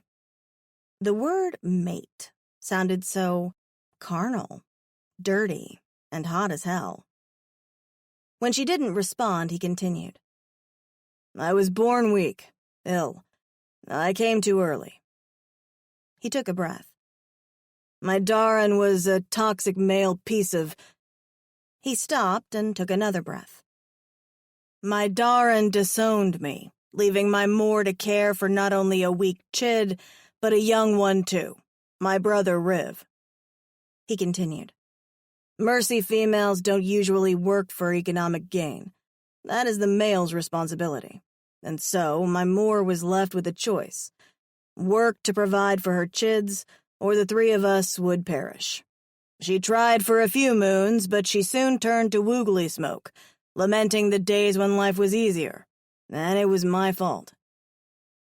Cleo's eyes widened, and she opened her mouth to correct him. My Moor blamed me. He took another breath, the weight of his mother's decision still on his shoulders. The Taskal's mind was horrid. Riv never complained. He stuck up for me. He protected me. Yet he was the one that got dismembered there. He paused. Dismembered? Shock registered in her voice. The Taskal Jekin removed his tail. He paused again. Riv is incomplete because of me. A mercy without a tail is not wanted. A breath shuddered through him. The one person who has always stood beside me will never... No mercy female will ever want him, and all this because I didn't die in my mother's womb when I should have. Cleo lifted her head to stare up at him. Don't ever say that. You were not a mistake. She placed a hand against his cheek, turning his head so he was forced to face her. You were never a mistake. Your parents were wrong. So wrong. A child is a miracle, and you are not weak. You're the most respectable alien I've met, and so far, I've been thinking the universe was filled with pieces of shit. His eyes softened a little at that. My mother didn't want me either, she confided in him. She wanted an abortion, and only carried me to term because my father said he'd take full responsibility for me. She sighed and settled against him again. I never met her, and while I was growing up, I hated her. Now I don't hate her at all. She gave me life, even if she didn't want anything to do with me, and at least I had one person on my side. Strong arms circled her and pulled her closer to him. Cleo, he said, and when she lifted her chin to look at him, there was a swirl of emotions in his eyes. His hand trailed down her cheek, down to her neck, and over the wound of the bite he'd inflicted earlier. The cut wasn't deep, but she could still feel sensation that a wound was there, even as he touched her now. His gaze focused on the wound, and he brushed his finger over it again. I'm not an animal, but when you bared your neck to me in that signal of complete submission, I bit you because there was an overwhelming urge to... He trailed off. To what? Her words came out like a whisper. Sohut hesitated, as if what he was about to say was a bit absurd, and he wondered what she would think of it. To own you. And maybe something was wrong with her, because instead of making her pull away from him, those 3 words created the opposite reaction. Between her thighs, her center throbbed. There must have been a carnal look in her eyes, because Sohut's head dipped suddenly and her lips were against his. Moaning into his mouth, her tongue met his even as he pulled her harder against him. I love this mouth-fucking, he murmured. Mouth what? It makes me want to do so many dirty things to you. His voice lowered so much she felt the vibration of his words against her lips. Sohut groaned, slipping one hand under what was left of her dress as he caressed the round curve of her buttocks. As their kiss deepened, Cleo straddled him, her thighs settling over both of his legs and her ass against his crotch. She could feel him pulse in his pants underneath her, and it made her moan into his mouth. He pulsed again, hard like a rod, and Cleo ground her hips against his hardness. Sohut ripped his mouth from hers to tilt his head back a little. Fuck, Cleo. She felt him pulse again, and anticipation rose within her. Memory of how good he felt came back into her mind, and before she knew it, she was rising over him so she could pull his trousers down from over his hips. Sohut lifted his head a little to watch her, his green gaze hypnotic. Sliding down his body, she came face to face with his hardness, and it made a gasp lodge in her throat. Even in the dimming light, he was impressive. As she took him by the base of his cock, Sohut jerked in her hand. She could feel those hard rings that corded around him. They were underneath his skin, and when she squeezed her hand around them gently, he jerked again. Cleo? There was shock in his eyes as he watched her, mesmerized. Her gaze moved to the head of his cock, and there was a glimmer of clear liquid there. It slid down the tip and toward her hand at his base, like an invitation. As she licked her lips, she felt Sohut stiffen underneath her. Cleo. He called her name again. Smiling up at him, Cleo licked her lips once more before closing her mouth over his cock. Sohut stiffened completely as she took the head of his cock into her mouth, sliding him toward her throat. There was no way she could fit him in without gagging, and when she reached her limit, she raised her eyes to his. His green orbs were 2 huge pools that stared back at her in complete astonishment. His throat moved as if he wanted to say something, and she kept her eyes locked with his as she rose toward his tip again. Sohut's eyes dilated completely, and if she didn't see him do it before, she'd have been a bit alarmed. As she worked him in her mouth, Sohut threaded his fingers in the web below them, clenching his fists tight as he fought to keep himself still. It was almost as if he was afraid of moving, lest he hurt her or scare her away. The thought only made her go down on him harder, swirling her tongue around his shaft even as she tasted him in her mouth. A groan made his body shudder, and he finally found his voice. I want to be inside you, Cleo. He paused. Now. His throat moved with the effort of his restraint. She didn't need to hear him twice. She was already wet and ready, just from the taste and feel of him in her mouth, his reaction to her, and the fact that he felt so good. Rising, she watched his eyes widen again, and she knelt over him. "Like this?" he asked, his almost black eyes searching hers. "I've never done it this way before." A thrill went through her. "Then let me show you." Steadying him with a hand at his base, she lined up at her entrance and eased back slightly. A moan slipped through her lips as his slick head popped in, and Cleo paused, relishing the feel of him within her. Sohat's chest was heaving as he watched her, seemingly not daring to move as she settled herself on him. Only when she adjusted to his width within her and started finding a rhythm did his hands move to her hips. As she moved over him, taking him as deeply as she could, Cleo's eyes moved to his. He was looking at her as if he was seeing something perfect. No one had ever looked at her like that before. Moving a hand from her hips, he pulled her toward him, grinding his hips against her pelvis as she took him while he captured her lips with his. This wasn't just sex. This was more than sex. The feelings blooming within her were almost overtaking her, and she cried into his mouth as an orgasm hit her unexpectedly. Sohat groaned against her lips, and he held her hips steady, pistoning in and out of her for a few more strokes before he stiffened beneath her too, his cock jerking inside her as it let out streams of warm spend deep inside her. "Sohat." Her voice quivered, and Sohat pulled her closer. "Cleo," he answered. And that was all he needed to say. She knew, because it was obvious that whatever she was feeling, he was feeling it too. 21. Wawa appeared sometime in the night, and Cleo wasn't sure how he found them up in the tree, but he quickly climbed up the trunk and settled between them, much to Sohat's annoyance. Nevertheless, they got as comfortable of a sleep as they could, lying on a web so high in the air. Morning came. They hunted and ate and set off once more. It was a long walk, and Sohat offered to carry her several times, but Cleo refused. Instead, she tried to keep up and not slow him down, which she managed, but her entire body argued about it. For 2 more days they traveled.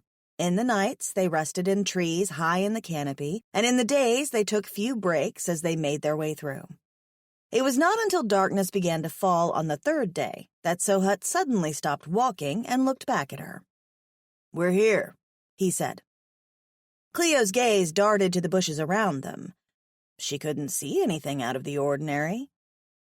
"The camp is just beyond these trees," Sohat said.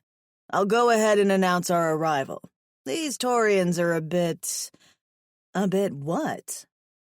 Sohat smiled a little and shrugged. "You'll see." With that, he looked at Wawa, who was at his spot on her shoulder. "You," he said to the sliz. "Don't let anything happen to her." Wawa frowned. She was sure he did. He locked gazes with Sohat, his eyes slowly bleeding black, and she was sure he was going to attack. She reached for him, but his eyes slowly bled back to their usual brown. Cleo's mouth fell open. Was he beginning to tolerate Sohat? He still didn't like the blue stranger, but he was no longer trying to kill him all the time. Moving toward her, Sohat clasped the back of her neck and tilted her head up to him. His kiss was sensual, slow, and Cleo's eyes fluttered as he let her go. "I won't be long," he said. "Don't move." Nodding, she watched him leave. It was getting dark enough for the shadows of the trees to begin to look ominous, and she hoped he wouldn't be gone too long. Just in case, she took hold of her piece of shrapnel that hadn't failed her yet. If anything came out of the bushes while Sohat was away, she'd have something with which to defend herself. Settling on the stump of a fallen tree, she looked around, trying to see any signs of life. She had no idea what the aliens they were coming upon were like, but she trusted Sohut. She trusted him enough to believe he wouldn't willingly put them in danger. That thought was jarring. She'd gone from thinking he was her enemy to sleeping with him, then to trusting him with her future, her life. Not in that order. The jungle here was a lot less dense than the jungle they'd been traveling through for the past few days, but she still didn't see anything out of the ordinary. Rolling her shoulders, she released a sigh. She was exhausted. She hadn't mentioned it to Sohut, but she hadn't known how much longer she could have gone before taking a rest. She was nearing collapse. Wawa stiffened on her shoulder, and Cleo's senses primed immediately. It was only when Wawa relaxed, and she noticed Sohut coming back through the undergrowth, that her shoulders sagged with relief. Is everything all right? He was alone.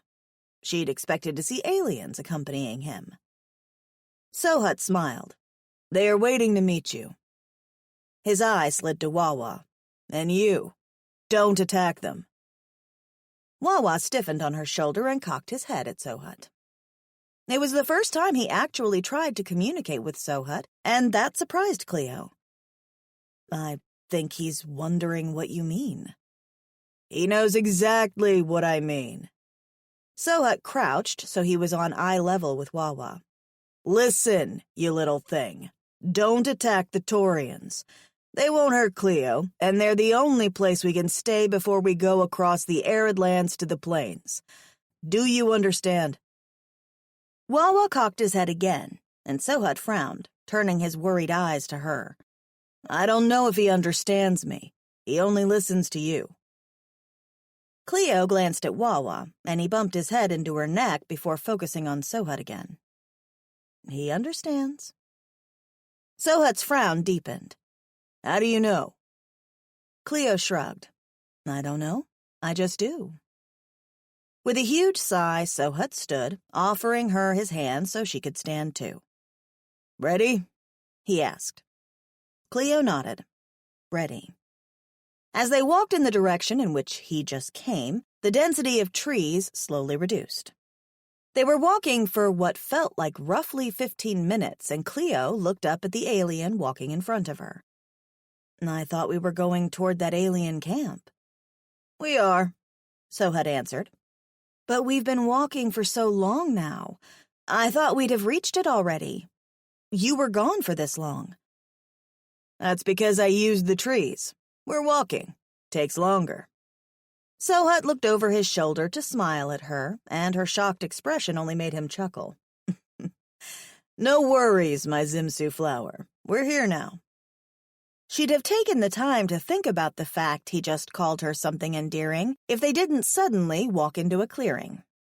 Hanging lanterns dotted the circular expanse. One of the lanterns was close by, and it looked like a paper lantern with fireflies inside. Wawa's eyes lit up. My companion is here with her sliz, Sohut said, and she realized he was speaking to someone in front of them. As she stepped so she could see around Sohut's tall frame, her entire body froze. There were maybe 7 or so short green aliens in front of them. They had huge heads with balloon-like projections at the back, much like an octopus looked. Each alien had 4 eyes that were focused on Sohut, and now that she'd stepped slightly from behind him, they collectively gasped. She realized then that they had spears, all pointed her way, and 4 arms each. Sohut? Yes, my flower. Why do they look like they're going to attack us? Sohut paused, then looked down at her. Not you. His gaze moved to Wawa. Him. Great Roxu. It really is a sliz, one of the aliens whispered. I can't see well. My eyes are dark. Is it really? Another whispered. That's what I just said, Nupak. Are you deaf? Of course not, but I am a little blind. That's what I just said. I can't see. It really is a sliz, but it isn't attacking us. The Mercy said it wouldn't. One more joined in. I don't trust it. You don't trust anything, Cryor, but you are right. I don't trust it either. I really can't see. Is it moving? Fecking Roxu, a guard that can't see in the dark. It's unbelievable we haven't been attacked yet. Sohut chuckled slightly. The sliz won't harm you. It is tame. There was silence before more whispering ensued, the spears moving as the aliens argued. Tame? A tame sliz? I'll give all my arms if that was possible. But it isn't attacking. Maybe it is true. Cleo looked up at Sohut, her anxiety slowly ebbing away. Do they know we can hear them? Sohut shrugged, and she could see his smile.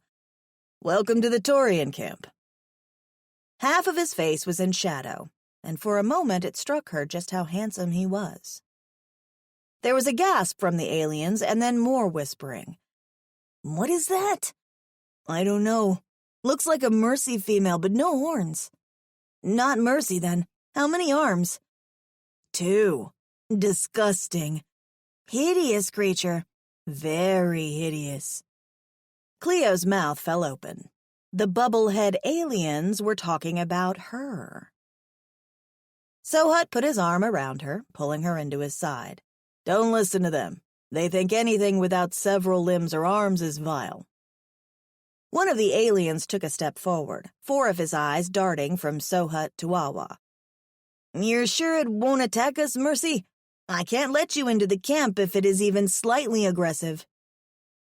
Sohut glanced at Wawa, and Wawa blinked at him. He won't be aggressive.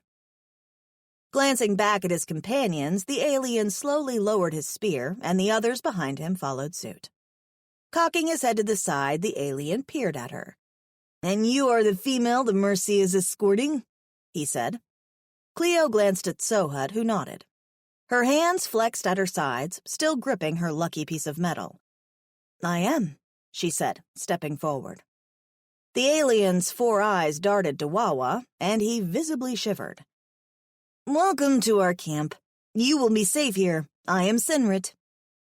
His eyes barely moved over her face before focusing on Wawa again. He was obviously perturbed by the animal. Wawa, on the other hand, was busy rubbing his head against her cheek and ignoring the alien in front of her. Come, Senrit said, stepping away, and with a glance at Sohut, their little party entered the camp. 22. The camp was much larger than she'd initially thought, and Cleo soon realized they were walking toward what appeared to be a circle of light made by the same type of lanterns that dotted the clearing. There was music. Music that sounded like Irish traditional music, but played from wind instruments instead, like a set of flutes. It was such a strike to her senses that she paused a bit. She hadn't heard music in so long. There was chatter, too. Lots of it. Realizing she'd stopped walking, Sohut glanced down at her. Is everything all right, Cleo? Cleo blinked. Yes, it's just... She exhaled. There's life out here. Sohut studied her face a little before he pulled her closer into his side and they continued walking again. Maybe too much life, he said after a few moments, and when she frowned up at him in question, he chuckled. You'll see what I mean. As they approached the circle of light, Cleo realized there were quite a few of the bubble-headed aliens there, more than she could count. Several of the aliens lifted their heads to look their way. Most of them looked extremely sleepy, their 4 eyes heavy as she caught their gazes, and some had wisps of smoke drifting upward from their nostrils. We have visitors, Senrit announced, and that made the aliens who hadn't noticed their arrival till then turn to take a look. 1 female, a Mercy, and a sliz, one of the other guards said, and the chatter around the circle of light suddenly hushed. Even the music stopped. A what? Someone in the circle exclaimed. That exclamation was suddenly followed by a chorus of other exclamations, and some of the aliens stood hurriedly, their 4 eyes darting to the huts at the sides as if they wanted to run to them. He won't hurt you, Sohut spoke up, and several eyes focused on him. The sliz is tame. Tame? Absurd. Senrit glanced at Wawa again. To be honest, I'm beginning to wonder if it really is a sliz. It is loving to the female. The corners of Senrit's mouth turned down, and Cleo almost chuckled at the absolute disgust on his face. Wawa continued to ignore them as he rubbed his head against her neck. I guess it would have attacked already if it was going to kill us, said someone. I've never heard of a sliz waiting that long to attack anything. There was a collective pause. You're right, as usual, but I might have urinated a little from just looking at it, said another alien. Me too. Me too. Yep, me too. Another pause. So it's safe, you think? Asked someone else. I mean, we're alive. There was another pause, and just like that, what looked like a collective shrug of the shoulders occurred before the aliens began chattering again. Music! Senrit exclaimed, and the music got louder. Let us welcome our guests in true Taurian fashion. Before she could protest, several arms circled her waist and arms, and Cleo was pulled away from Sohut. Her mouth fell open in alarm before she realized she was being carried by two of the bubble-headed aliens. There was no malice on their faces, only stupid little smiles. As the music flowed through the clearing, the two aliens holding her took each of her arms and began spinning her from left to right in rhythm with the music, doing the same with their own bodies. Dance! Someone exclaimed. They were dancing with her. Horrified eyes found Sohut's green ones, and she found him tracking her movement around the circle. He seemed amused. Even from the distance between them now, she could see his eyes twinkle. That was before several arms grabbed him too, and he was also forced to dance with the aliens as well. The utter mortification on his face made a bubble of laughter rise within her, and Cleo chuckled. Her laughter only seemed to spur the aliens on, and before she knew it, they'd let her go and she was doing their dance on her own. She would have stopped if the entire clearing wasn't suddenly dancing too. It felt good. Free. Laughter filled her throat. This was not what she had been expecting at all. It was a funny sight. A crowd of green aliens dancing in the dim light, their bubble heads pulsing as they did, their eyes hooded with sleep. As she watched Sohut, who was now across from her as the circle of dancers moved, she smiled. He was staring at her, and the light, the ambiance, the music, it all made her feel young again. She was exhausted from their trek through the jungle, but she didn't want to take a seat on the raised surface within the circle lest she offend her hosts. So when the dancing finally died down and they began to sit, she was somewhat relieved. Making her way back towards Sohut, she didn't get far when she was pulled to sit between two of the aliens. You are missing limbs, but you dance well, one of the aliens said, and she realized it was one of the guards who'd met them by the jungle edge. I am Cryor. Nice to meet you, Cryor. Cleo smiled. Don't offend the female, said the alien on her other side. His eyes darted to Wawa before he continued. Some beings don't like it when you mention their deformities. His eyes lingered on her arms. I'm Newpuck, he finally said. Cleo opened her mouth to correct them on the fact that having 4 arms would be a deformity where she came from, but she didn't bother. That was a conversation that wouldn't lead anywhere good. Nice to meet you, Newpuck. Here. Cryor pushed something toward her. It looked like a piece of sugar cane. It's fermented rye, said Newpuck. It's delicious. She had no idea if it was poisonous or not. Searching for Sohut, she found his green gaze on her as if it never left. He nodded, and she took a bite of the food, not expecting much. As she chewed, Cleo paused. It tasted like a salt and vinegar rice cake. Thank you, she mumbled, as she took another bite and both aliens beside her smiled. Around the circle, chatter ensued as if nothing had changed, and it didn't take Cleo long to relax. Between the rice cakes she was fed and the water to wash it down, she filled her belly while she watched the aliens inhale a strange-looking smoke from glass vases. "Woogly smoke," Crier mentioned. "Do you wish to try it?" As he asked this, she noticed Sohut was being offered some as well, which he promptly refused. "I'm fine, thank you," Cleo said. That didn't stop the two aliens from indulging themselves, and soon the clearing was so thick with the smoke, she might as well have been smoking it herself. For the next few hours, she watched the aliens smoke, drink, and tell stories, and she found herself relaxing as she listened to them. It felt strange being in society again, even if it was one as strange as this, and it made her wonder about life after they left the jungle. Would it be like this? She'd been on her own for so long. There were times she'd wished she had company, but she wasn't even sure she'd be able to integrate into alien society. Her eyes found Sohut through the din, and he was still looking at her. He had a life outside of this jungle. For some reason, she'd forgotten that. As the aliens continued to party around them, she realized Sohut's gaze didn't leave hers. He was speaking to the aliens who spoke to him, but his eyes never moved. His gaze was intense, and it made her feel as if he was imagining just what they'd done in the trees when the nights came in.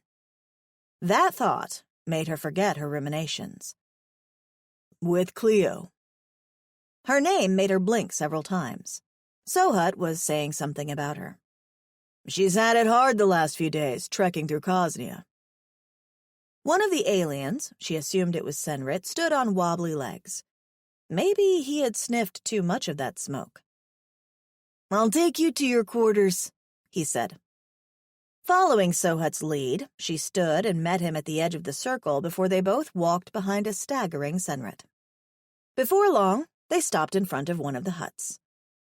"This is yours for as long as you like," Senrit said, his 4 eyes meeting hers. "We have no feminine products here, I'm afraid." "Oh."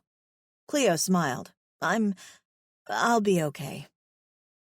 She'd lived in the jungle for a whole year. She doubted going a few more nights without shampoo was going to kill her. As Sohut opened the door and led them in, Cleo's eyes widened. Inside the hut, there was a huge cushion on the floor, and she assumed it was the bed. Off to the side, there was another room. Sohut gazed down at her. "After you." Cleo stepped in, and Wawa immediately hopped off her shoulder to settle in the middle of the bed. "Hey!" Sohut frowned at him. "That's for all of us." Wawa blinked at him before, surprisingly, he moved to settle on the side of the bed. Cleo's eyebrows shot up. Well, that's a first. He listened to you. Sohut smiled, a devilish glint in his eyes as he pulled her into him. "A wash before we sleep. I know you're tired," he said. A bath? What she would do for one right at that moment. Sohut nodded before taking her hand in his and leading her to the second room in the hut. As soon as they stepped in, he pressed her into the wall, his body holding her hostage. "Cleo," he groaned as he dipped his head to her neck. "I've missed you." A chuckle developed within her. "What? I've been with you this whole time." "Not close enough." He breathed down her neck, sending a shiver down her spine. Sohut took her skin between his teeth and flicked his tongue over it, causing her to inhale deeply. One arm pressed against the wall beside her head while his other arm moved underneath her dress to caress her leg. "I'd rip this off you if it didn't mean you'd be walking naked," he murmured, nibbling her skin as he did. "I don't want those Taurians looking at what's my—" He stopped short and froze, suddenly, before he lifted his head to look her in the eyes. There was shock in his as she studied him. "What were you going to say?" Cleo wet her lips. Sohut's throat moved as he stared into her eyes, but he didn't answer. Instead, it was as if a switch flipped, and he leaned from off the wall. Cleo watched him move, a ball developing in her throat that prevented her from saying another word. Because She was pretty sure he was just about to say that she was his. 23. We should get you clean and comfortable. You deserve the rest. Sohut stepped away from her and moved over to a circular indentation in the ground. Confused, she watched him, and for the first time she noticed the room. It was smaller than the room with the bed in it, but large enough to hold both of them. Off in the corner was one of those lanterns with what she was going to assume was alien fireflies. It lit the room in a warm glow. Sohut crouched over the indentation in the ground and pulled out the stop from what looked like a wooden pipe. As soon as the stop was released, steamy water came pouring through. They have hot water here? Cleo moved forward, unable to believe what she was seeing. She hadn't taken a hot water bath in, forever. Sohut smiled as he moved to another side of the room and dug his hand into a bag that was placed there. They have more technology here than you would think. Taurians can't resist favors. If a Taurian helps you, usually they ask for high-tech favors in return, he said as he threw what looked like small pellets into the bath. As the pellets hit the water, they fizzed and produced a sweet smell. All ready. Sohut smiled again, but the smile didn't reach his eyes. He looked guarded, scared almost. As he made to brush past her, she caught his shirt in her hand. Is everything all right? Sohut inhaled deeply and froze for a second. He wouldn't face her. Sohut? She didn't know what to make of his sudden change in behavior. One moment he was saying he'd missed her, and the next it was as if he couldn't wait to escape her presence. At the sound of his name, Sohut inhaled deeply before tilting his head to the ceiling and groaning. His arms wrapped around her as he pulled her against him. Cleo, he said, dipping his forehead to hers. Is something wrong? Are you okay? Sohut breathed hard before he answered. Everything is okay. She tried to see his eyes to garner what he was thinking, but he held her head steady between his hands so she couldn't move it. I'm not joking when I said I missed you, Cleo, he murmured.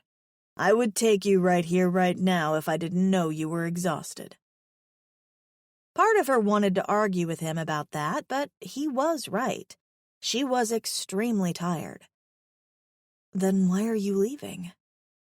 The whisper came from her lips before she could stop herself.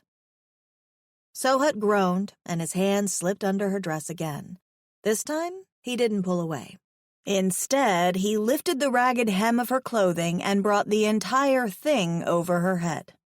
The garment was deposited somewhere on the floor as he took her in. Even in the warm, dim glow of the firefly lantern, she could see the obsession in his eyes. It melted something within her, made her a little anxious, but most of all, there was anticipation. You should... His voice came out much deeper, hoarser than usual, and he cleared his throat. You should go in the bath before the water gets cold. He was right. Taking a step toward the bath, she asked, Aren't you going to join me? There was silence, and when she glanced back at him, her breath caught in her throat. His eyes had bled to black, his pupils completely dilated as he watched her. Swallowing hard, she stepped into the bath as she watched him, and he followed her every movement. So, are you? Sohut blinked. Am I what? Are you going to join me?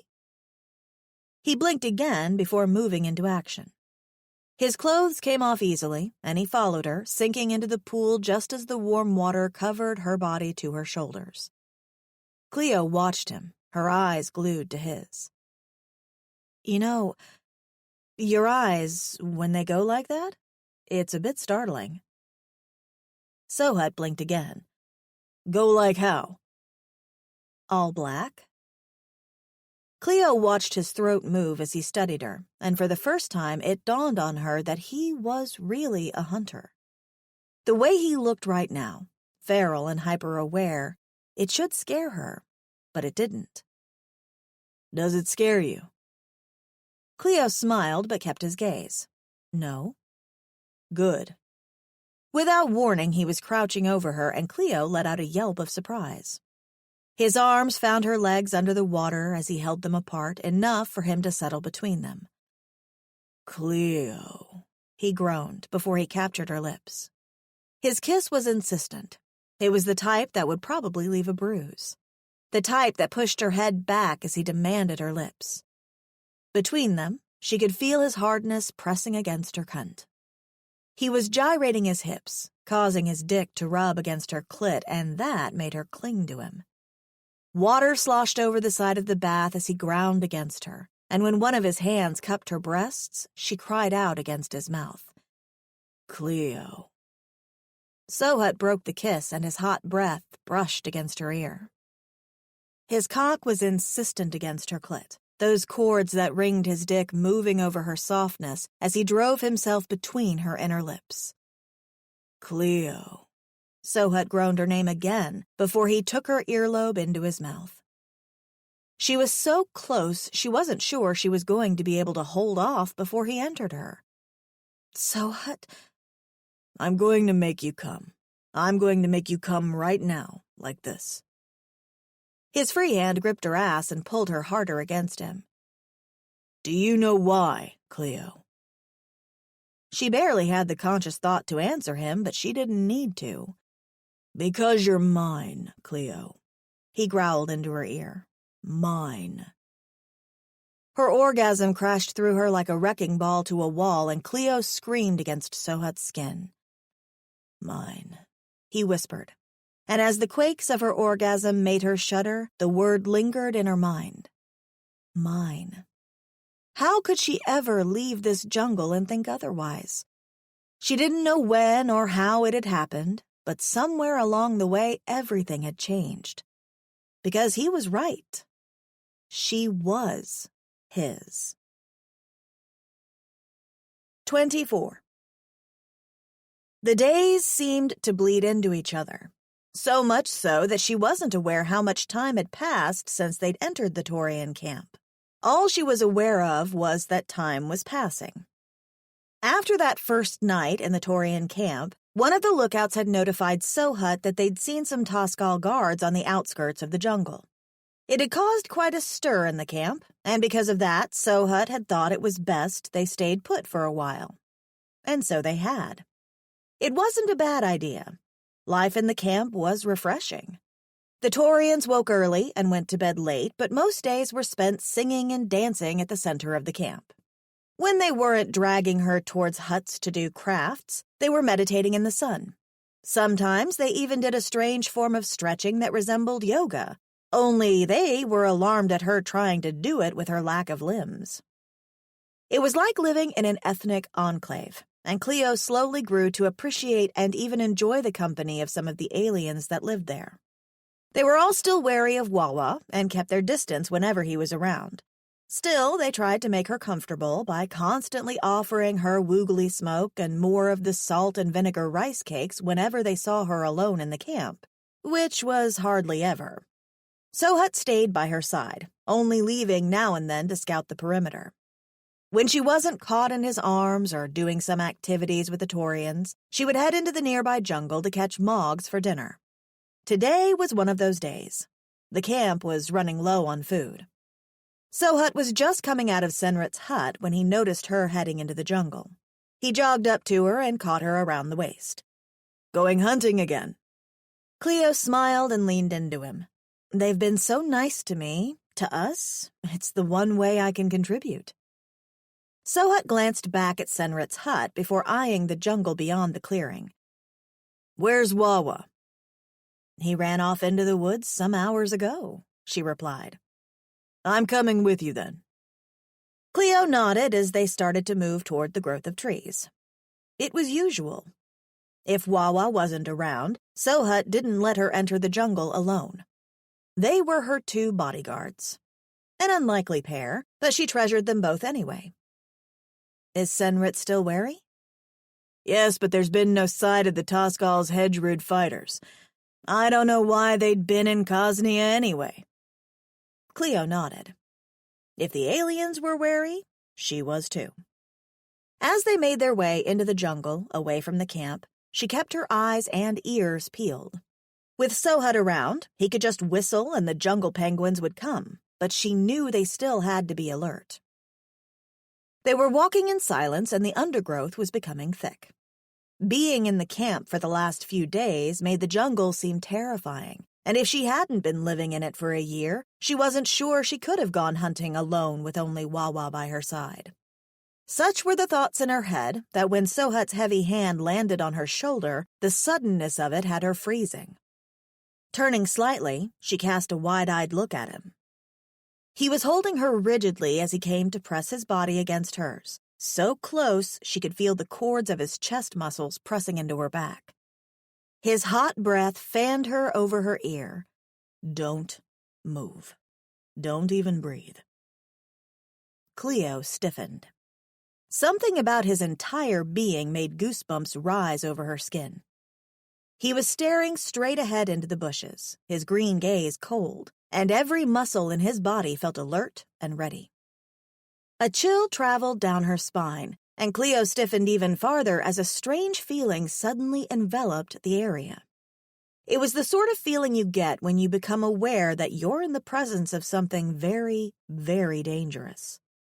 She was vaguely aware that Sohut was reaching into his trousers and pulling something free, and a side-eye told her it was his blade. There was something out there, something threatening, and she wondered if it was one of those guards the Taurians had spotted. The thought that there was an enemy in their midst.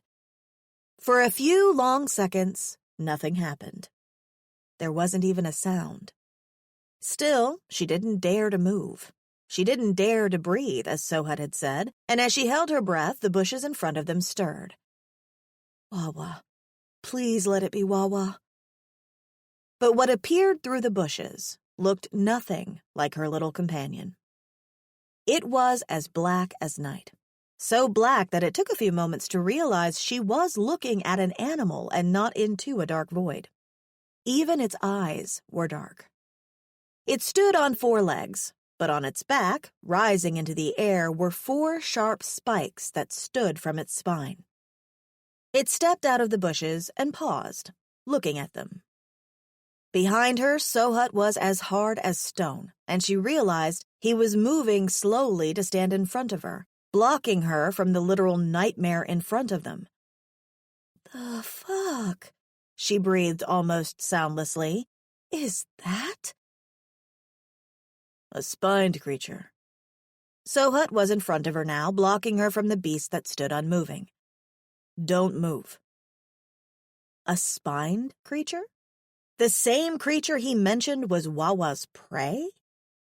How the... Moving just slightly enough that she could see around Sohut, Cleo's eyes widened in disbelief. No way. That thing in front of them was huge. There was no way little Wawa could take it on and survive. Even as she looked at it now and the rest of its body appeared from the bushes, she couldn't imagine Wawa taking down something that was that big. There weren't 4 spikes on the thing's back. There were many.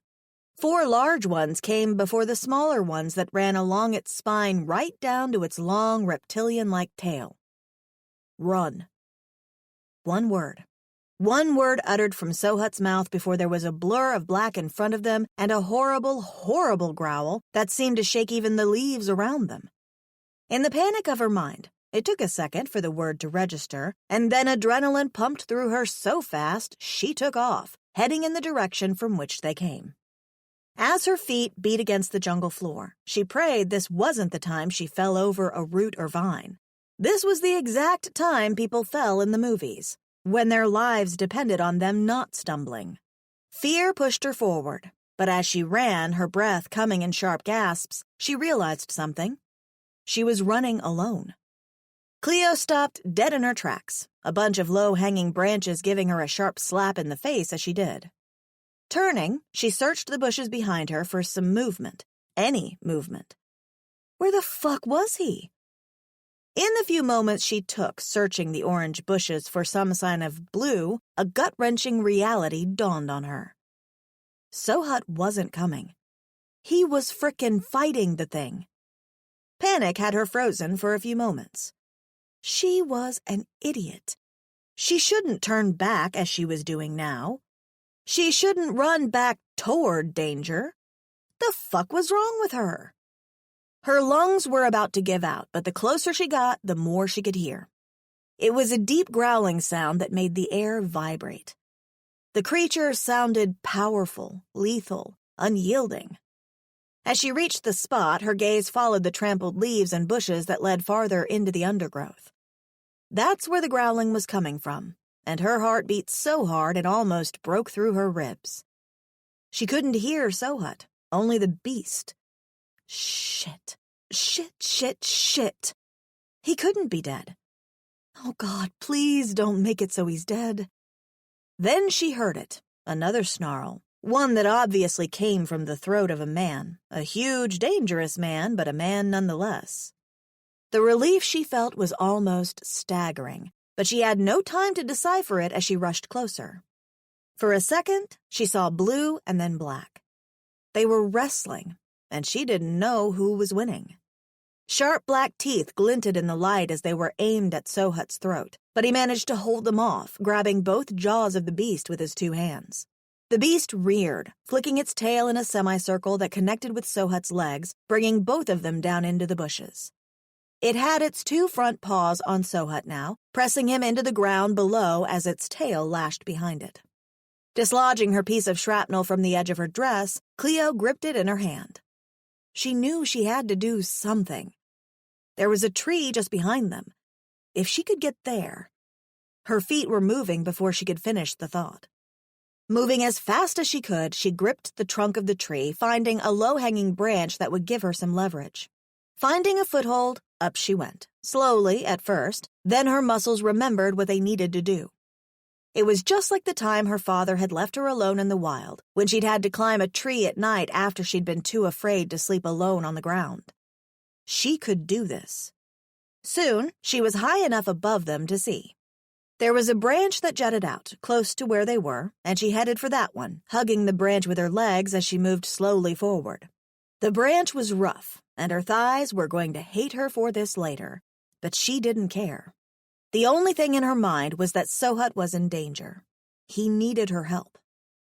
Sohut was on the ground, his teeth grit, his face twisted into a ferocious snarl as he wrestled to get the animal off him. His sole focus was the beast, and it seemed neither he nor the beast realized she was there, for when Sohut's gaze caught movement above them and his eyes settled on her, the look in his eyes moved swiftly from ferocity to horror. That 1 second of hesitation, and the beast pressed into him harder, its sharp teeth moving even closer to Sohut's neck. Cleo breathed hard. She didn't have a plan. She didn't have a frickin' plan. Just then, the beast did something she didn't expect. Its dark spines flattened against its back as its tail lashed menacingly, and she knew then exactly what she was going to do. Gripping the piece of metal, she didn't think twice. She let go of the branch. It was like slow motion when she fell. Her eyes were locked on Sohut's, on his brilliant greens as his gaze widened even more. Gravity being her ally, Cleo aimed, and when she landed, she slammed her hand as hard as she could into the beast. The sharp pain that she felt immediately almost made her cry out. The metal sunk deep into the creature's back, slicing her hand open in the process. It reared back. One moment she was on its leathery back, the next, she was landing in the bushes. She barely had time to see Sohut rise with a growl she didn't know a man could produce, his blade slicing through the creature's midsection. The sick squelch of guts spilling reached her ear. The beast's huge body went limp, and only then did she breathe. Her hand hurt. Turning her palm to her face, Cleo winced. It looked bad. Her blood was so red against the yellow-orange bushes around her that she didn't know if she should be awed or horrified that she was bleeding so much. She was looking at her hand when a shadow fell over her. "You!" Sohut was glaring at her, and when she looked up, she didn't know what to say. His face was a mixture of horror, dismay, disbelief, anger, and yearning. Before she could protest, she was in his arms. He pulled her from the bushes, pulling her against him as he buried his head against her neck. Why did you come back? Cleo swallowed hard. Because I couldn't leave you to die? You could have found a way back to the camp. The Taurians would have protected you. You could have left me. No! Was that her voice? That shaky thing? I couldn't leave you. He nuzzled her neck for a few seconds, and Cleo allowed herself to relax against him. You could have died. His words were just a whisper. You too, she whispered back. Sohut inhaled deeply and eased off her to study her face. His eyes filled with rage by the second. Metal. I smell metal, he uttered, before snatching her hand. His eyes didn't calm down when he saw the state of her palm, and for the first time in her life, she wished she didn't bleed. He bared his teeth, his fangs protruding in a snarl so ferocious she almost pulled her hand away. As a matter of fact, she did try to pull her hand away, but he held her fast. You hurt yourself. It was as if he was choking on the words. They came out of his mouth as if his throat was suddenly not working as it used to. His gaze met hers. You hurt yourself because of me. The look in his eyes was so tortured she opened her mouth to tell him that she was all right and he didn't have to make such a big deal over it. But he cut her off before she was even able to mouth the words. Never do that again. Sohut set her down and began cleaning her wound, and all she could do was blink at him. Somewhere behind them lay a huge beast that they'd just killed, yet he was tending to her so carefully and gently that she couldn't believe it was the same person that had just sliced the beast in two. For more than a few minutes, he crouched over her, meticulously removing every single foreign object from her wound. Bits of leaves and sticks were removed by his dark claws one by one, and never did he let her help. He seemed adamant about doing it himself, and as he worked he kept his gaze on his task, not raising his eyes to hers. He cleaned her wound with dew from a nearby leaf and dug into his pocket for that vial of healing stuff he carried around. Still, he didn't look at her the entire time. Sohut? He didn't reply, but she knew he heard her because the muscles in his shoulders stiffened slightly. Sohut. He finally raised his gaze to hers, and Cleo inhaled deeply. Did aliens cry? Because he sure looked like he could cry. The pain in his eyes was so real it made something within her wring into a knot. She reached forward, cupping his face with her good hand without even thinking about it. You don't have to feel so bad. I've cut myself worse before, she murmured, her gaze searching his. He didn't reply. Sohut? His gaze fell to her lips. For a moment, he just stared at them. You say my name strangely, was what he said. What? Cleo paused, an unexpected chuckle bubbling inside her.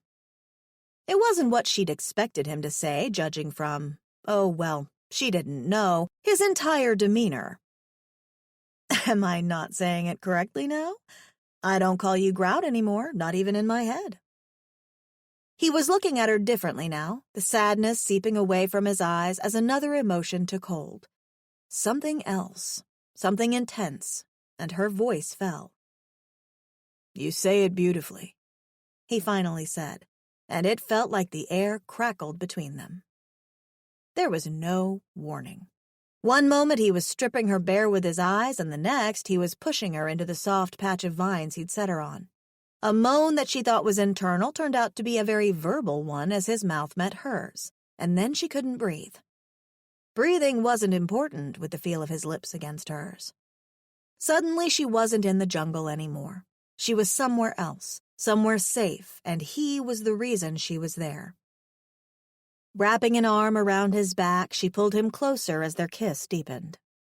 This kiss was nothing like the many others they'd shared. The way he kissed her, it was as if he wanted to absorb her into himself. Sohut groaned so deep his entire chest vibrated against her as he pushed her head back into the leaves and, as if her body couldn't get enough of what he was inciting within her, her legs wrapped around his tapered waist, pulling him into her. At that moment, it felt like he was everything she needed. The world didn't matter anymore. The jungle didn't matter. All that mattered was the fact that he was here now, and the strange thing about it, it felt like he was always meant to be there. She was his, and he was hers. She didn't know how long they'd been kissing for, only that when he finally broke away to take a breath, it felt like the sun had moved a little across the sky. "Feck," he muttered, taking huge gasps as he looked down at her. "Feck me." Yes, that sounded about right. "That's—" he began, then trailed off. "You're—" Yep, that sounded about right, too. He leaned down again to rest his forehead against hers, and this close, his green eyes were like the most brilliant demantoids she'd ever seen. "You can't stay in this jungle," he finally said. "We can't wait around anymore. We need to go. We need to get to the sanctuary." Cleo nodded. She knew staying at the camp had been temporary. "You can't stay." Sohut gulped and continued. "They know." Mild confusion made her search his gaze. They know what? They who? "That spined creature was hunting me. With Wawa around, it wouldn't have taken the chance to come close to you. It was after my scent." He paused. "It was coming after me." Cleo blinked. Several thoughts, so many questions, rose in her mind. In the process, she realized her legs were still wrapped around his waist, her skirt falling so her nakedness was plastered against him. But as she tried to take her legs down, Sohut reached back and held them in place, a warning flashing through his eyes. She could feel her cheeks warm, but she didn't move. It wasn't the worst place to have her legs. "They know I've been protecting you." He paused, waiting for her to say something before he continued. "It's not normal for me to take this long to bring in a bounty." Suddenly, the gravity of his words hit her full on. He was talking about the orc aliens. "You think they sent that thing after you?" Her gaze drifted to the dead animal not far from them. "I don't think it. I know it." Her throat suddenly felt dry. "They don't know you found me. What if you'd failed to catch me?" "I never fail." Cleo digested his words. "So, you're saying they sent that thing to kill you?" Sohut didn't answer, but the look in his eyes told her the affirmative. "Shit. What does that even mean? They hired you." "It means they know I'm not bringing you in. They don't want me helping you to get out of this place." There was a pause as she considered his words, and then everything came falling down. The hope she had for a future with him, the promise of something more than living like a fugitive, it was all falling to pieces. "They know where you live. If you bring me there, they'll come after me. They'll come after you." Sohut didn't hesitate. It was as if he'd considered all this before. "I am prepared for that." No. The last thing she wanted was to bring trouble to him and his brother. "I can go farther into the jungle with Wawa," she blurted, her heart rate picking up. "I can leave. And you can go back to those orcs, tell them you didn't find me. Tell them I died?" "No." It was said so quickly and with so much conviction that something deep inside her ached. "You expect me to leave you here after I've found you, Nora." "Nora?" His eyes lit up a little as she repeated the word, but he didn't indulge her with the meaning. "I'm not leaving you here. You're coming home with me." Home. A word that made an unexpected pang hurt the muscles in her belly. Home. "To the sanctuary." Cleo blinked back what felt suspiciously like tears from her eyes. She wasn't the emotional kind. "I've found you, Cleo. I'm not letting you go. Ever." 25. Sohut grunted as he walked through the brush, swatting away some of the long vines that hung down to brush the ground, careful that they didn't swing and hit the load on his back. His Nora. He'd called her that, but he was sure she didn't know what it meant. It's why he'd said it. He wasn't sure he could face her denying what he was sure was the bond in his soul. The thought made him both nervous and elated. He'd found the one to make him whole. It wasn't a hunch or a presumption. It was intuition, and for the past few days at the camp, he'd had to face that fact. He'd found her. Of all the mercy to be blessed, he was. "I can walk, you know." Cleo, his Cleo, murmured against his neck, her breath brushing against his skin to awaken something down below almost instantly. It was hard focusing on his task when the one thing he wanted to do was stop among some of the soft vegetation and show her repeatedly just how much she made him feel. "You hurt yourself in an effort to protect me." My hand. I hurt my hand. The sound of her laughter was like water crystals sliding down goof leaves. It was a sound he was finding he could listen to till the end of time. Holding her thighs tighter against his sides, he hurried on through the undergrowth back toward the Taurian camp. The Gory had sent a spined creature after him. Why? He wasn't sure. They hadn't communicated that Cleo was worth many credits, but the fact they'd spent an entire orbit and were still looking for her had told him that she was worth a lot to them for some reason. So much so, they were willing to kill him to get to her. There was more to this than the Gory had communicated, and there was no way he was going to let her fall into their hands. He could no longer take any chances. He needed to head through the other side of the jungle, through the arid lands, and toward the edge of the plains. It'd be a trek, but once he got her to the sanctuary, she'd be safe. And she was going to be safe. He would make sure of it. Movement above them had him looking above, and he locked eyes with Wawa. "She's safe," he muttered, and the animal blinked at him before focusing on Cleo. He must have heard or smelled the spined creature and had rushed toward the sound. "Who are you speaking to?" "Wawa." He motioned to the sliz with his head. "Oh." Cleo looked up, and he could almost feel her relief. Thank God he's okay. She still didn't believe he was as dangerous as everyone said, apparently. "The little rag is sturdier than you think." Cleo laughed again, and her teats moved against the hardness of his back. He liked being the reason for her laughter, only, despite how good it made him feel, there was still that underlying feeling of dread. As he headed back to the Taurian camp, the smell of Cleo's blood slowly drifted away as his healing serum worked. She'd gotten hurt to protect him.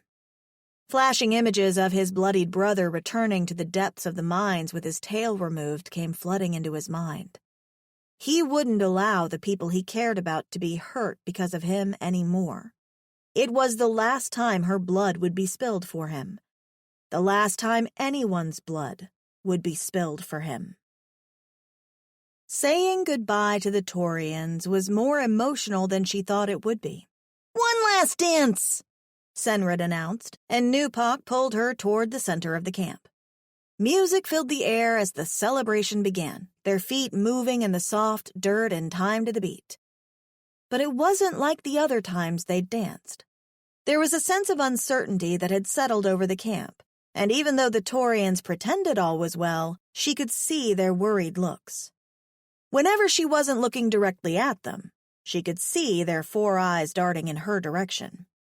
As they danced, Sohut smiled, but the smile didn't reach his eyes, and when the celebration ended and they were loaded up with rice cakes, a sort of resolve had settled over his features.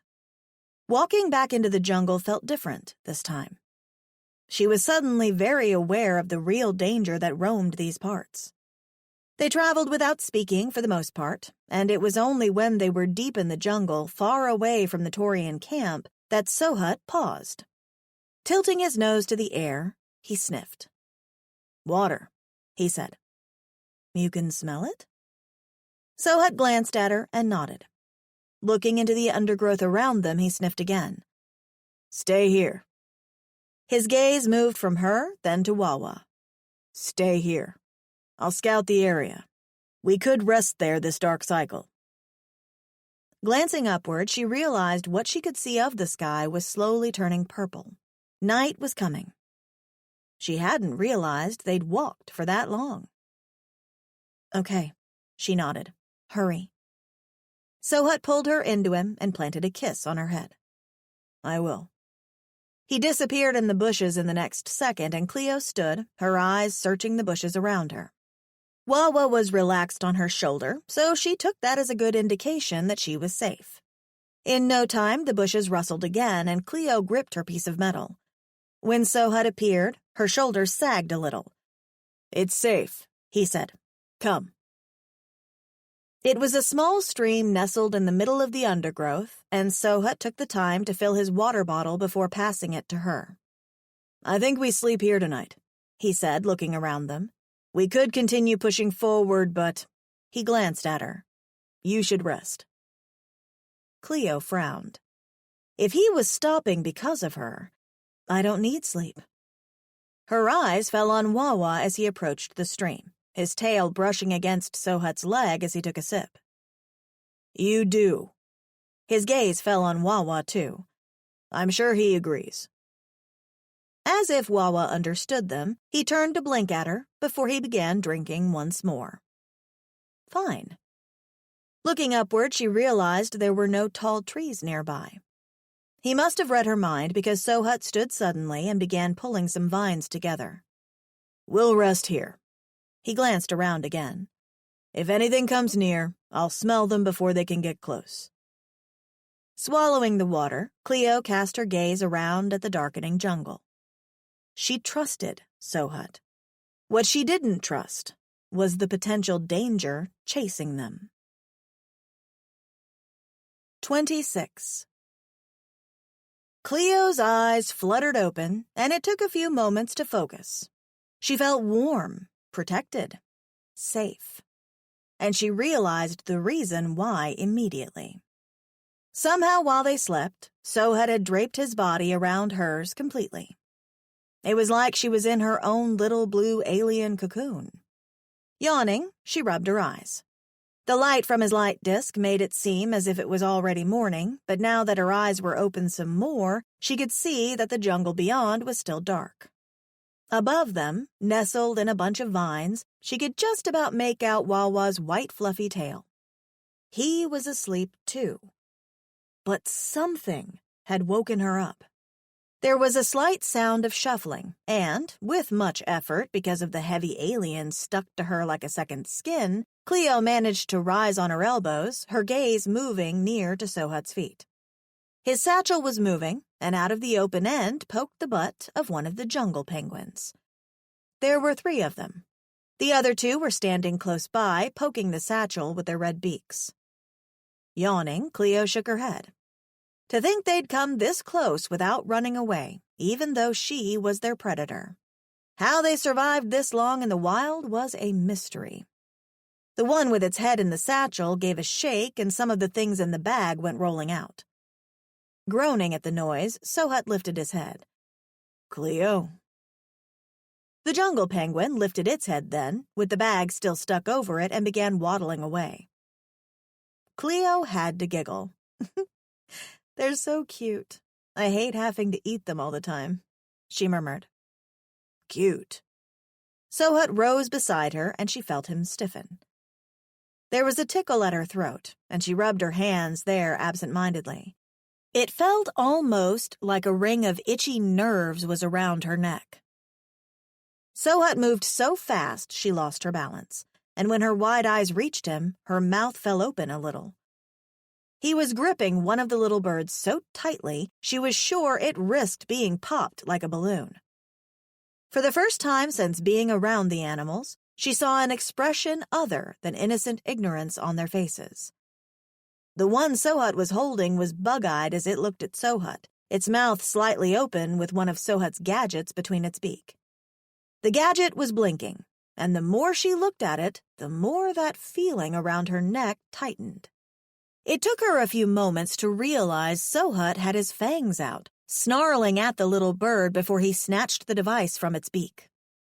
And when he turned to look at her, something deep inside her turned into cold, cold marble and fell.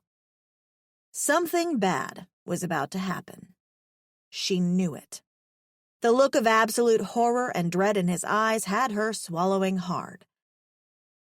Sohut? The feeling around her neck was tightening now, and her heart was beginning to hammer against her chest. Sohut, what is that? Her gaze fell to the device blinking in his hands. But he didn't answer.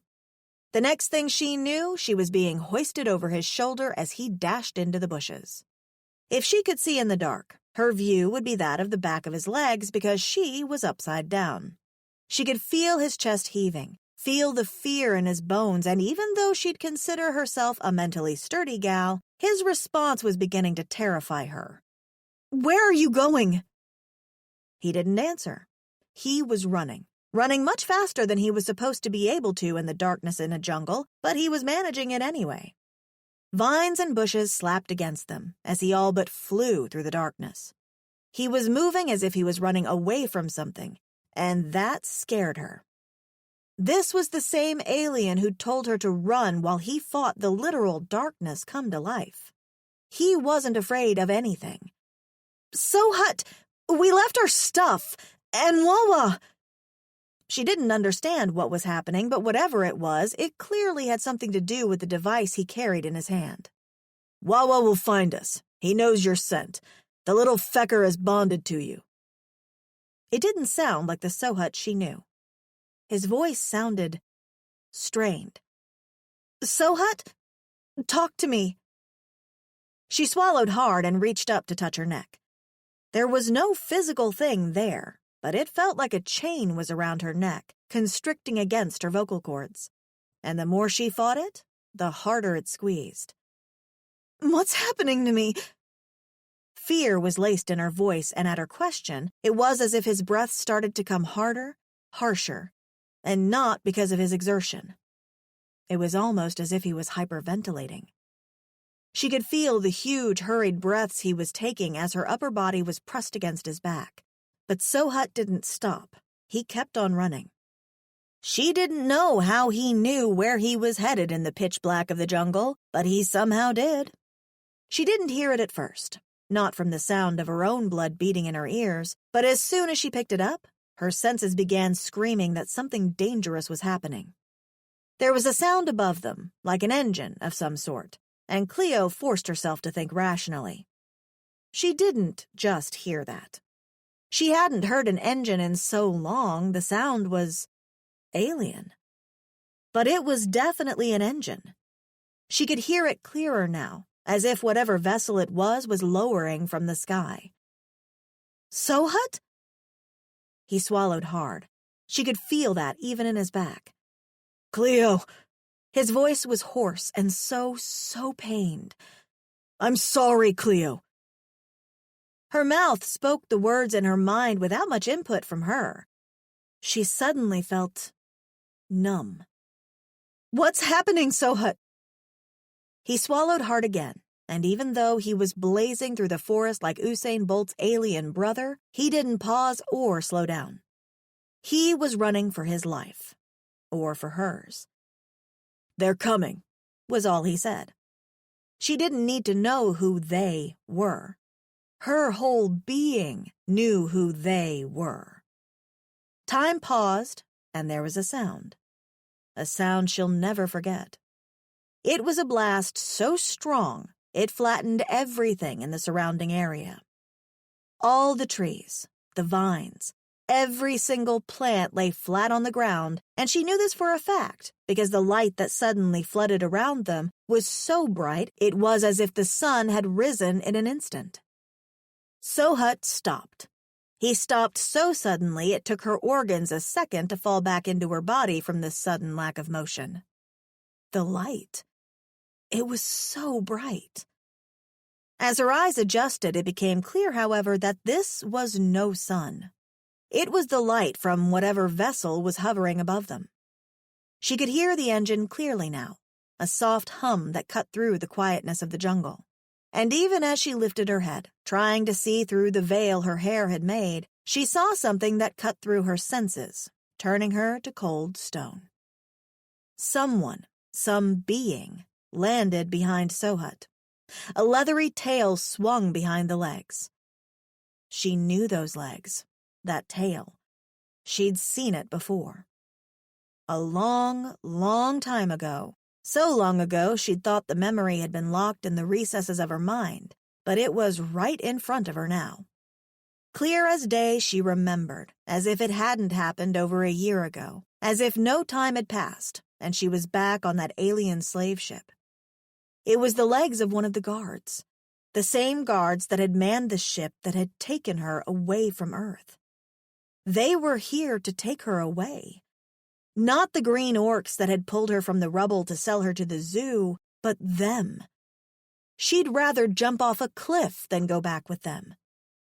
She couldn't breathe now, literally, and it had nothing to do with the constriction around her neck.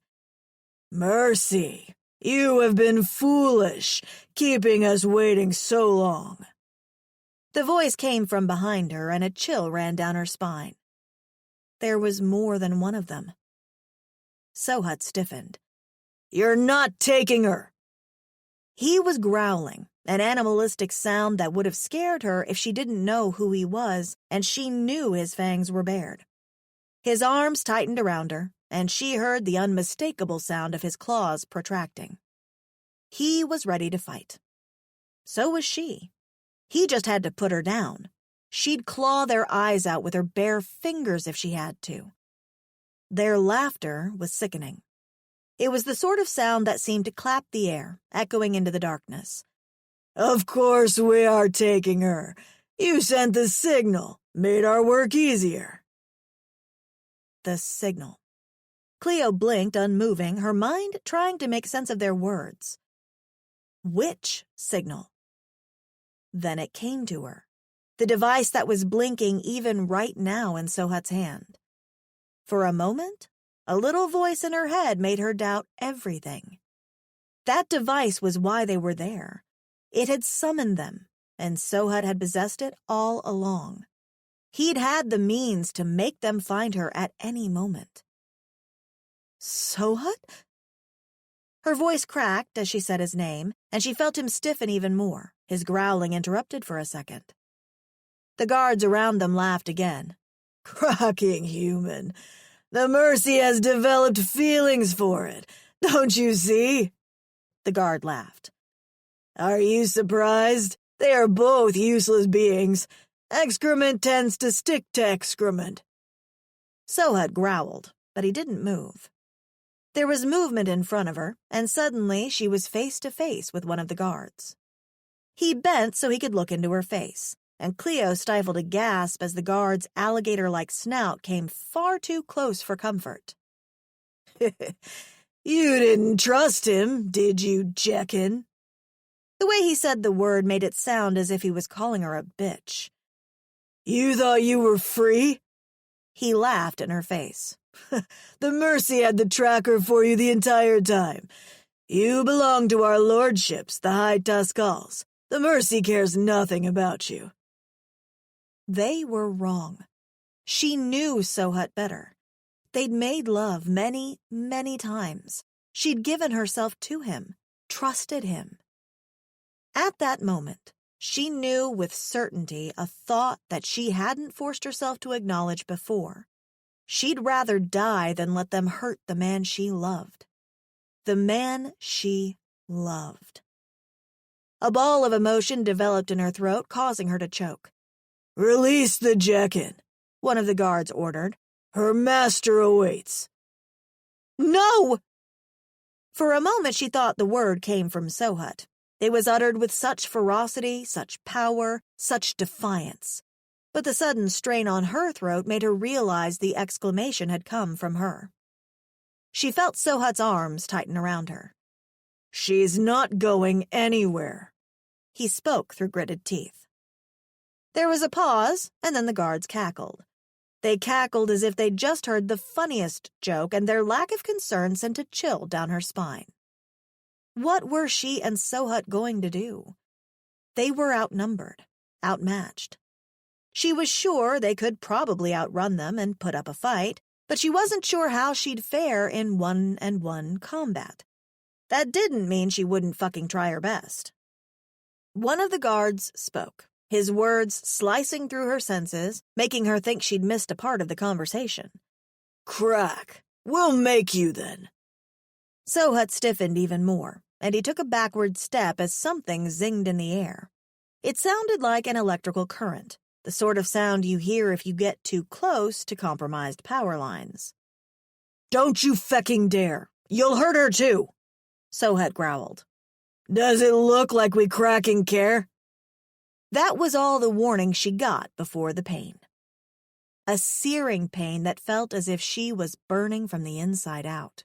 Her entire body shook as she lost control of her limbs, and she was vaguely aware of going down.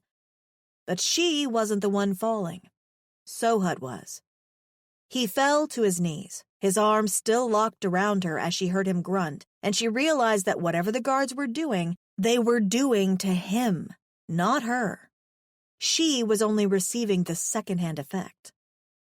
As Sohut fell forward and her back hit the earth below, she was suddenly staring upward through her watery eyes into the faces of 3 alligator guards. Their cruel yellow gazes stared down at her, and Sohut, as the weapon in their hands glowed strangely in the light of their ship. It looked like a power rod. A shock rod. They'd shocked Sohut with a direct current. A rage she didn't know she had burst within her organs, and she screamed. Only no sound came from her mouth. Her scream was silent as her body shook with the after effects of the current. She didn't have time to get to her feet. The gator guards helped her with that as one moved forward and pulled her from Sohut's arms. No. No, Sohut groaned as he tried to stand. He reached for her, but the shock rod was promptly planted into his back, and another dose of the current sent through his body. His skin was turning black. They were killing him. His green gaze met hers, and this time, the scream that ripped from her body echoed into the forest. She tasted the blood before she realized her head snapped to the side.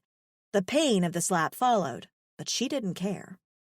She turned her burning rage on the guard that had slapped her, kicking and flailing, but as her legs connected with his underbelly, he only grabbed her to stop her movement. I'll kill you, Sohut groaned again and began to move, and something inside her crumpled and wrung. I'm going to kill every last one of you. He needed to stay down. They were going to kill him if he didn't. The guards cackled again, and the world around her began to fade. They were being beamed up into the ship above them, and there was nothing she could do about it. Her eyes locked on Sohut's, on the man that had stolen her heart without her even realizing, and the utter pain in his eyes was enough to break her heart. Sohut? She gulped. The last thing she saw, an image that would be committed to her memory forever, was Sohut reaching for her. Her heart broke. It broke into 1,000,000 pieces because there was a distinct feeling that she'd never feel his touch ever again. 27. Sohut fell on his back, his breath coming in labored gasps. They'd almost shocked the life out of him, and he'd have let them if that had meant he could have saved her. But he couldn't. He'd failed. Again, he'd failed. In the darkness of the jungle, the world never felt more alone, more desolate. Cleo was gone because of him. Once more, He was the reason the person he cared about the most was going to. He didn't dare to say it. He didn't even dare to think it. The feeling of dread that he'd been harboring finally settled around him. This was what he'd been afraid of.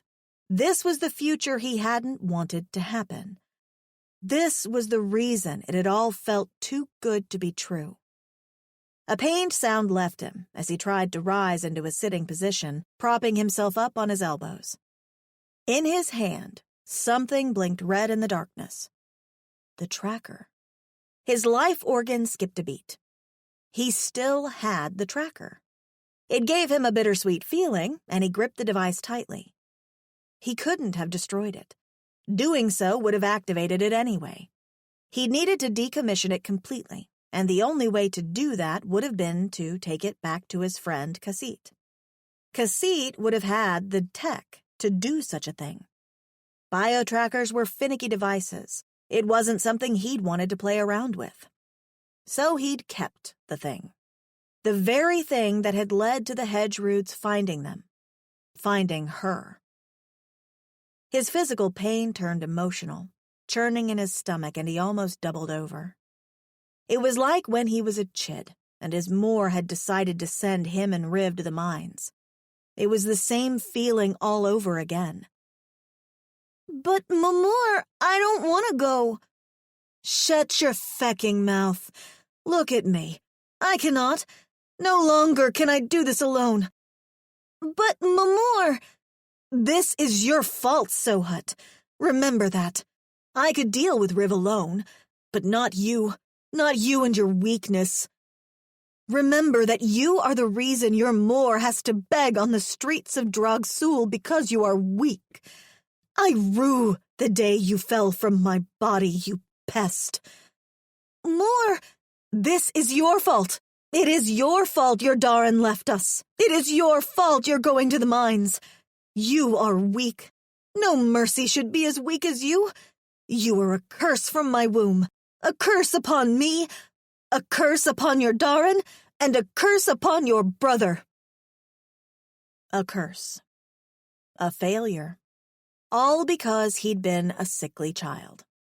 He was the reason his mother had sent him and Riv to the mines.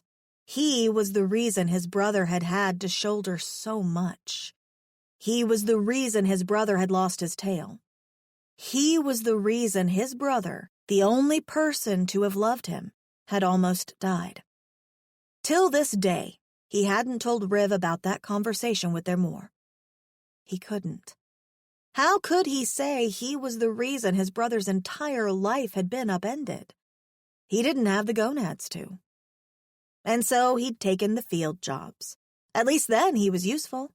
He was of use, and such jobs caused him to stay away from the sanctuary as much as he could, just so he didn't have to face the recluse his brother had become because of him.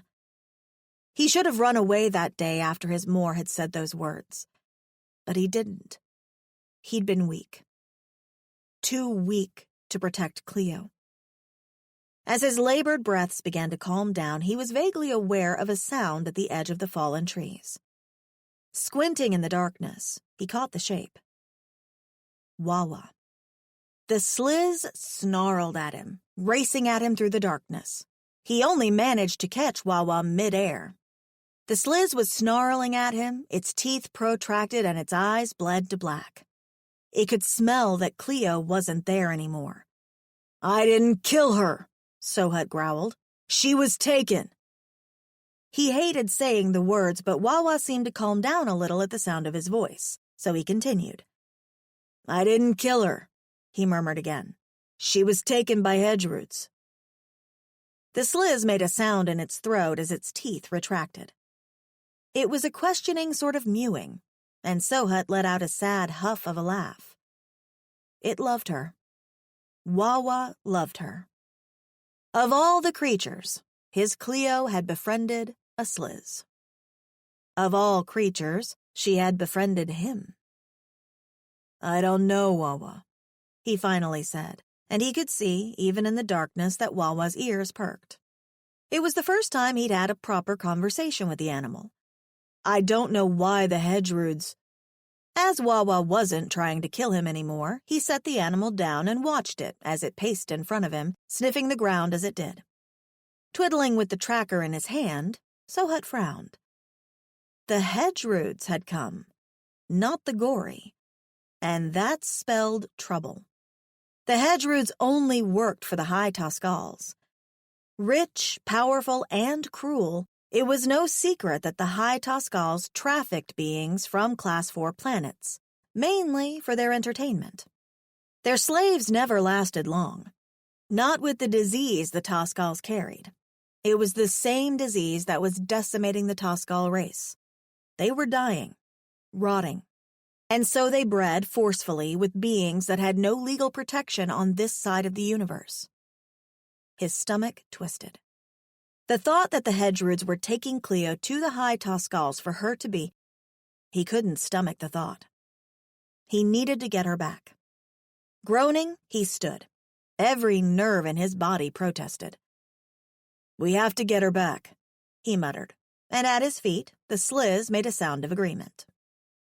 Taking a few steps in the direction of the stream felt like he was trying to claw his way up a mountain that had 100% more gravity than usual. But he could make it. He would make it, and his body wouldn't hold him back. He hadn't let it hold him back when he was in the mines, even though he was sick and close to dying most of the time. He had stayed alive for Riv because dying would have been the ultimate insult to his brother's life. He could do that again. He'd overcome the pain in his muscles, and he'd force his limbs to move. "Let's go get her, little one." He looked at the sliz, and Wawa jumped on him, perching on his shoulders just as he did with Cleo. Sohut gripped the tracker in his hand. They could do this. They were going to get their female back. It felt like hours before he was walking back at normal pace, but he managed to retrieve the contents of his satchel that the cursed Moggs had thrown all over the vines near the stream. Grabbing everything he could see, he set off at a run, his breath coming in gasps as he pushed his body forward. He didn't have a plan, but what he was about to do was dangerous. Nobody went against the Toscals. Nobody except the rebels in the restitution, and he was no rebel. But he was in love. Cleo was his Nora, his soulmate. He could feel it. And he wasn't going to lose her, even if it meant he had to die getting her free. Riv. He needed to call his brother Riv. Connecting his sat phone, he punched in his brother's code. "Sohut?" Riv's voice sounded over the line. He sounded fecked off, but that was his brother. He was never in a good mood. "Riv," he breathed as he ran through the darkness, trusting his instincts that he was heading the right way. "I fecked up badly, brother." "What do you mean?" The concern in his brother's voice was immediate, and it wrung his life organ. Riv had always cared for him, like a father more than a brother. He was so indebted to him he didn't know how he was ever going to repay him. "There's something I have to deal with," Sohut breathed. "I don't know when I'll be coming back to the sanctuary." "Something like what?" Riv asked. "Remember that exotic animal I'm here to catch?" "Yes." "She's not an animal." "She?" Sohut gulped. "She, brother, she. The same species as Larn." "You mean Lauren?" "Lauren, yes." Why was saying this so hard? "Well, I helped capture one of her kind and—" He paused. Saying it was like admitting that he was really weak. "I fecked up, brother. I think I'm going to have to do something stupid," he finally said. He could hear the silence on the other end of the line. "Explain," Riv growled after a few moments. "No time. I have to get to the exchange." But there was no longer the low crackle of the connection. Glancing down at the device, he realized it was out of charge. It seemed the fecking Moggs had detached the soul battery. Fecking little fat excrement holes. Gritting his teeth, Sohut pushed forward. He'd get to the exchange, get a distorter, and find Cleo. As he slipped the sat phone back in his satchel, Sohut gulped.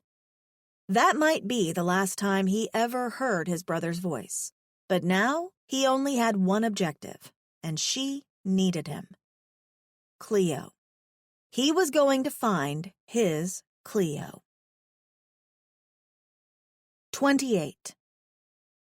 Cleo's eyes fluttered open, and for a second, she didn't know where she was. The lighting was different, the smells different, the sounds, all different. Anxiety made her sit upright immediately. She was in a... Looking around, her eyes widened. It was like a magical garden for fairies. Purple blooms that resembled sakura trees hung over her, and there were actual butterflies. Real butterflies. She stared at them, unable to believe what she was seeing. What were monarch butterflies doing on an alien planet? The soft trickle of a stream caught her ear, and she stood on shaky legs. Was she dreaming? Was she dead? Reality slammed her like a semi out of control. Sohut. As she dashed from underneath the trees, her heart in her chest, she noticed two things. 1, she really was in a magical fairy land. 2, she wasn't alone. In front of her, huddled together, a group of aliens sat on the rocks. Something within her chest clenched. "She's awake," one of the aliens murmured. As her eyes darted from one to the other, Cleo took them in. Their features were soft, and they didn't look threatening. Females. They were all females, Cleo assumed. Some had strange fleshy bits on their heads that reminded her of Medusa, and others were bald-headed. "Hey." One with the Medusa head turned and looked her way. "Are you okay?" Cleo just stared at them. What in the actual fuck was happening? What the hell was this? Something moved to her left, and her head snapped that way. There was a clear panel there. It looked like glass, and it rose against the wall, separating the magical garden from whatever was on the other side. "Where the hell am I?" she breathed, moving toward the glass. What she saw on the other side almost made her collapse, and it was only because she pressed her hands against the glass that she didn't. There were toads, walking toads, on the other side. Toads dressed in white robes, all walking around as if they were viewing goods, viewing her. Cleo took a step back. There was movement to her right, and her instincts took over as she snatched whatever was coming toward her. It was an arm. The arm of the female that had spoken to her, and the woman looked at her in surprise. "It's okay. Calm down. You've been unconscious for a few days. Take it easy." A few days? Glancing at her hand holding the woman, Cleo let go and took a step back. "Who are you? Where am I? What are you doing here?" The woman gave a small smile. "My name is Lee Yuna. I was chosen just like you were." She motioned behind her. "Me and the others." "Which sector did you come from?" one of the other females asked. "Sector?" Cleo took another step back, the reality of the situation weighing on her mind. She'd been captured. Again. And Sohut? He was probably dead. The thought made her want to collapse. "I wasn't in a sector, whatever that is," she replied, threading her hands into her hair as she stared wide-eyed at the ground. "I was free." "I know you're probably in shock right now. What is this place?" Cleo turned her wide eyes to the female in front of her. "Where am I?" "This is our terrarium. It's where they're keeping us before the auction." Auction? She was in a cage. There was that feeling around her neck again, and she touched her neck as she took a step toward the transparent barrier. She could just about see her reflection in the glass, and there was a thin blue line around her neck. It wasn't solid, but it felt like it. It was a clasp of some kind, and memory of the moments before she was taken came rushing back to her. Sohut. Slamming her fists against the glass, she screamed at the beings on the other side. She wasn't an animal, goddammit. She wasn't going to be caged, auctioned, and bought. She'd die first. As the beings on the other side paused to look at her, some coming close enough she could see the sores on their bodies, she looked one of them in the eye. On the other side of the glass, the Toadman smiled. Liuna took a step toward her, causing Cleo to step back farther. "Stay away from me," she said, as her gaze darted around the fairy forest. It was all for show. There wasn't anything magical about this. That reality was making panic rise within her. "I have to get out," Cleo murmured, her gaze still darting around. "You've been unconscious for a few days," Liuna said. "Come, sit with us. We will explain it to you." The female smiled at her, and Cleo nodded slightly before she allowed the alien to lead her over to the other females.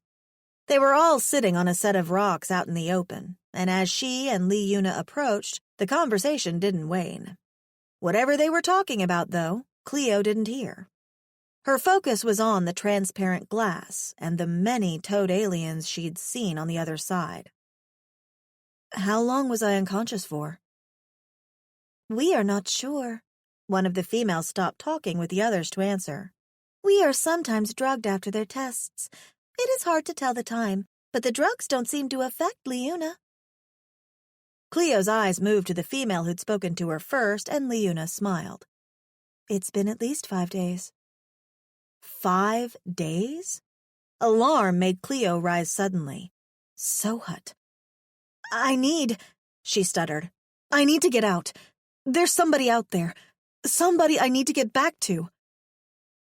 "There's nobody to get back to," one of the other females said. "You will be the property of a Toscal in a few moons. They are all." The thought made Cleo feel sick. As reality slowly settled within her, she frowned. "You can understand me? How?" "You are not awake for the tests. They update everyone's language chips. It makes the process easier in case you are bought with another—" She didn't say another what, but Cleo knew. Another slave. Liuna reached a hand toward her. "There's no escaping this. We are sacrifices given by our people for the safety of our people. It is an honored tradition. Surely your people told you this before they sent you off." Cleo couldn't breathe. Sacrifices? Her people? When Liuna smiled again, she realized she'd spoken out loud. "Our people have given us to the Toscals in exchange for peace." Liuna's smile waned a little. "It is an honor." "No." "Do you really believe that?" Cleo asked the female.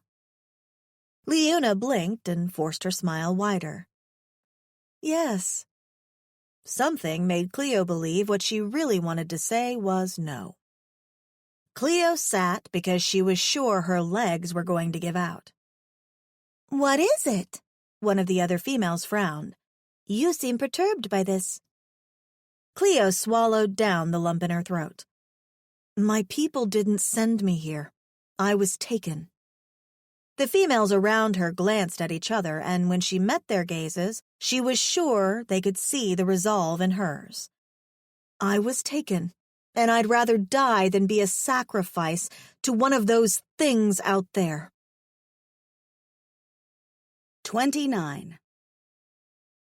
It had taken him far too long to reach his destination. Trekking through the jungle back to the road that ran through it had taken days. More days than he had the heart to count. And the longer he was away from her, the more terrified he became. What if he was too late? Sohut let out a breath as he stood in front of the exchange.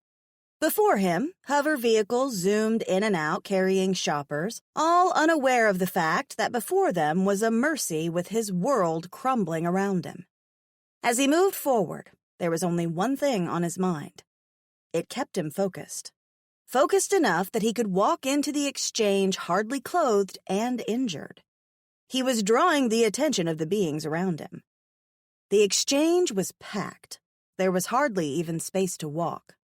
Yet the crowd of shoppers parted to let him through, and he could feel their gazes. Or maybe it was the fact he had an adorable sliz on his shoulder. Either way, the beings around him were not his concern.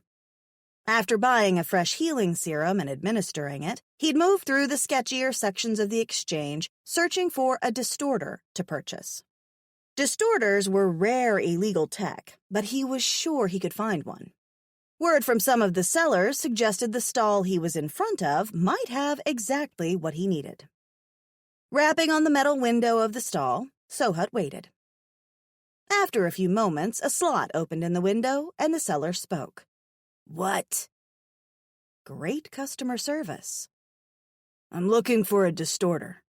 Sohut spoke in a low tone. There was a pause before, What do you want it for? Sohut's jaw clenched, and he resisted the urge to reach his hand through the slot and close it around the seller's throat. None of your business. 50 Taruva coins, the seller said after a few moments. Sohut's jaw clenched again. Nobody had 50 Taruva coins just hanging about, and he didn't have time to feck around. The cellar was mostly hidden, and the slot that he looked through from his stall was only on the level of Sohut's chest. 3,000 credits. Sohut's voice was like ice. 3,000, or I can introduce you to my little friend. As soon as he said so, Wawa climbed down his shoulder to look straight through the slot in the stall. There was an exclamation on the other side and the sound of things falling. Deal! I don't want trouble here. Good. As soon as the transaction was over, he stepped away from the stall, gripping the distorter in his hand. He'd used the device to enjoy the stillness between chapters. Let the music cradle you gently until we resume. Thank you for being a listener.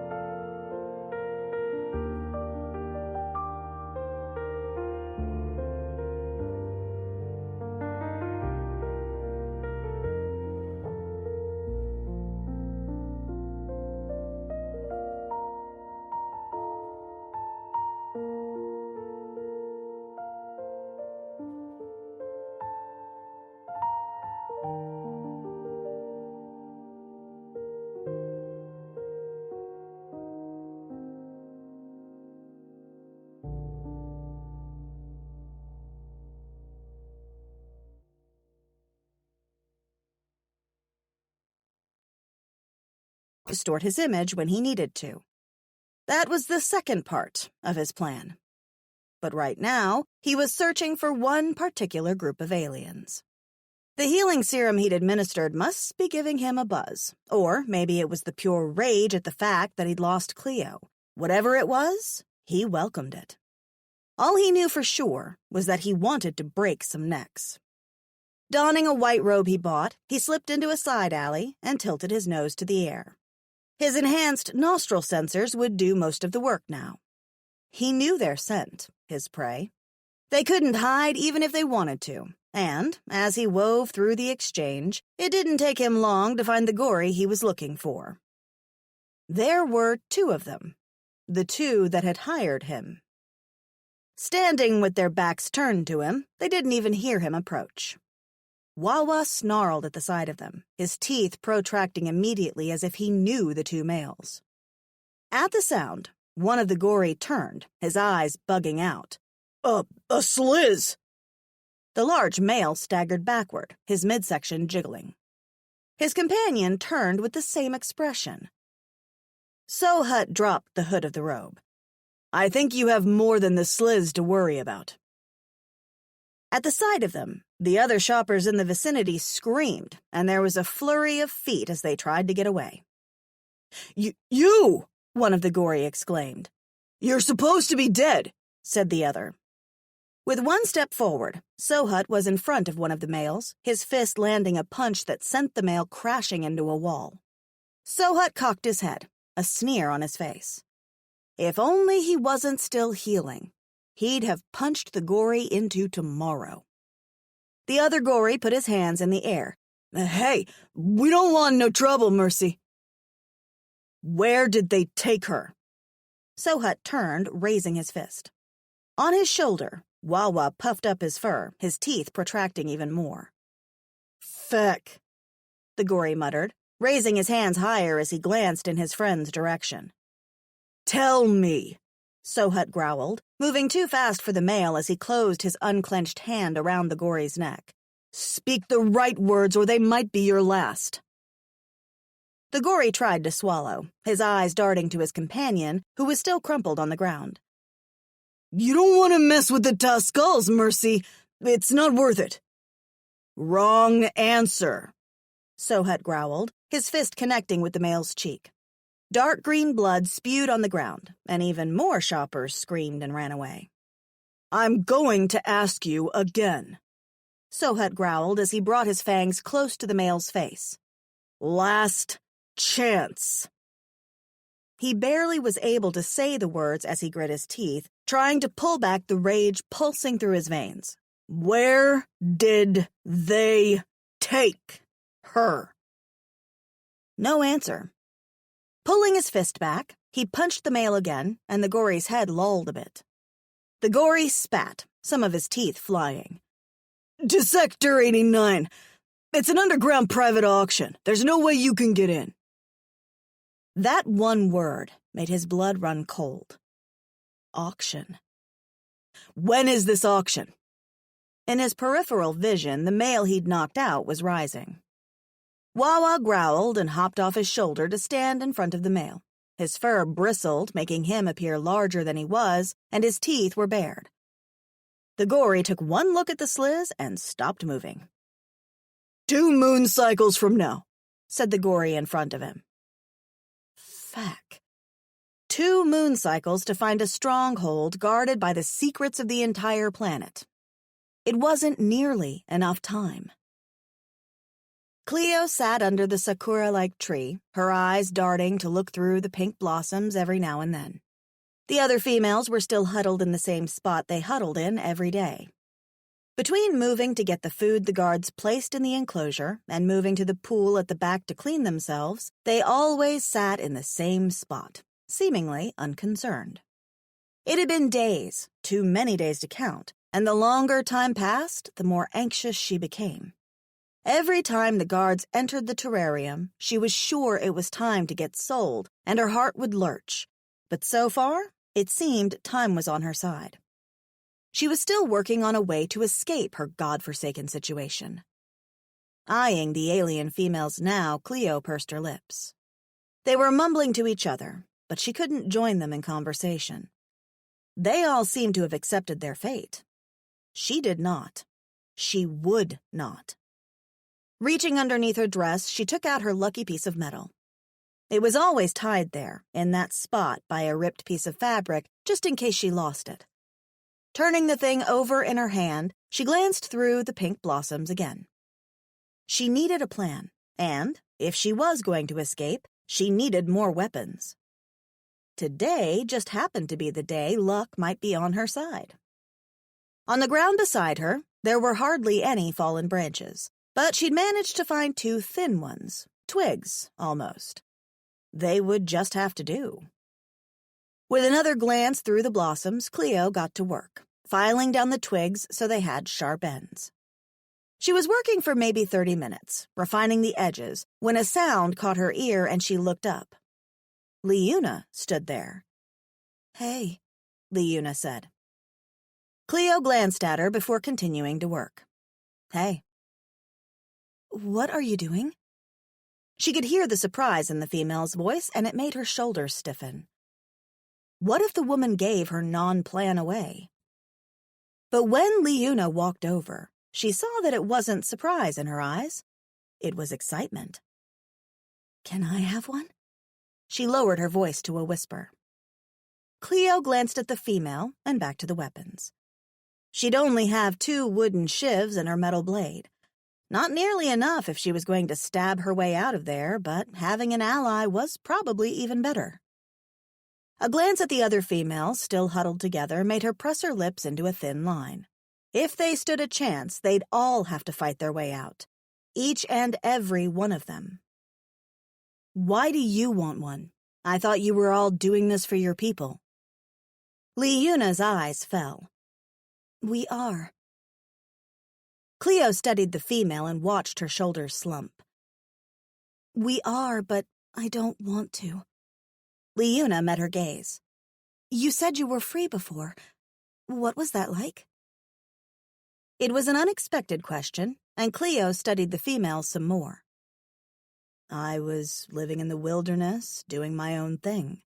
I got up when I wanted to, hunted when I wanted to, ate when I wanted to. I had fresh air, fresh food, a nice place to lay my head, and someone—" Her voice broke, and she took a moment before going back to sharpening the shivs once more. "Someone what?" Leuna pressed.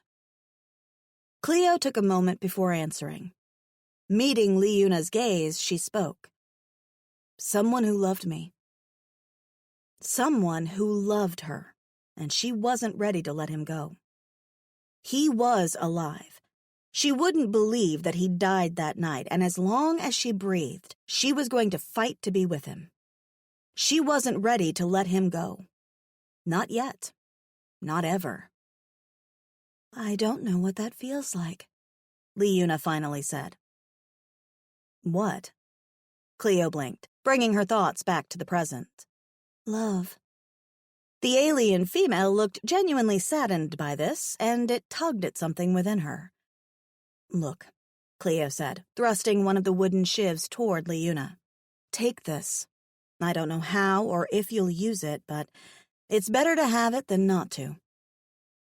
Leuna blinked at the shiv before she threw herself at Cleo, placing her hand against Cleo's forehead firmly. Cleo blinked wide-eyed and not sure what to make of the gesture. "Thank you," Leuna breathed. "Thank you so much."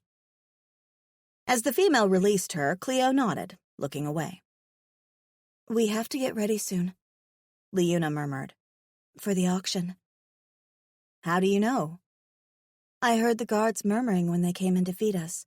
They will return today to make us beautiful for the masters." The words made Cleo's stomach turn, and, like a bad omen, there was a sound in the terrarium and exclamations from the other women. Hurriedly stuffing the shiv and blade behind the tree, Cleo stepped from beneath the blossoms. It was the gator guards. She didn't need Leuna to tell her. She knew it herself. It was time. 30. Feck.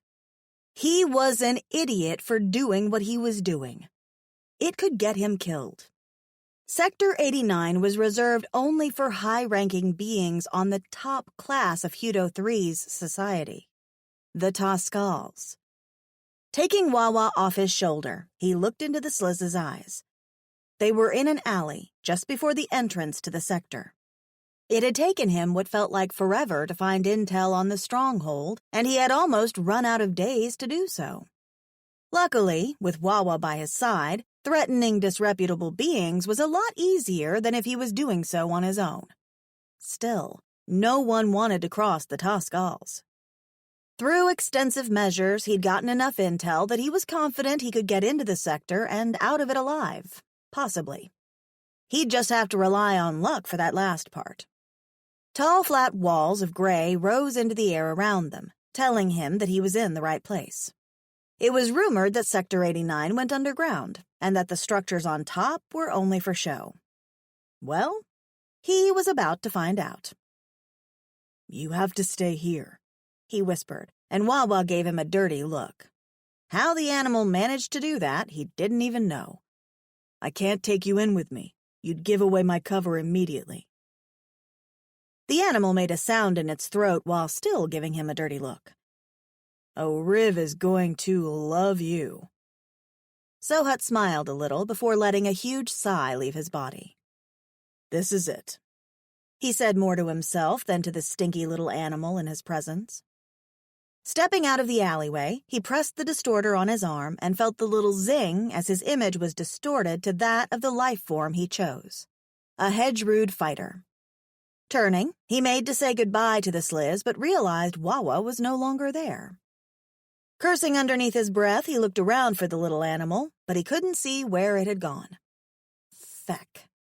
But now wasn't the time to try and find the thing. He might be late enough as it is. As he headed toward the doors of the sector, he swallowed hard. This better work.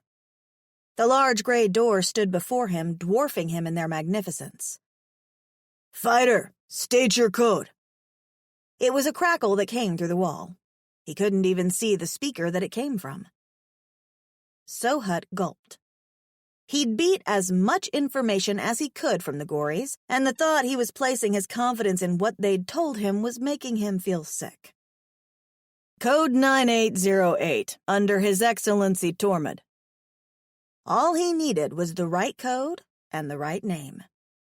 It was lax security, but who was mad enough to do what he was doing? No one. No one dared to get in the way of the Toscals. It was a death sentence, quite literally. There was a pause on the other side of the doors, and for a second, he wondered if his plan was blown, but the door began to slide open. They were huge, yet they made no sound, and soon, right in front of him, was a long, brightly lit corridor. Pristine white walls were on either side, and the lights themselves looked as if they were shining through crystals. Sohut's life organ skipped a beat. This was definitely Toscal territory. They had a strange obsession with white and crystals, an obsession with purity even though they were so filled with impurity themselves. As he walked through the open doors, he glanced up at the Hedgerood fighter on a platform above him. The fighter jerked his head in greeting, and Sohut mimicked the movement before continuing to walk forward. A discreet glance behind him told him the doors were closing again. As he walked, he kept his head slightly down and his gaze forward as two more guards came up the corridor. They were mumbling to themselves, and he hoped they wouldn't speak to him, but apart from jerking their heads in his direction in greeting, they said nothing. So far, so good. The corridor was leading downward, and he realized the rumors must be true. Sector 89 was a stronghold built underground. It didn't take long before the ground leveled out, and Sohut found himself in front of another set of doors. These ones opened without needing a code, and as Sohut stepped through them, he shuddered. There were Toscals and Hedgerood fighters everywhere. His mortal enemies. It was Sohut stopped moving, not believing what he was seeing. A sort of pleasure center. There were chained soaphrams playing stringed instruments in different parts of the room, and lounging on raised platforms were Toscals, male and female alike, getting pleasured. His stomach turned at the sight, and with that feeling followed a fear he never knew he could feel. His eyes darted across the space, looking at the beings pleasuring the Toscals, looking but not wanting to see a female with hair like Zimsu flowers. Cleo. As his life organ beat in his throat, he didn't realize a hedgerood fighter had approached him. "You look ill, comrade. Did you eat the clee shells too?" Sohut blinked. Feck. "Clee shells?" The hedgerood's yellow eyes narrowed, and for a second Sohut wondered if he'd just blown his cover with that simple question. "You must be new," the hedgerood said. "Hired for the auction later today." The auction? So he wasn't late then. Sohut's shoulders slumped a little with relief. "The auction," he answered. "Yes." "That way." The hedgerood motioned in the direction off to the side, and Sohut saw a dark corridor leading from the room. "Your master will be looking for you."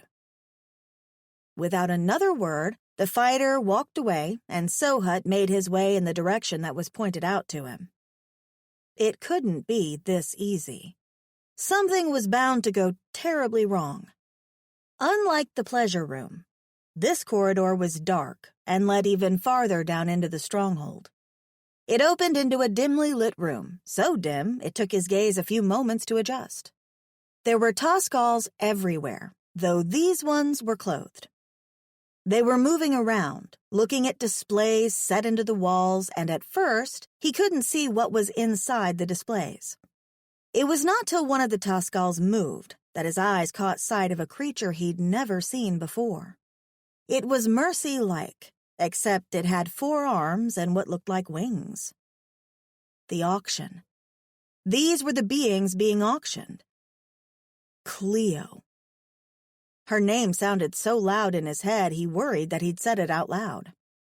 Moving swiftly but carefully so as not to draw attention to himself, he moved toward the displays, his eyes searching desperately for a hint of his female. And he found her. At least he thought he did.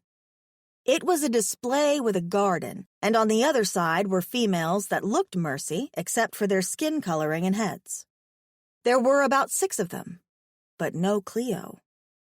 His life organ fell. He was about to move away when his eyes caught movement underneath a large tree off to the side of the display. Moving closer, he peered in just as a female stepped from underneath the blossoms. She was gorgeous. Pale skin, long legs, hair like Zimsu flowers. This time, his life organ leaped inside him. Cleo. But she looked different. Her hair shone as if it had recently been washed with softening products, and she was wearing a see-through shimmering gown that stopped mid-thigh. His life organ crashed, then beamed. His Nora. She was alive and well. Beside him, he could hear the excited grunts of the Toscals gathered in front of the display. The sound of them almost had his claws protracting right there to rip their throats out.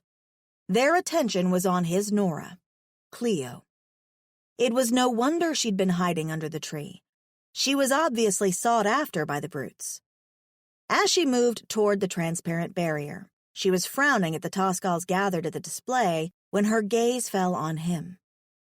Without realizing what he was doing, he reached out and placed his hand, now claw, against the transparent surface. For a moment, she just stared at him before her frown became confused and she knelt before him. She stared at him for a few moments, and even though he knew that to her he looked like the enemy, he hoped something in his eyes could let her know she was not alone, that he was there to save her, that he would get her out of this. She must have seen something, because the confusion grew in her eyes before she stood again, her gaze still on him. In the next moment, her head snapped to the side, her eyes widening before she stood and darted back under the tree. Confused as well, it took him a moment to realize hedge-rood fighters had entered the terrarium. They were pulling the other females not so gently toward the door they'd entered through, while on his side of the barrier the Toscals and their guards were moving. Showtime. Yet he couldn't leave the spot till he saw that Cleo was okay. In the next second, she came from underneath the blossoms, her arms folded across her chest and a glimmer in her eyes. He knew that look. She was planning something. His claw pressed against the transparent barrier as she walked bravely toward the guard, not even flinching when the beast took her roughly by the shoulder. He was going to snap that guard's arm and pull it from his body as soon as he had the chance. Stepping into the shadows, So had activated the distorter on his arm once more, changing forms. Before his eyes, his arms changed to those of a Toscal, and he knew the distortion of the rest of his image was complete. To everybody else, he would look like one of the awful elite. This was it. Cleo was ready to fight, and so was he. 31. Cleo gripped her lucky piece of metal and the shiv underneath each arm as she was led from the terrarium. Her entire survival depended on what she did in the next few moments. And she was going to survive. She had to keep telling herself that. Swallowing hard, she glanced back at the fairy garden before her gaze fell on the gator guard who was still at the transparent barrier. He was still watching her, and her heart lurched again like the first time she'd noticed him. She didn't know what it was, and she couldn't explain it, but he made her feel strange. She'd almost put her hand against his claw as it had pressed against the glass. Apparently, she was starting to go crazy after all the many days spent in captivity. That's why she had to keep repeating to herself that she was going to survive. She could do it. She had to. It was either that or lose her mind. As the gator guard pulled her roughly along, she didn't give him the satisfaction of seeing her fear, even though it was crawling all over her spine. It also came to her that she was alone with the guard. The other females were nowhere to be seen, and soon she was pushed into a small dark room that was flooded with a red light. To her back were dark walls, and to her front was another transparent wall of glass. The room wasn't much larger than a small bathroom, and she immediately began to feel claustrophobic. To boot, the thing around her neck felt like it was squeezing her tight whenever she had any intense emotions like this. Gulping, she turned her gaze to the front of the room, and what she saw on the other side chilled her completely. 5 or maybe 6 of the toadmen, the Toscals, she'd come to learn they were called, were sitting there. They all looked similar, all dressed in white robes, but the one thing that was most creepy about them was the sleazy smiles they all had on their faces. All except one. He was sitting at the back, and for some reason her gaze gravitated toward him. He wasn't smiling like the others, and even though he was focused on her like all the others were, his gaze seemed different. She wasn't sure if that was a good or bad thing yet. For all she knew, he could be the crudest of them all. Behind her, the door to the room closed and she was left alone. "Specimen, human," a robotic voice boomed. Wait. Panic flooded her. It was starting already? "Age, estimated at 20.5 orbits," it continued. "Warranty, none. Estimated life cycle, 30 rotations with hard usage." Cleo swallowed hard as the horror of the last words reached her bones. Was it saying that if they treated her roughly, she'd only last a month? As her gaze focused back on the beasts in front of her, it took everything within her not to take a step backward. "Let the auction begin," the robotic voice announced. As the beasts in front of her began raising glowing blue cards one by one, she did take a step back. Her breath deafened her ears with every inhale and exhale as she watched the cards move. Bidding. They were bidding on her life. and she had no control over it. Gripping the weapon she still held underneath her arms, Cleo focused on controlling her breathing. Focus. Restraint. She couldn't let her emotions, her fear, mess up any opportunity she had to escape this. As she stared across the room, through the transparent wall in front of her, she saw that the group of aliens bidding was becoming more frenzied. She couldn't read the currency they were using on the cards, but it was obvious tensions were getting heated as the cards were being lifted at an increasing pace, almost as if the bidding war was getting tense. Off to the corner, that same Toadman she'd noticed before was still staring at her with the serious expression he'd had when she'd walked in. Only now, his seriousness seemed to be slowly transforming into utter rage. He must be losing then. That made her gaze drift over the others, trying to determine which one was winning the bid. Her gaze landed on one in the center, a huge male with a curious scar over one eye. Its other dark eye focused on hers, unblinking. As soon as it realized she was looking at it, a slow smile spread its lips, and Cleo resisted the urge to puke. It lifted its hand slowly. There was a blue card between its fingers that suddenly turned red as he held it in the air. Her spine froze. Somehow she knew what that meant. He was the winner. And her suspicions were only confirmed when the beast's comrades rose and began filing out of the room, leaving the one with the red card in the middle. It didn't move. It just stared at her, that disgusting smile still on its lips, and for a few moments she wondered what it was going to do. Then it stood, and this time it did get a reaction from her. Cleo took another involuntary step backward. It was huge. She knew it was big, but when standing, it was a whole other version of giant toad. Fuck! She took another step backward as the Toskal came toward the transparent barrier. It couldn't get through, could it?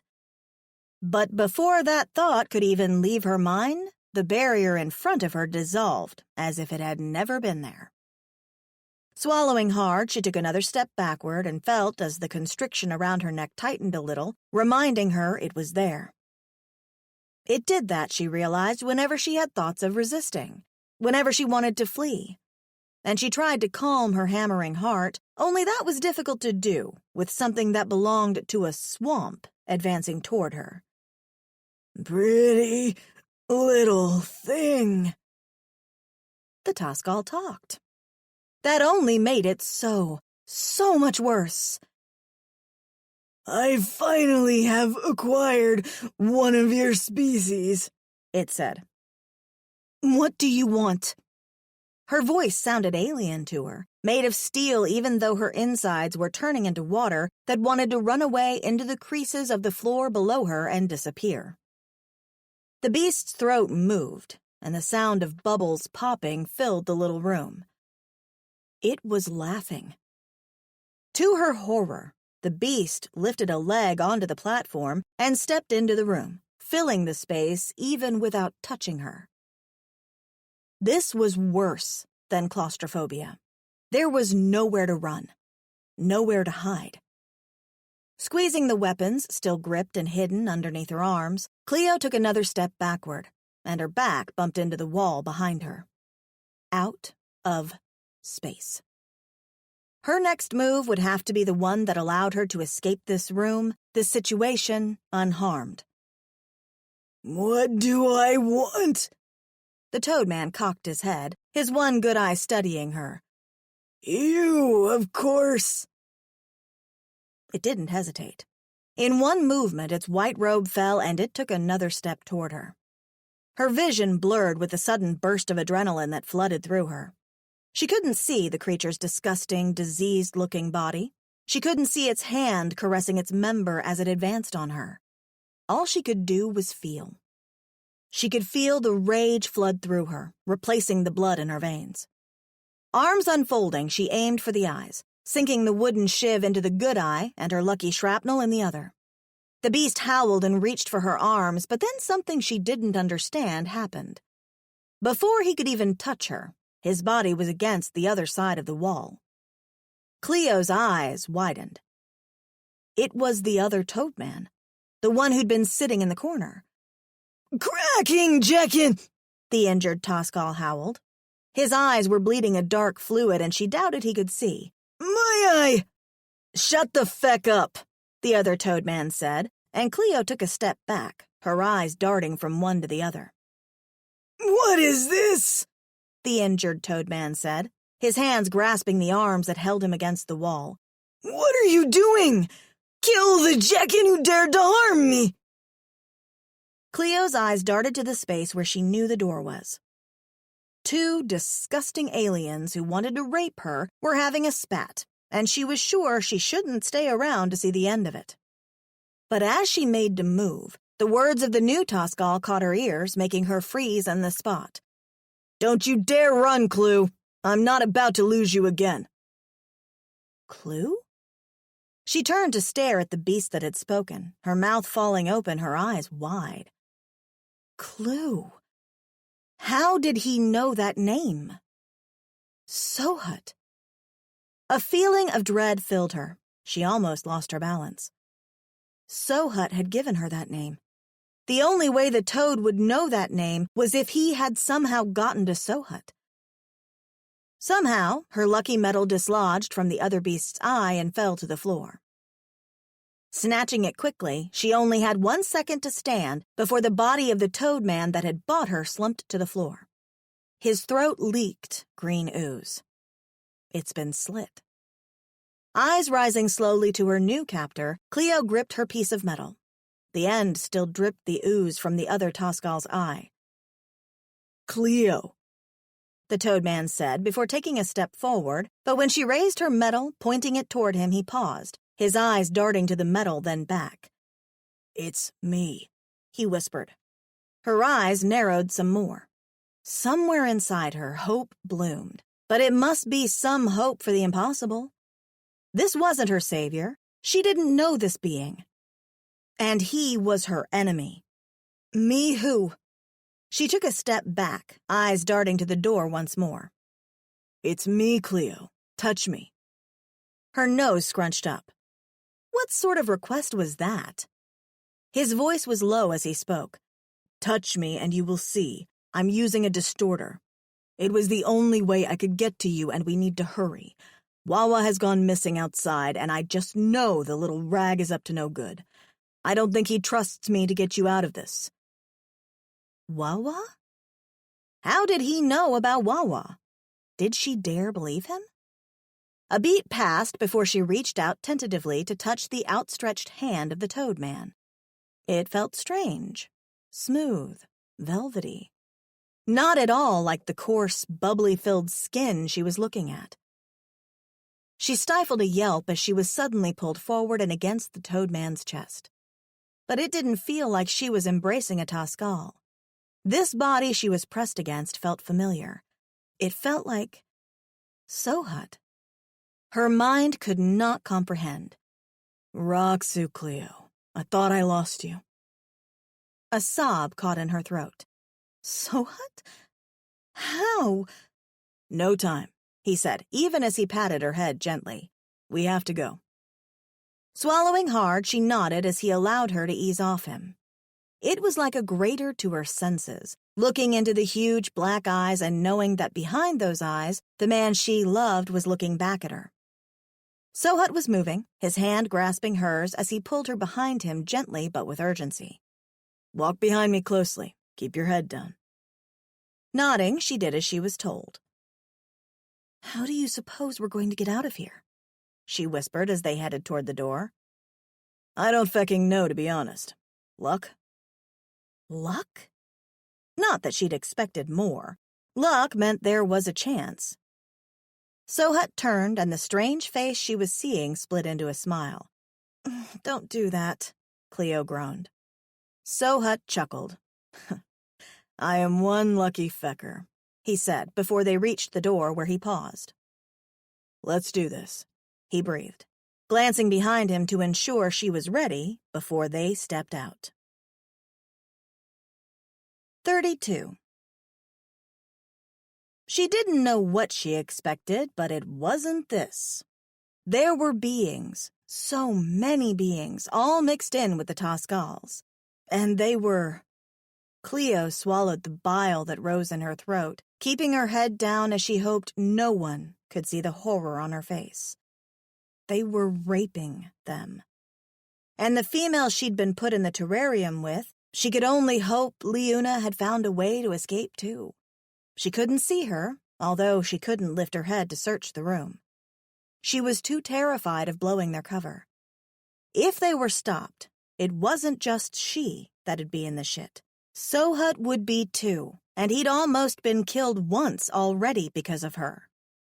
As they reached the far side of the room and entered a corridor, Sohut picked up his pace, and she all but trotted behind him like an obedient puppy. "How do you know where you're going?" she whispered into his back. Sohut inhaled deeply. "I can smell the fresh air outside."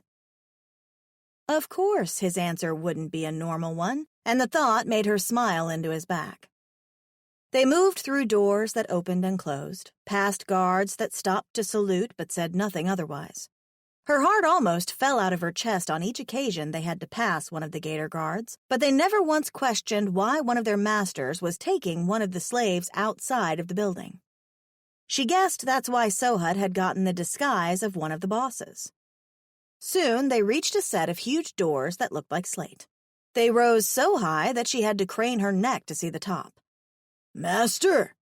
The voice of a gator guard caught her ear, and she realized there was a set of guards posted on a platform above them.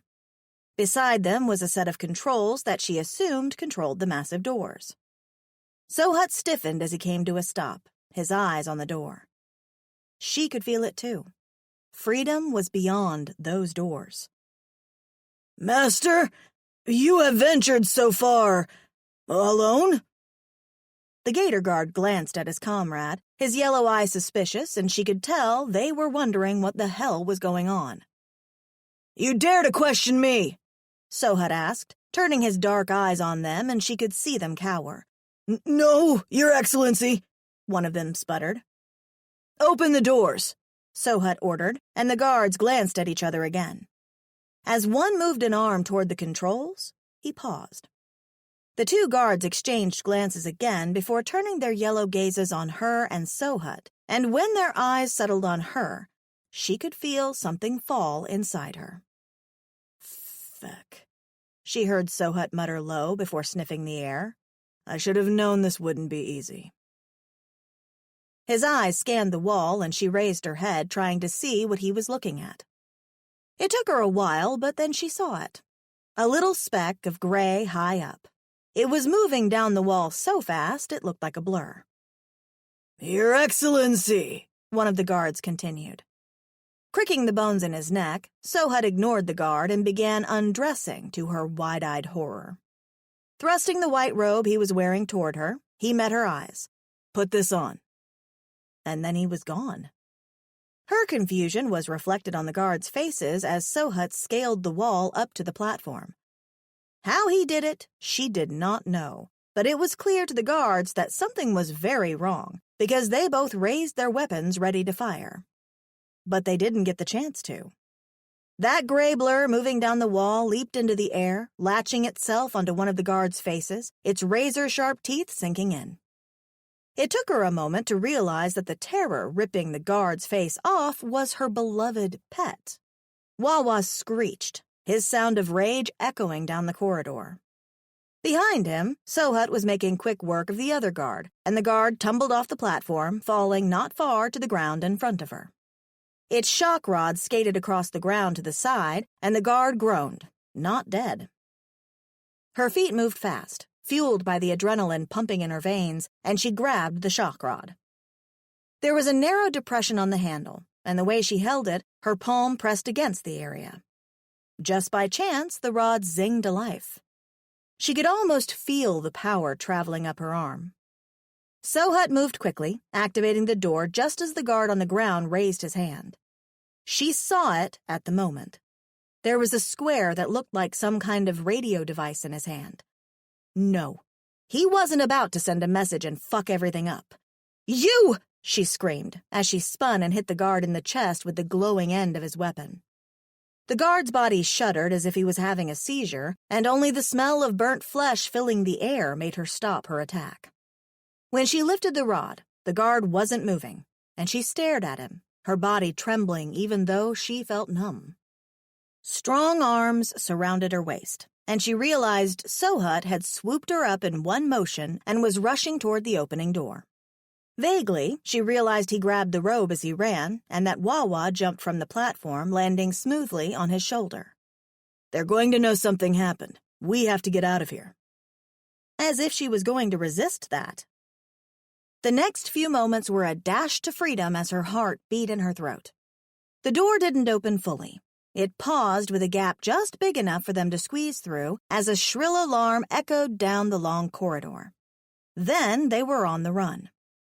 Outside, the air was clearer, and as they ran up the incline, she wondered how Sohut was able to run with such speed without pausing for a breath. He only stopped once to set her down and briskly slipped the robe over her shoulders, pulling the hood over her head in the process. At the same time, he deactivated whatever gadget he was using for his disguise. Seeing him again, Cleo's heart skipped a beat. Wawa made a low sound and crawled over to her, transferring himself from Sohut's shoulders to sit on her neck, under the cover of her hood. There, he rubbed his head against the side of her face, and she had just enough time to pet him before they were off again, weaving through streets she didn't know the name of, alleys she'd never remember, until they were in the middle of a throng of shopping aliens. All the while, she felt as if there were eyes on her back, but she kept her head down, trusting the one person she could trust at that moment. Her love. Sohut. Glancing up from under the hood of the robe, she caught a glimpse of Sohut's face. If he was nervous, he didn't show it.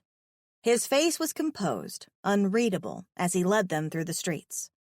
She had no idea where she was, but it seemed like it was a market of some sort. There were so many aliens. So many.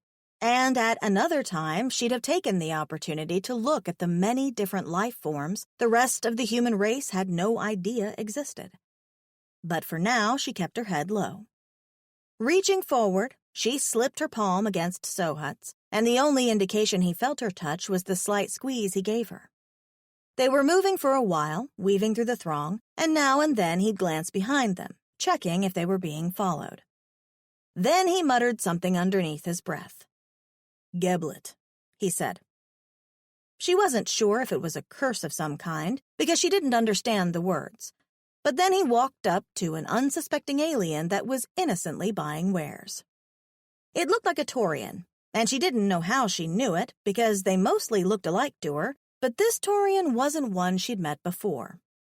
Sohut released her hand to pull the Taurian into a chokehold before dragging him to the alley beside the stall. Cleo didn't know what to think.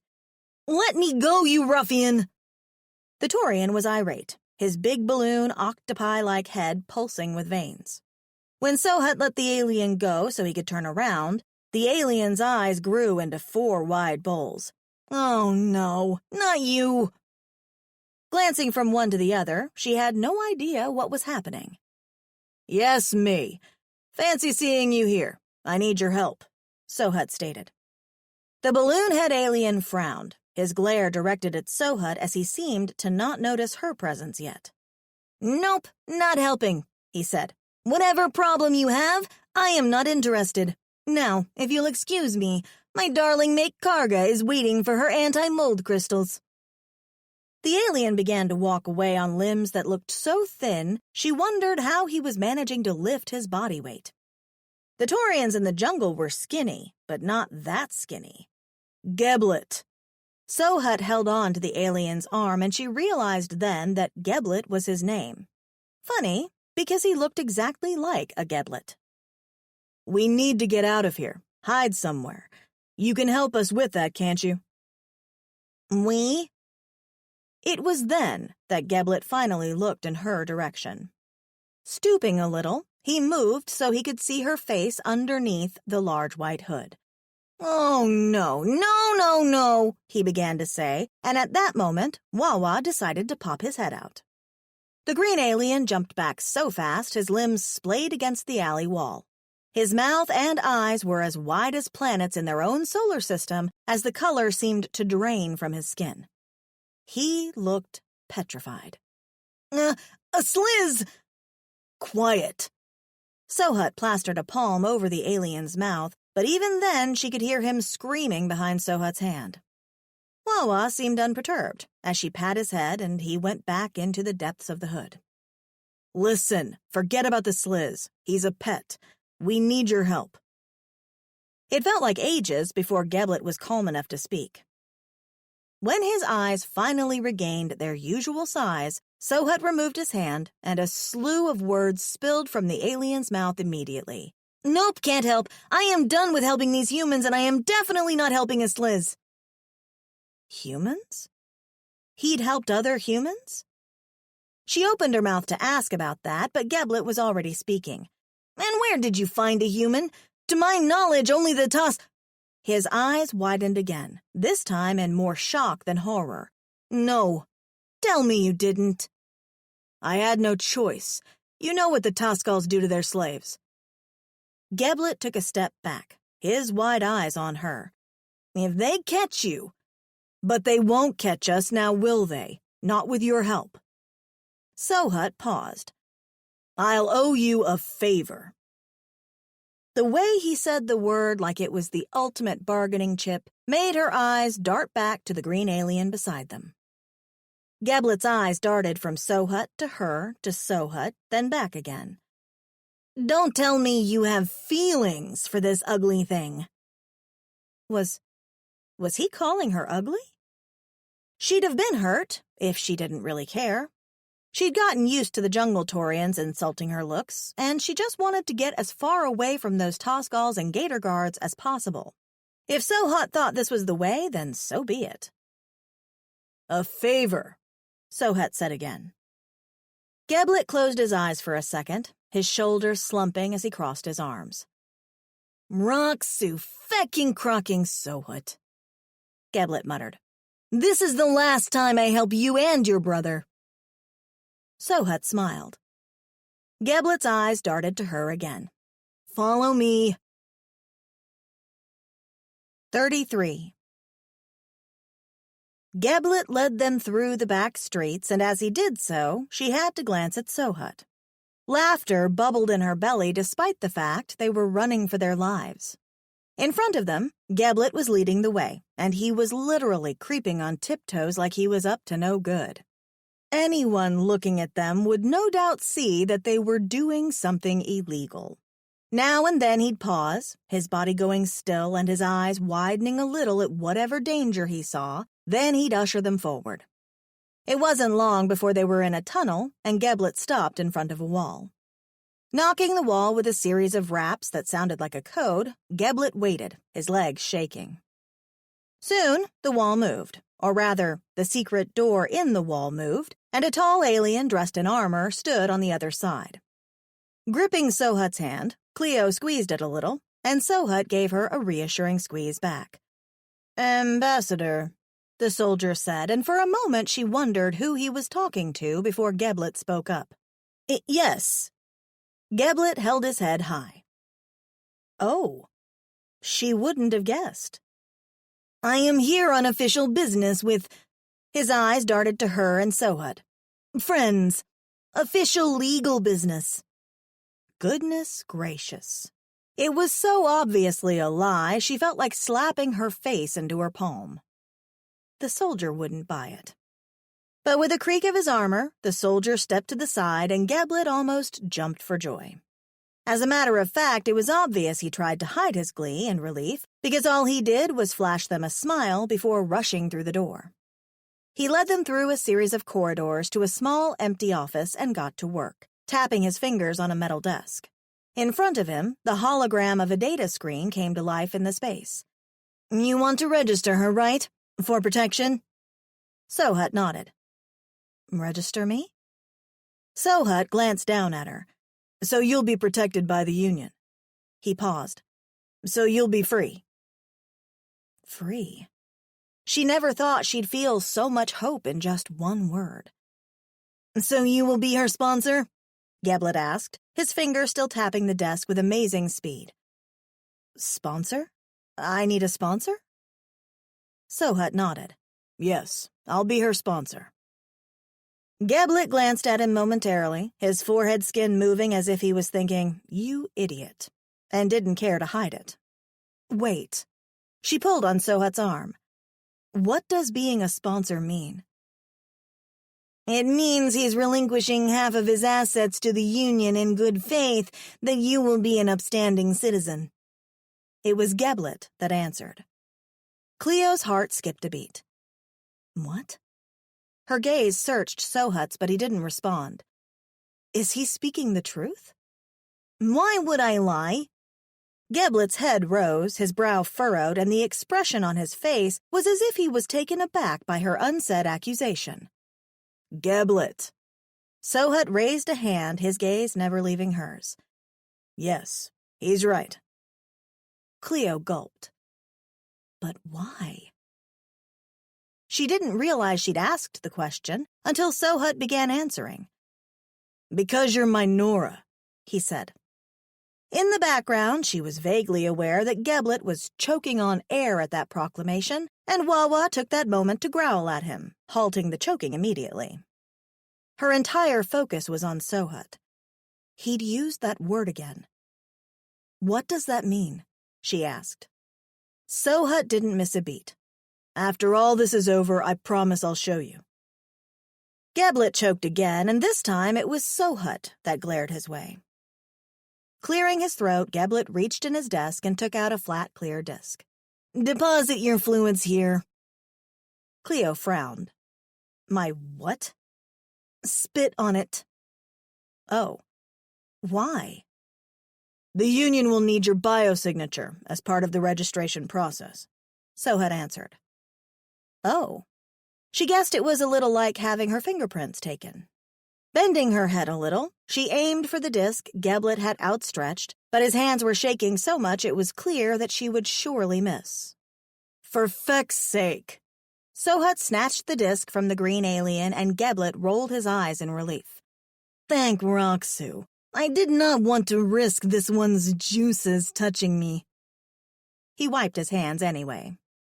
Ignoring him, Cleo deposited a drop of saliva on the disc, and Sohut slipped it back across the table to Geblet.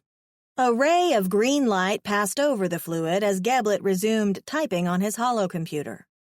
Sohut Ukshal Kalfali, he muttered as he typed. Sponsor of human... He glanced her way. What name do you go by? Cleo, she said, glancing at Sohut as she did. Cleo Barlow. Geblet made a sound in his throat, then continued typing. In the next few seconds, he uttered, Done. Before she could even breathe, she was being pressed against Sohut's chest so tightly, all she could inhale was him, and he smelled like home. His shoulders slumped as he hugged her, and she could hear Geblet groan in the background, muttering something about her lack of limbs. Sohut inhaled deeply, his head in her hair. Fecking Wawa, he muttered. I can't even have the luxury of smelling my female without your scent interfering. His female? A warm feeling bloomed inside her at those words. He'd said it before, but hearing him say it again after all this time they'd spent apart felt like a new proclamation. She wanted to be his woman, now and forever. At the sound of his name, Wawa popped his head out from under the hood, and this close to Sohut, she was sure he was going to try and bite him. She was beginning to pull away to avoid that, but Sohut held her closer, and surprisingly, Wawa only rubbed his head against Sohut's chest. They must have been embracing for a while, because Geblet's voice broke the calmness in her mind. Don't mind me, or the fact I just helped two beings wanted by the fecking Taskals, he said, but you still need to get out of here. Sohut groaned a little as he inhaled again. Give me the key code for your cruiser. In her peripheral vision, a big balloon head was shaking vehemently. Nope, no way. My hover car is the finest in this district. There is no way. As they sped across a plain filled with tall, yellow-orange grass and a hover car that gave her the impression it was like a luxury vehicle in these parts, Cleo let the hood of the robe fall from her head. "This is beautiful," she breathed. Off in the distance, large animals that reminded her of cows were grazing, and by the side of her face, Wawa rubbed his head appreciatively, liking the cool breeze. "Very beautiful," Sohut murmured, and when her gaze cut to his, he was looking at her with such heavy emotions in his eyes, it made her breath catch in her throat.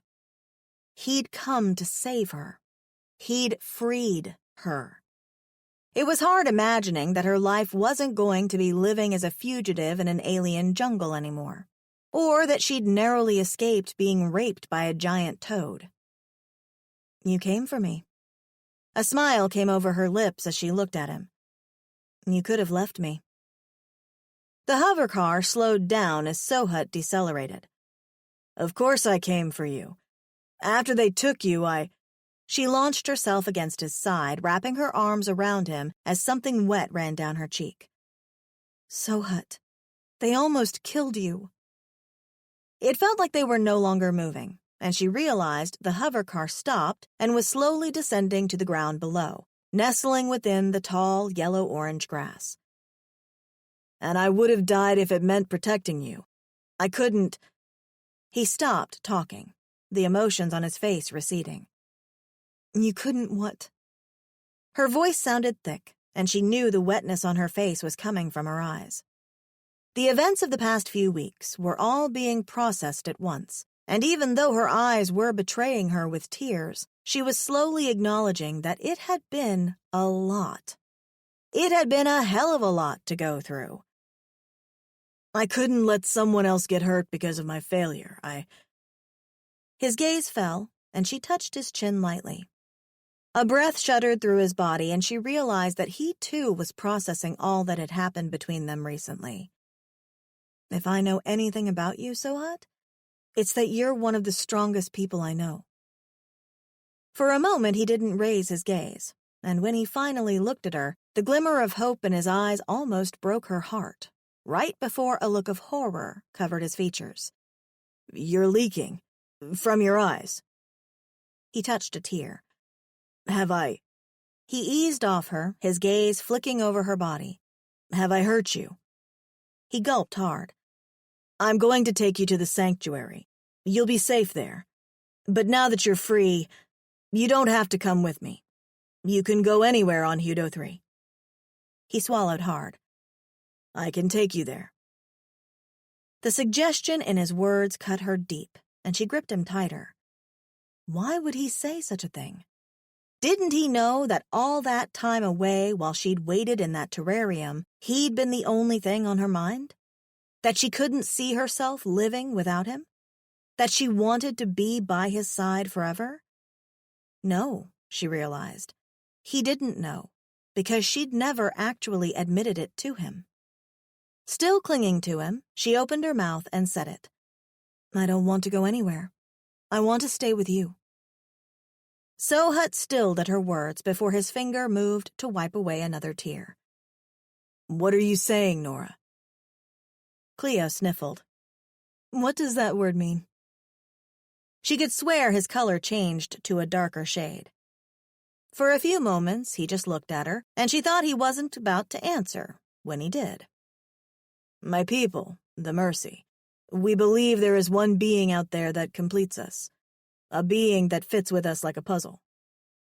A soulmate? His color became even darker. "Yes." "And you think I'm that for you?"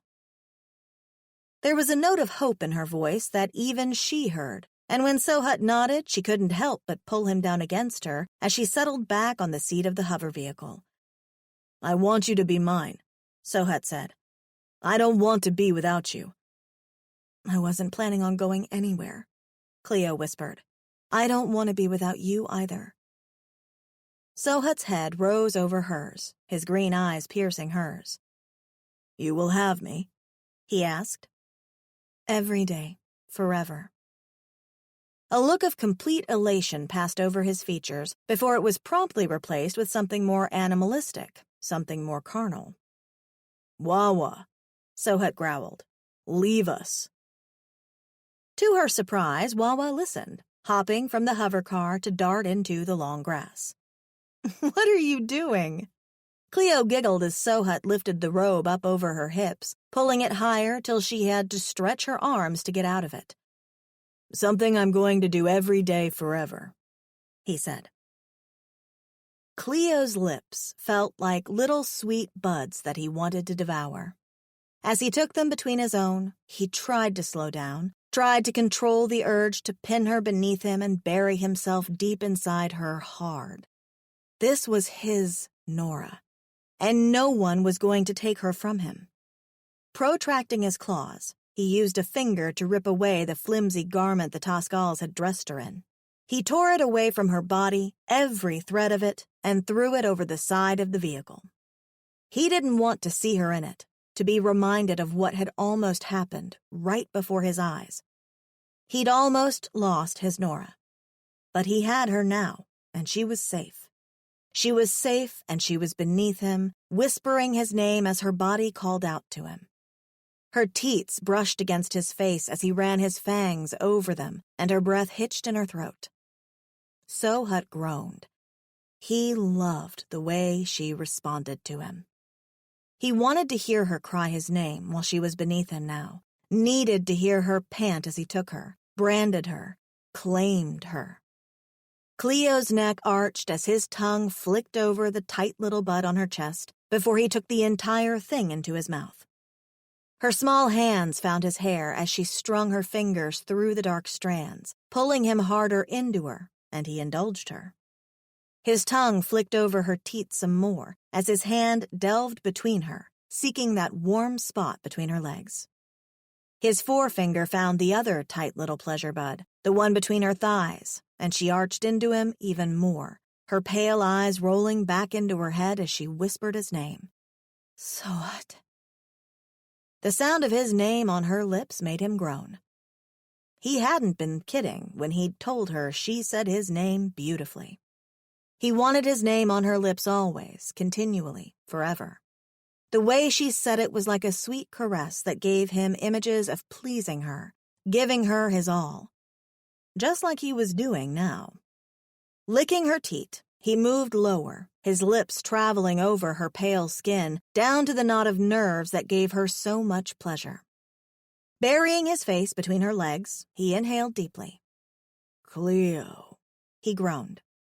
It was the scent that had driven him crazy when he'd entered the Cosnea jungle, the same scent that had made his body react even before he'd encountered her. Cleo smelled like heaven. Opening his lips, he took her into his mouth, and she cried out against him, her hips pressing upward and into him. He licked and suckled on her, enjoying the noises she made as her arousal dampened her sex and her scent filled his nose. His chin was wet with her juices, but he wanted more of his Cleo. He wasn't ever going to get enough. As his tongue darted deep inside her, Cleo's fingers dug into his scalp. With a scream of his name that flew away on the wind, she reached her peak. "Sohut," she whimpered as he spun her around so she lay on her belly.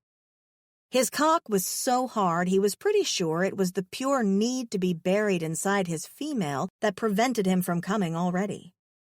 As he released his shaft, it sprung up eagerly, pressing into the delicious rump offered up to him. Cleo whimpered again at the feel of his cock against her, and the sound almost pushed him over the edge. Holding her hips steady, he grit his teeth as he surged forward. Her tightness welcomed him. It squeezed him tight as her juices coated his shaft. His thrusts were hard, deep, as he moved in and out of her. "You're mine, Cleo," he grunted. A moan ripped from her that pushed him right over the edge. Gripping her hips as he buried himself deep and released his spend, Sohut's entire body jerked with the force of his orgasm. "And you're mine," he heard her whisper. 34. As the hover car lifted and began speeding across the alien savanna once more, Cleo smiled as she rested her head against Sohut's arm. This was real. Of all the ways she'd expected her life to turn out, she had never once imagined this. But here she was, and it was real. Back when she'd been taken from Earth, abducted, and thrown into a world that was not her own, she'd thought her life had gone to shit. But it had all been leading up to this. Snuggling against Sohut, despite that it wasn't cold, a smile spread her lips. He was hers, and she wouldn't change all those horrible experiences now for the world. In what felt like about half an hour, a speck in the distance began to form into something else, a residence of some sort. The sight made her sit upright far too quickly, and Wawa swayed on her shoulder. "Is that?" "The sanctuary," Sohut answered, his voice holding a note of pride and trepidation, the latter of which pulled her gaze from the huge farm they were approaching to the man beside her. Her spine stiffened a little. "What is it? Aren't you happy to be home?" "Delighted." Sohut glanced at her, and his green gaze softened a little. "It's just that my brother is a bit—" He trailed off. "Riv doesn't like strangers." Oh. She didn't know what to say about that. She wasn't planning to stay in his brother's way anyway. She turned her gaze back to the sanctuary. It looked beautiful. Serene and beautiful. There were huge trees on the property, and she could make out several different fenced areas that held animals, but something, or rather someone, caught her gaze. Cleo squinted. Now that they were getting closer, she could make out the form of the person standing on the grounds. It was a male, no doubt Sohut's brother, judging from the blue skin. He was shirtless, and she watched as he lifted his head, undoubtedly having caught the sound of the approaching vehicle. "That's Riv. He's seen us," she heard Sohut say, but she couldn't pull her eyes away. Sohut's family. For some reason, there was anxiety building within her, and she realized she really wanted this Riv to like her. Sohut was obviously close to his brother. If Riv didn't like her, it would definitely strain their relationship. Even as she watched, she saw Riv reach down and lift a massive weapon that was no doubt a gun from Mad Max, judging from the size of it. Riv lifted the weapon, pointing it their way. "Sohut?" She glanced at her man. "What's he doing?" Sohut squeezed his eyes shut for a second. "I think he thinks we're Geblet." "What?" Her words were cut off as something bright flew through the air above the hover vehicle. Her mouth fell open. "He's shooting at us!" To her horror, Sohut chuckled. "Don't worry, he has great aim. He's just letting us, Geblet, know he doesn't want him to come closer." Cleo pressed her mouth into a thin line, and Sohut chuckled again. "He's sane, I promise." He paused. "I wonder what Geblet did to make him react this way, though."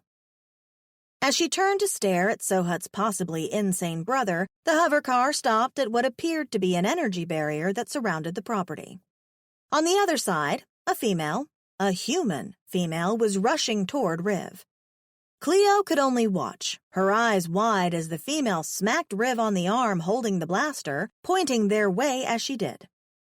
She could feel the guy's frown even from where she was. Sohut stood in the hover car and shouted something that didn't translate, and his brother's head turned from the indignant female beside him. In the next moment, Riv and the female were both rushing to the barrier. "Sohut?" Riv said as the barrier stopped zinging. "Feck, I thought you were that excrement pipe Geblet." Sohut chuckled before hopping from the vehicle and touching his brother on the shoulder. Riv pulled him in, and they touched foreheads. "I thought—" Riv trailed off, and Sohut chuckled. She knew what he'd been thinking. His unspoken words were ones she'd forced away while she'd waited in that terrarium. "You can't get rid of me so easily," Sohut said. Cleo blinked. Now that his brother was so close, she couldn't help but stare. They looked like twins. The resemblance was uncanny.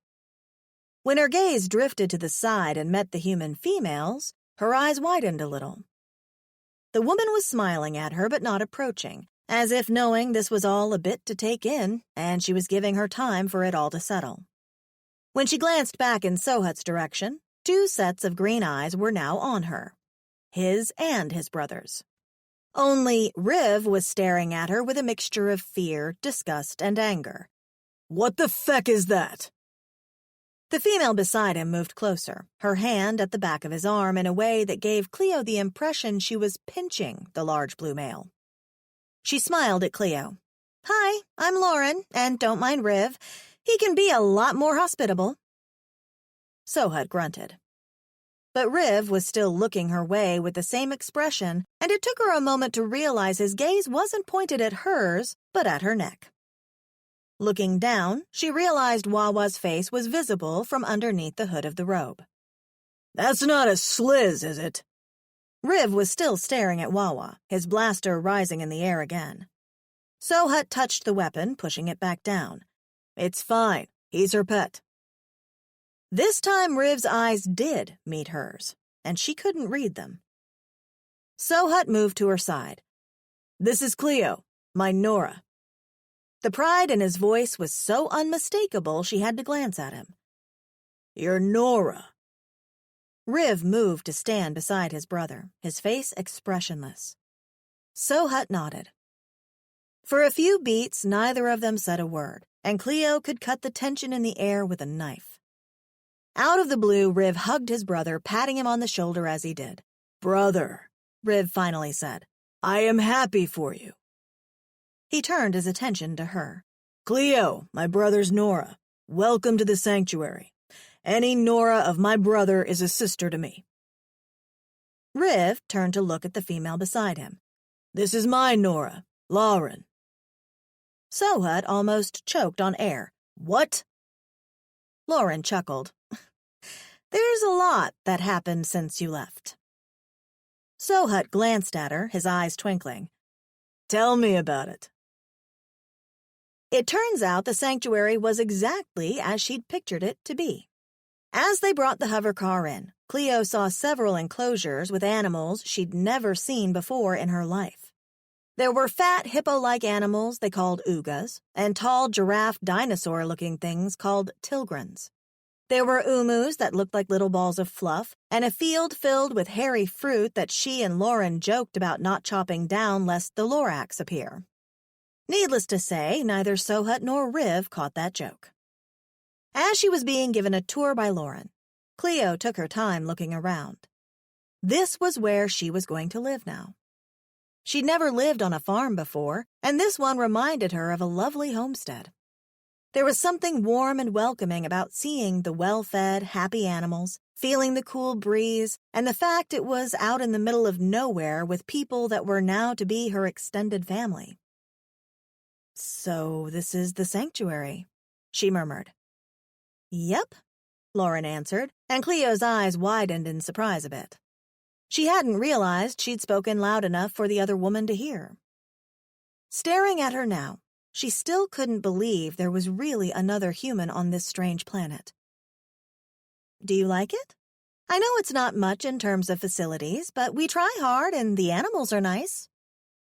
Lauren grinned at her, and Cleo got the impression she was the type that usually tried to find the sunshine on rainy days. You can have Sohut's room. Lauren's cheeks grew warm. I mean, of course you're going to stay in Sohut's room. You're together. Her cheeks grew warmer. Nia is using the spare room anyway. Nia? As she said the name, another human female rounded the corner, a bucket in hand. Nia! Lauren exclaimed, waving the woman over. Meet Cleo. She just arrived. I know we have a lot to talk about, but we can do it later after you come in. Nice to meet you, Cleo said, awestruck. Nia smiled and extended her hand for a handshake before she grimaced and pulled it back. Hey, I'd shake your hand, but mine is full of umu poop. Not the best of introductions. Lauren chuckled and Cleo smiled. This was unbelievable.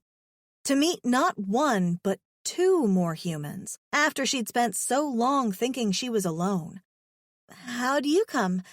Did Geblet bring you in a box?" Nia asked. "No, I came with Sohut." She was about to ask about Geblet in the box before Lauren spoke up. "She's Sohut's Nora." Lauren beamed. Nia's eyes bugged out. "Really? Wow." She smiled, but there was a sudden sadness behind her eyes. That's amazing." Nia forced her smile wider. "Thank you," Cleo answered. The woman's response was a bit confusing, and she couldn't help but wonder if Nia and Sohut had met before. He hadn't mentioned her. As if she summoned him, Sohut and his brother rounded the corner of another building.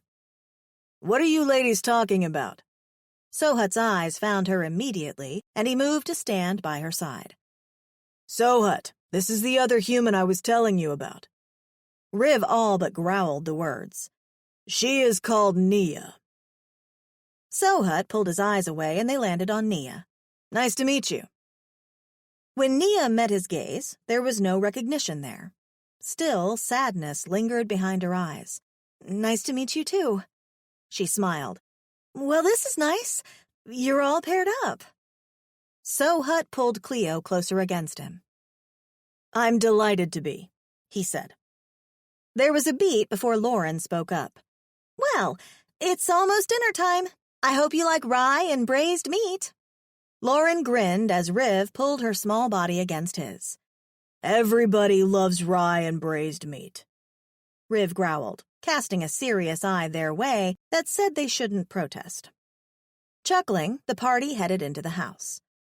As the 3 beings walked ahead of them, Cleo slowed her steps, and Sohut turned a questioning gaze her way. "Cleo, is something wrong?" Cleo moved her gaze from the sanctuary and the view of the plain beyond to the man that had literally entered her life and turned it completely around. "No, I just—" Sohut moved close to her and pulled her into his arms. "I know it's not much, but—" "It's perfect," she interrupted him. It couldn't be more perfect.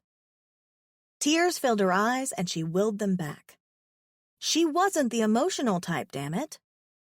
Sohut reached a finger to her face and wiped a tear away just as Wawa pushed his head out from under the hood. "I'm not making her cry," Sohut said to Wawa, and Wawa bumped his head against her cheek.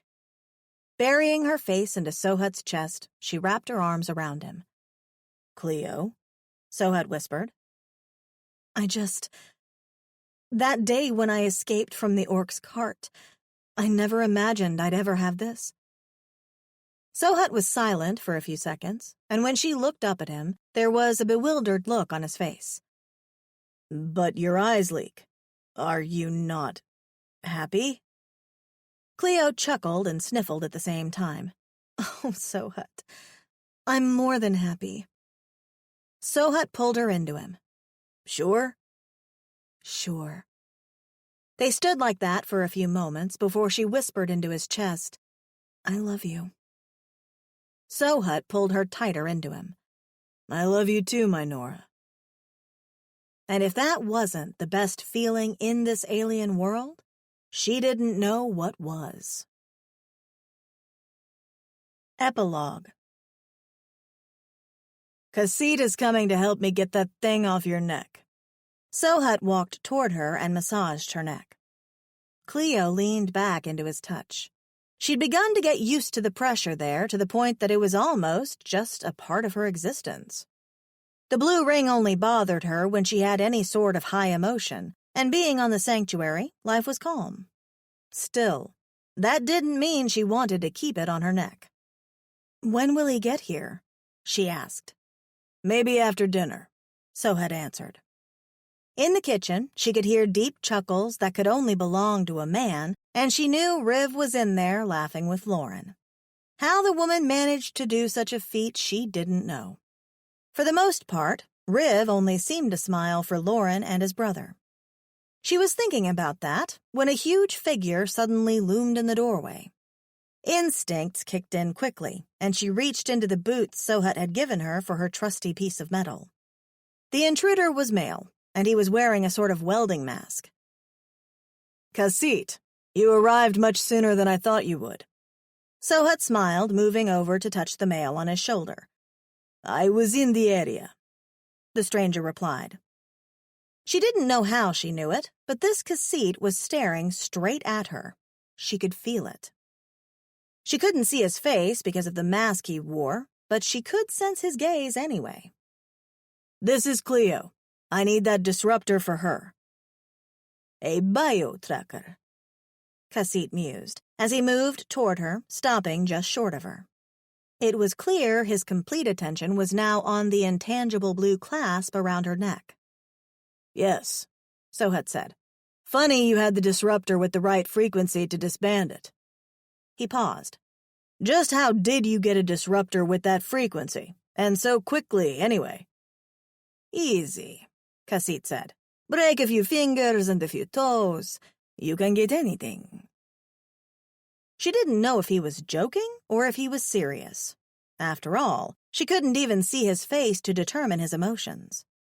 Just as she was thinking that, he lifted the welding mask and smiled at her. Kasit, he said. Nice to meet another Nora of my friends. There was a note of bitterness there, she was sure. Only she didn't know why. He dropped on his knees before her then, taking tools from his pocket, and Cleo glanced up at Sohut, who nodded at her. Sheathing her piece of metal back in her boot, she turned her head to the side so Kasit could take a look at the energy band that was there. Unique. Such unique technology, Kasit murmured as he moved his fingers in the air above her skin, and she assumed he was touching the band.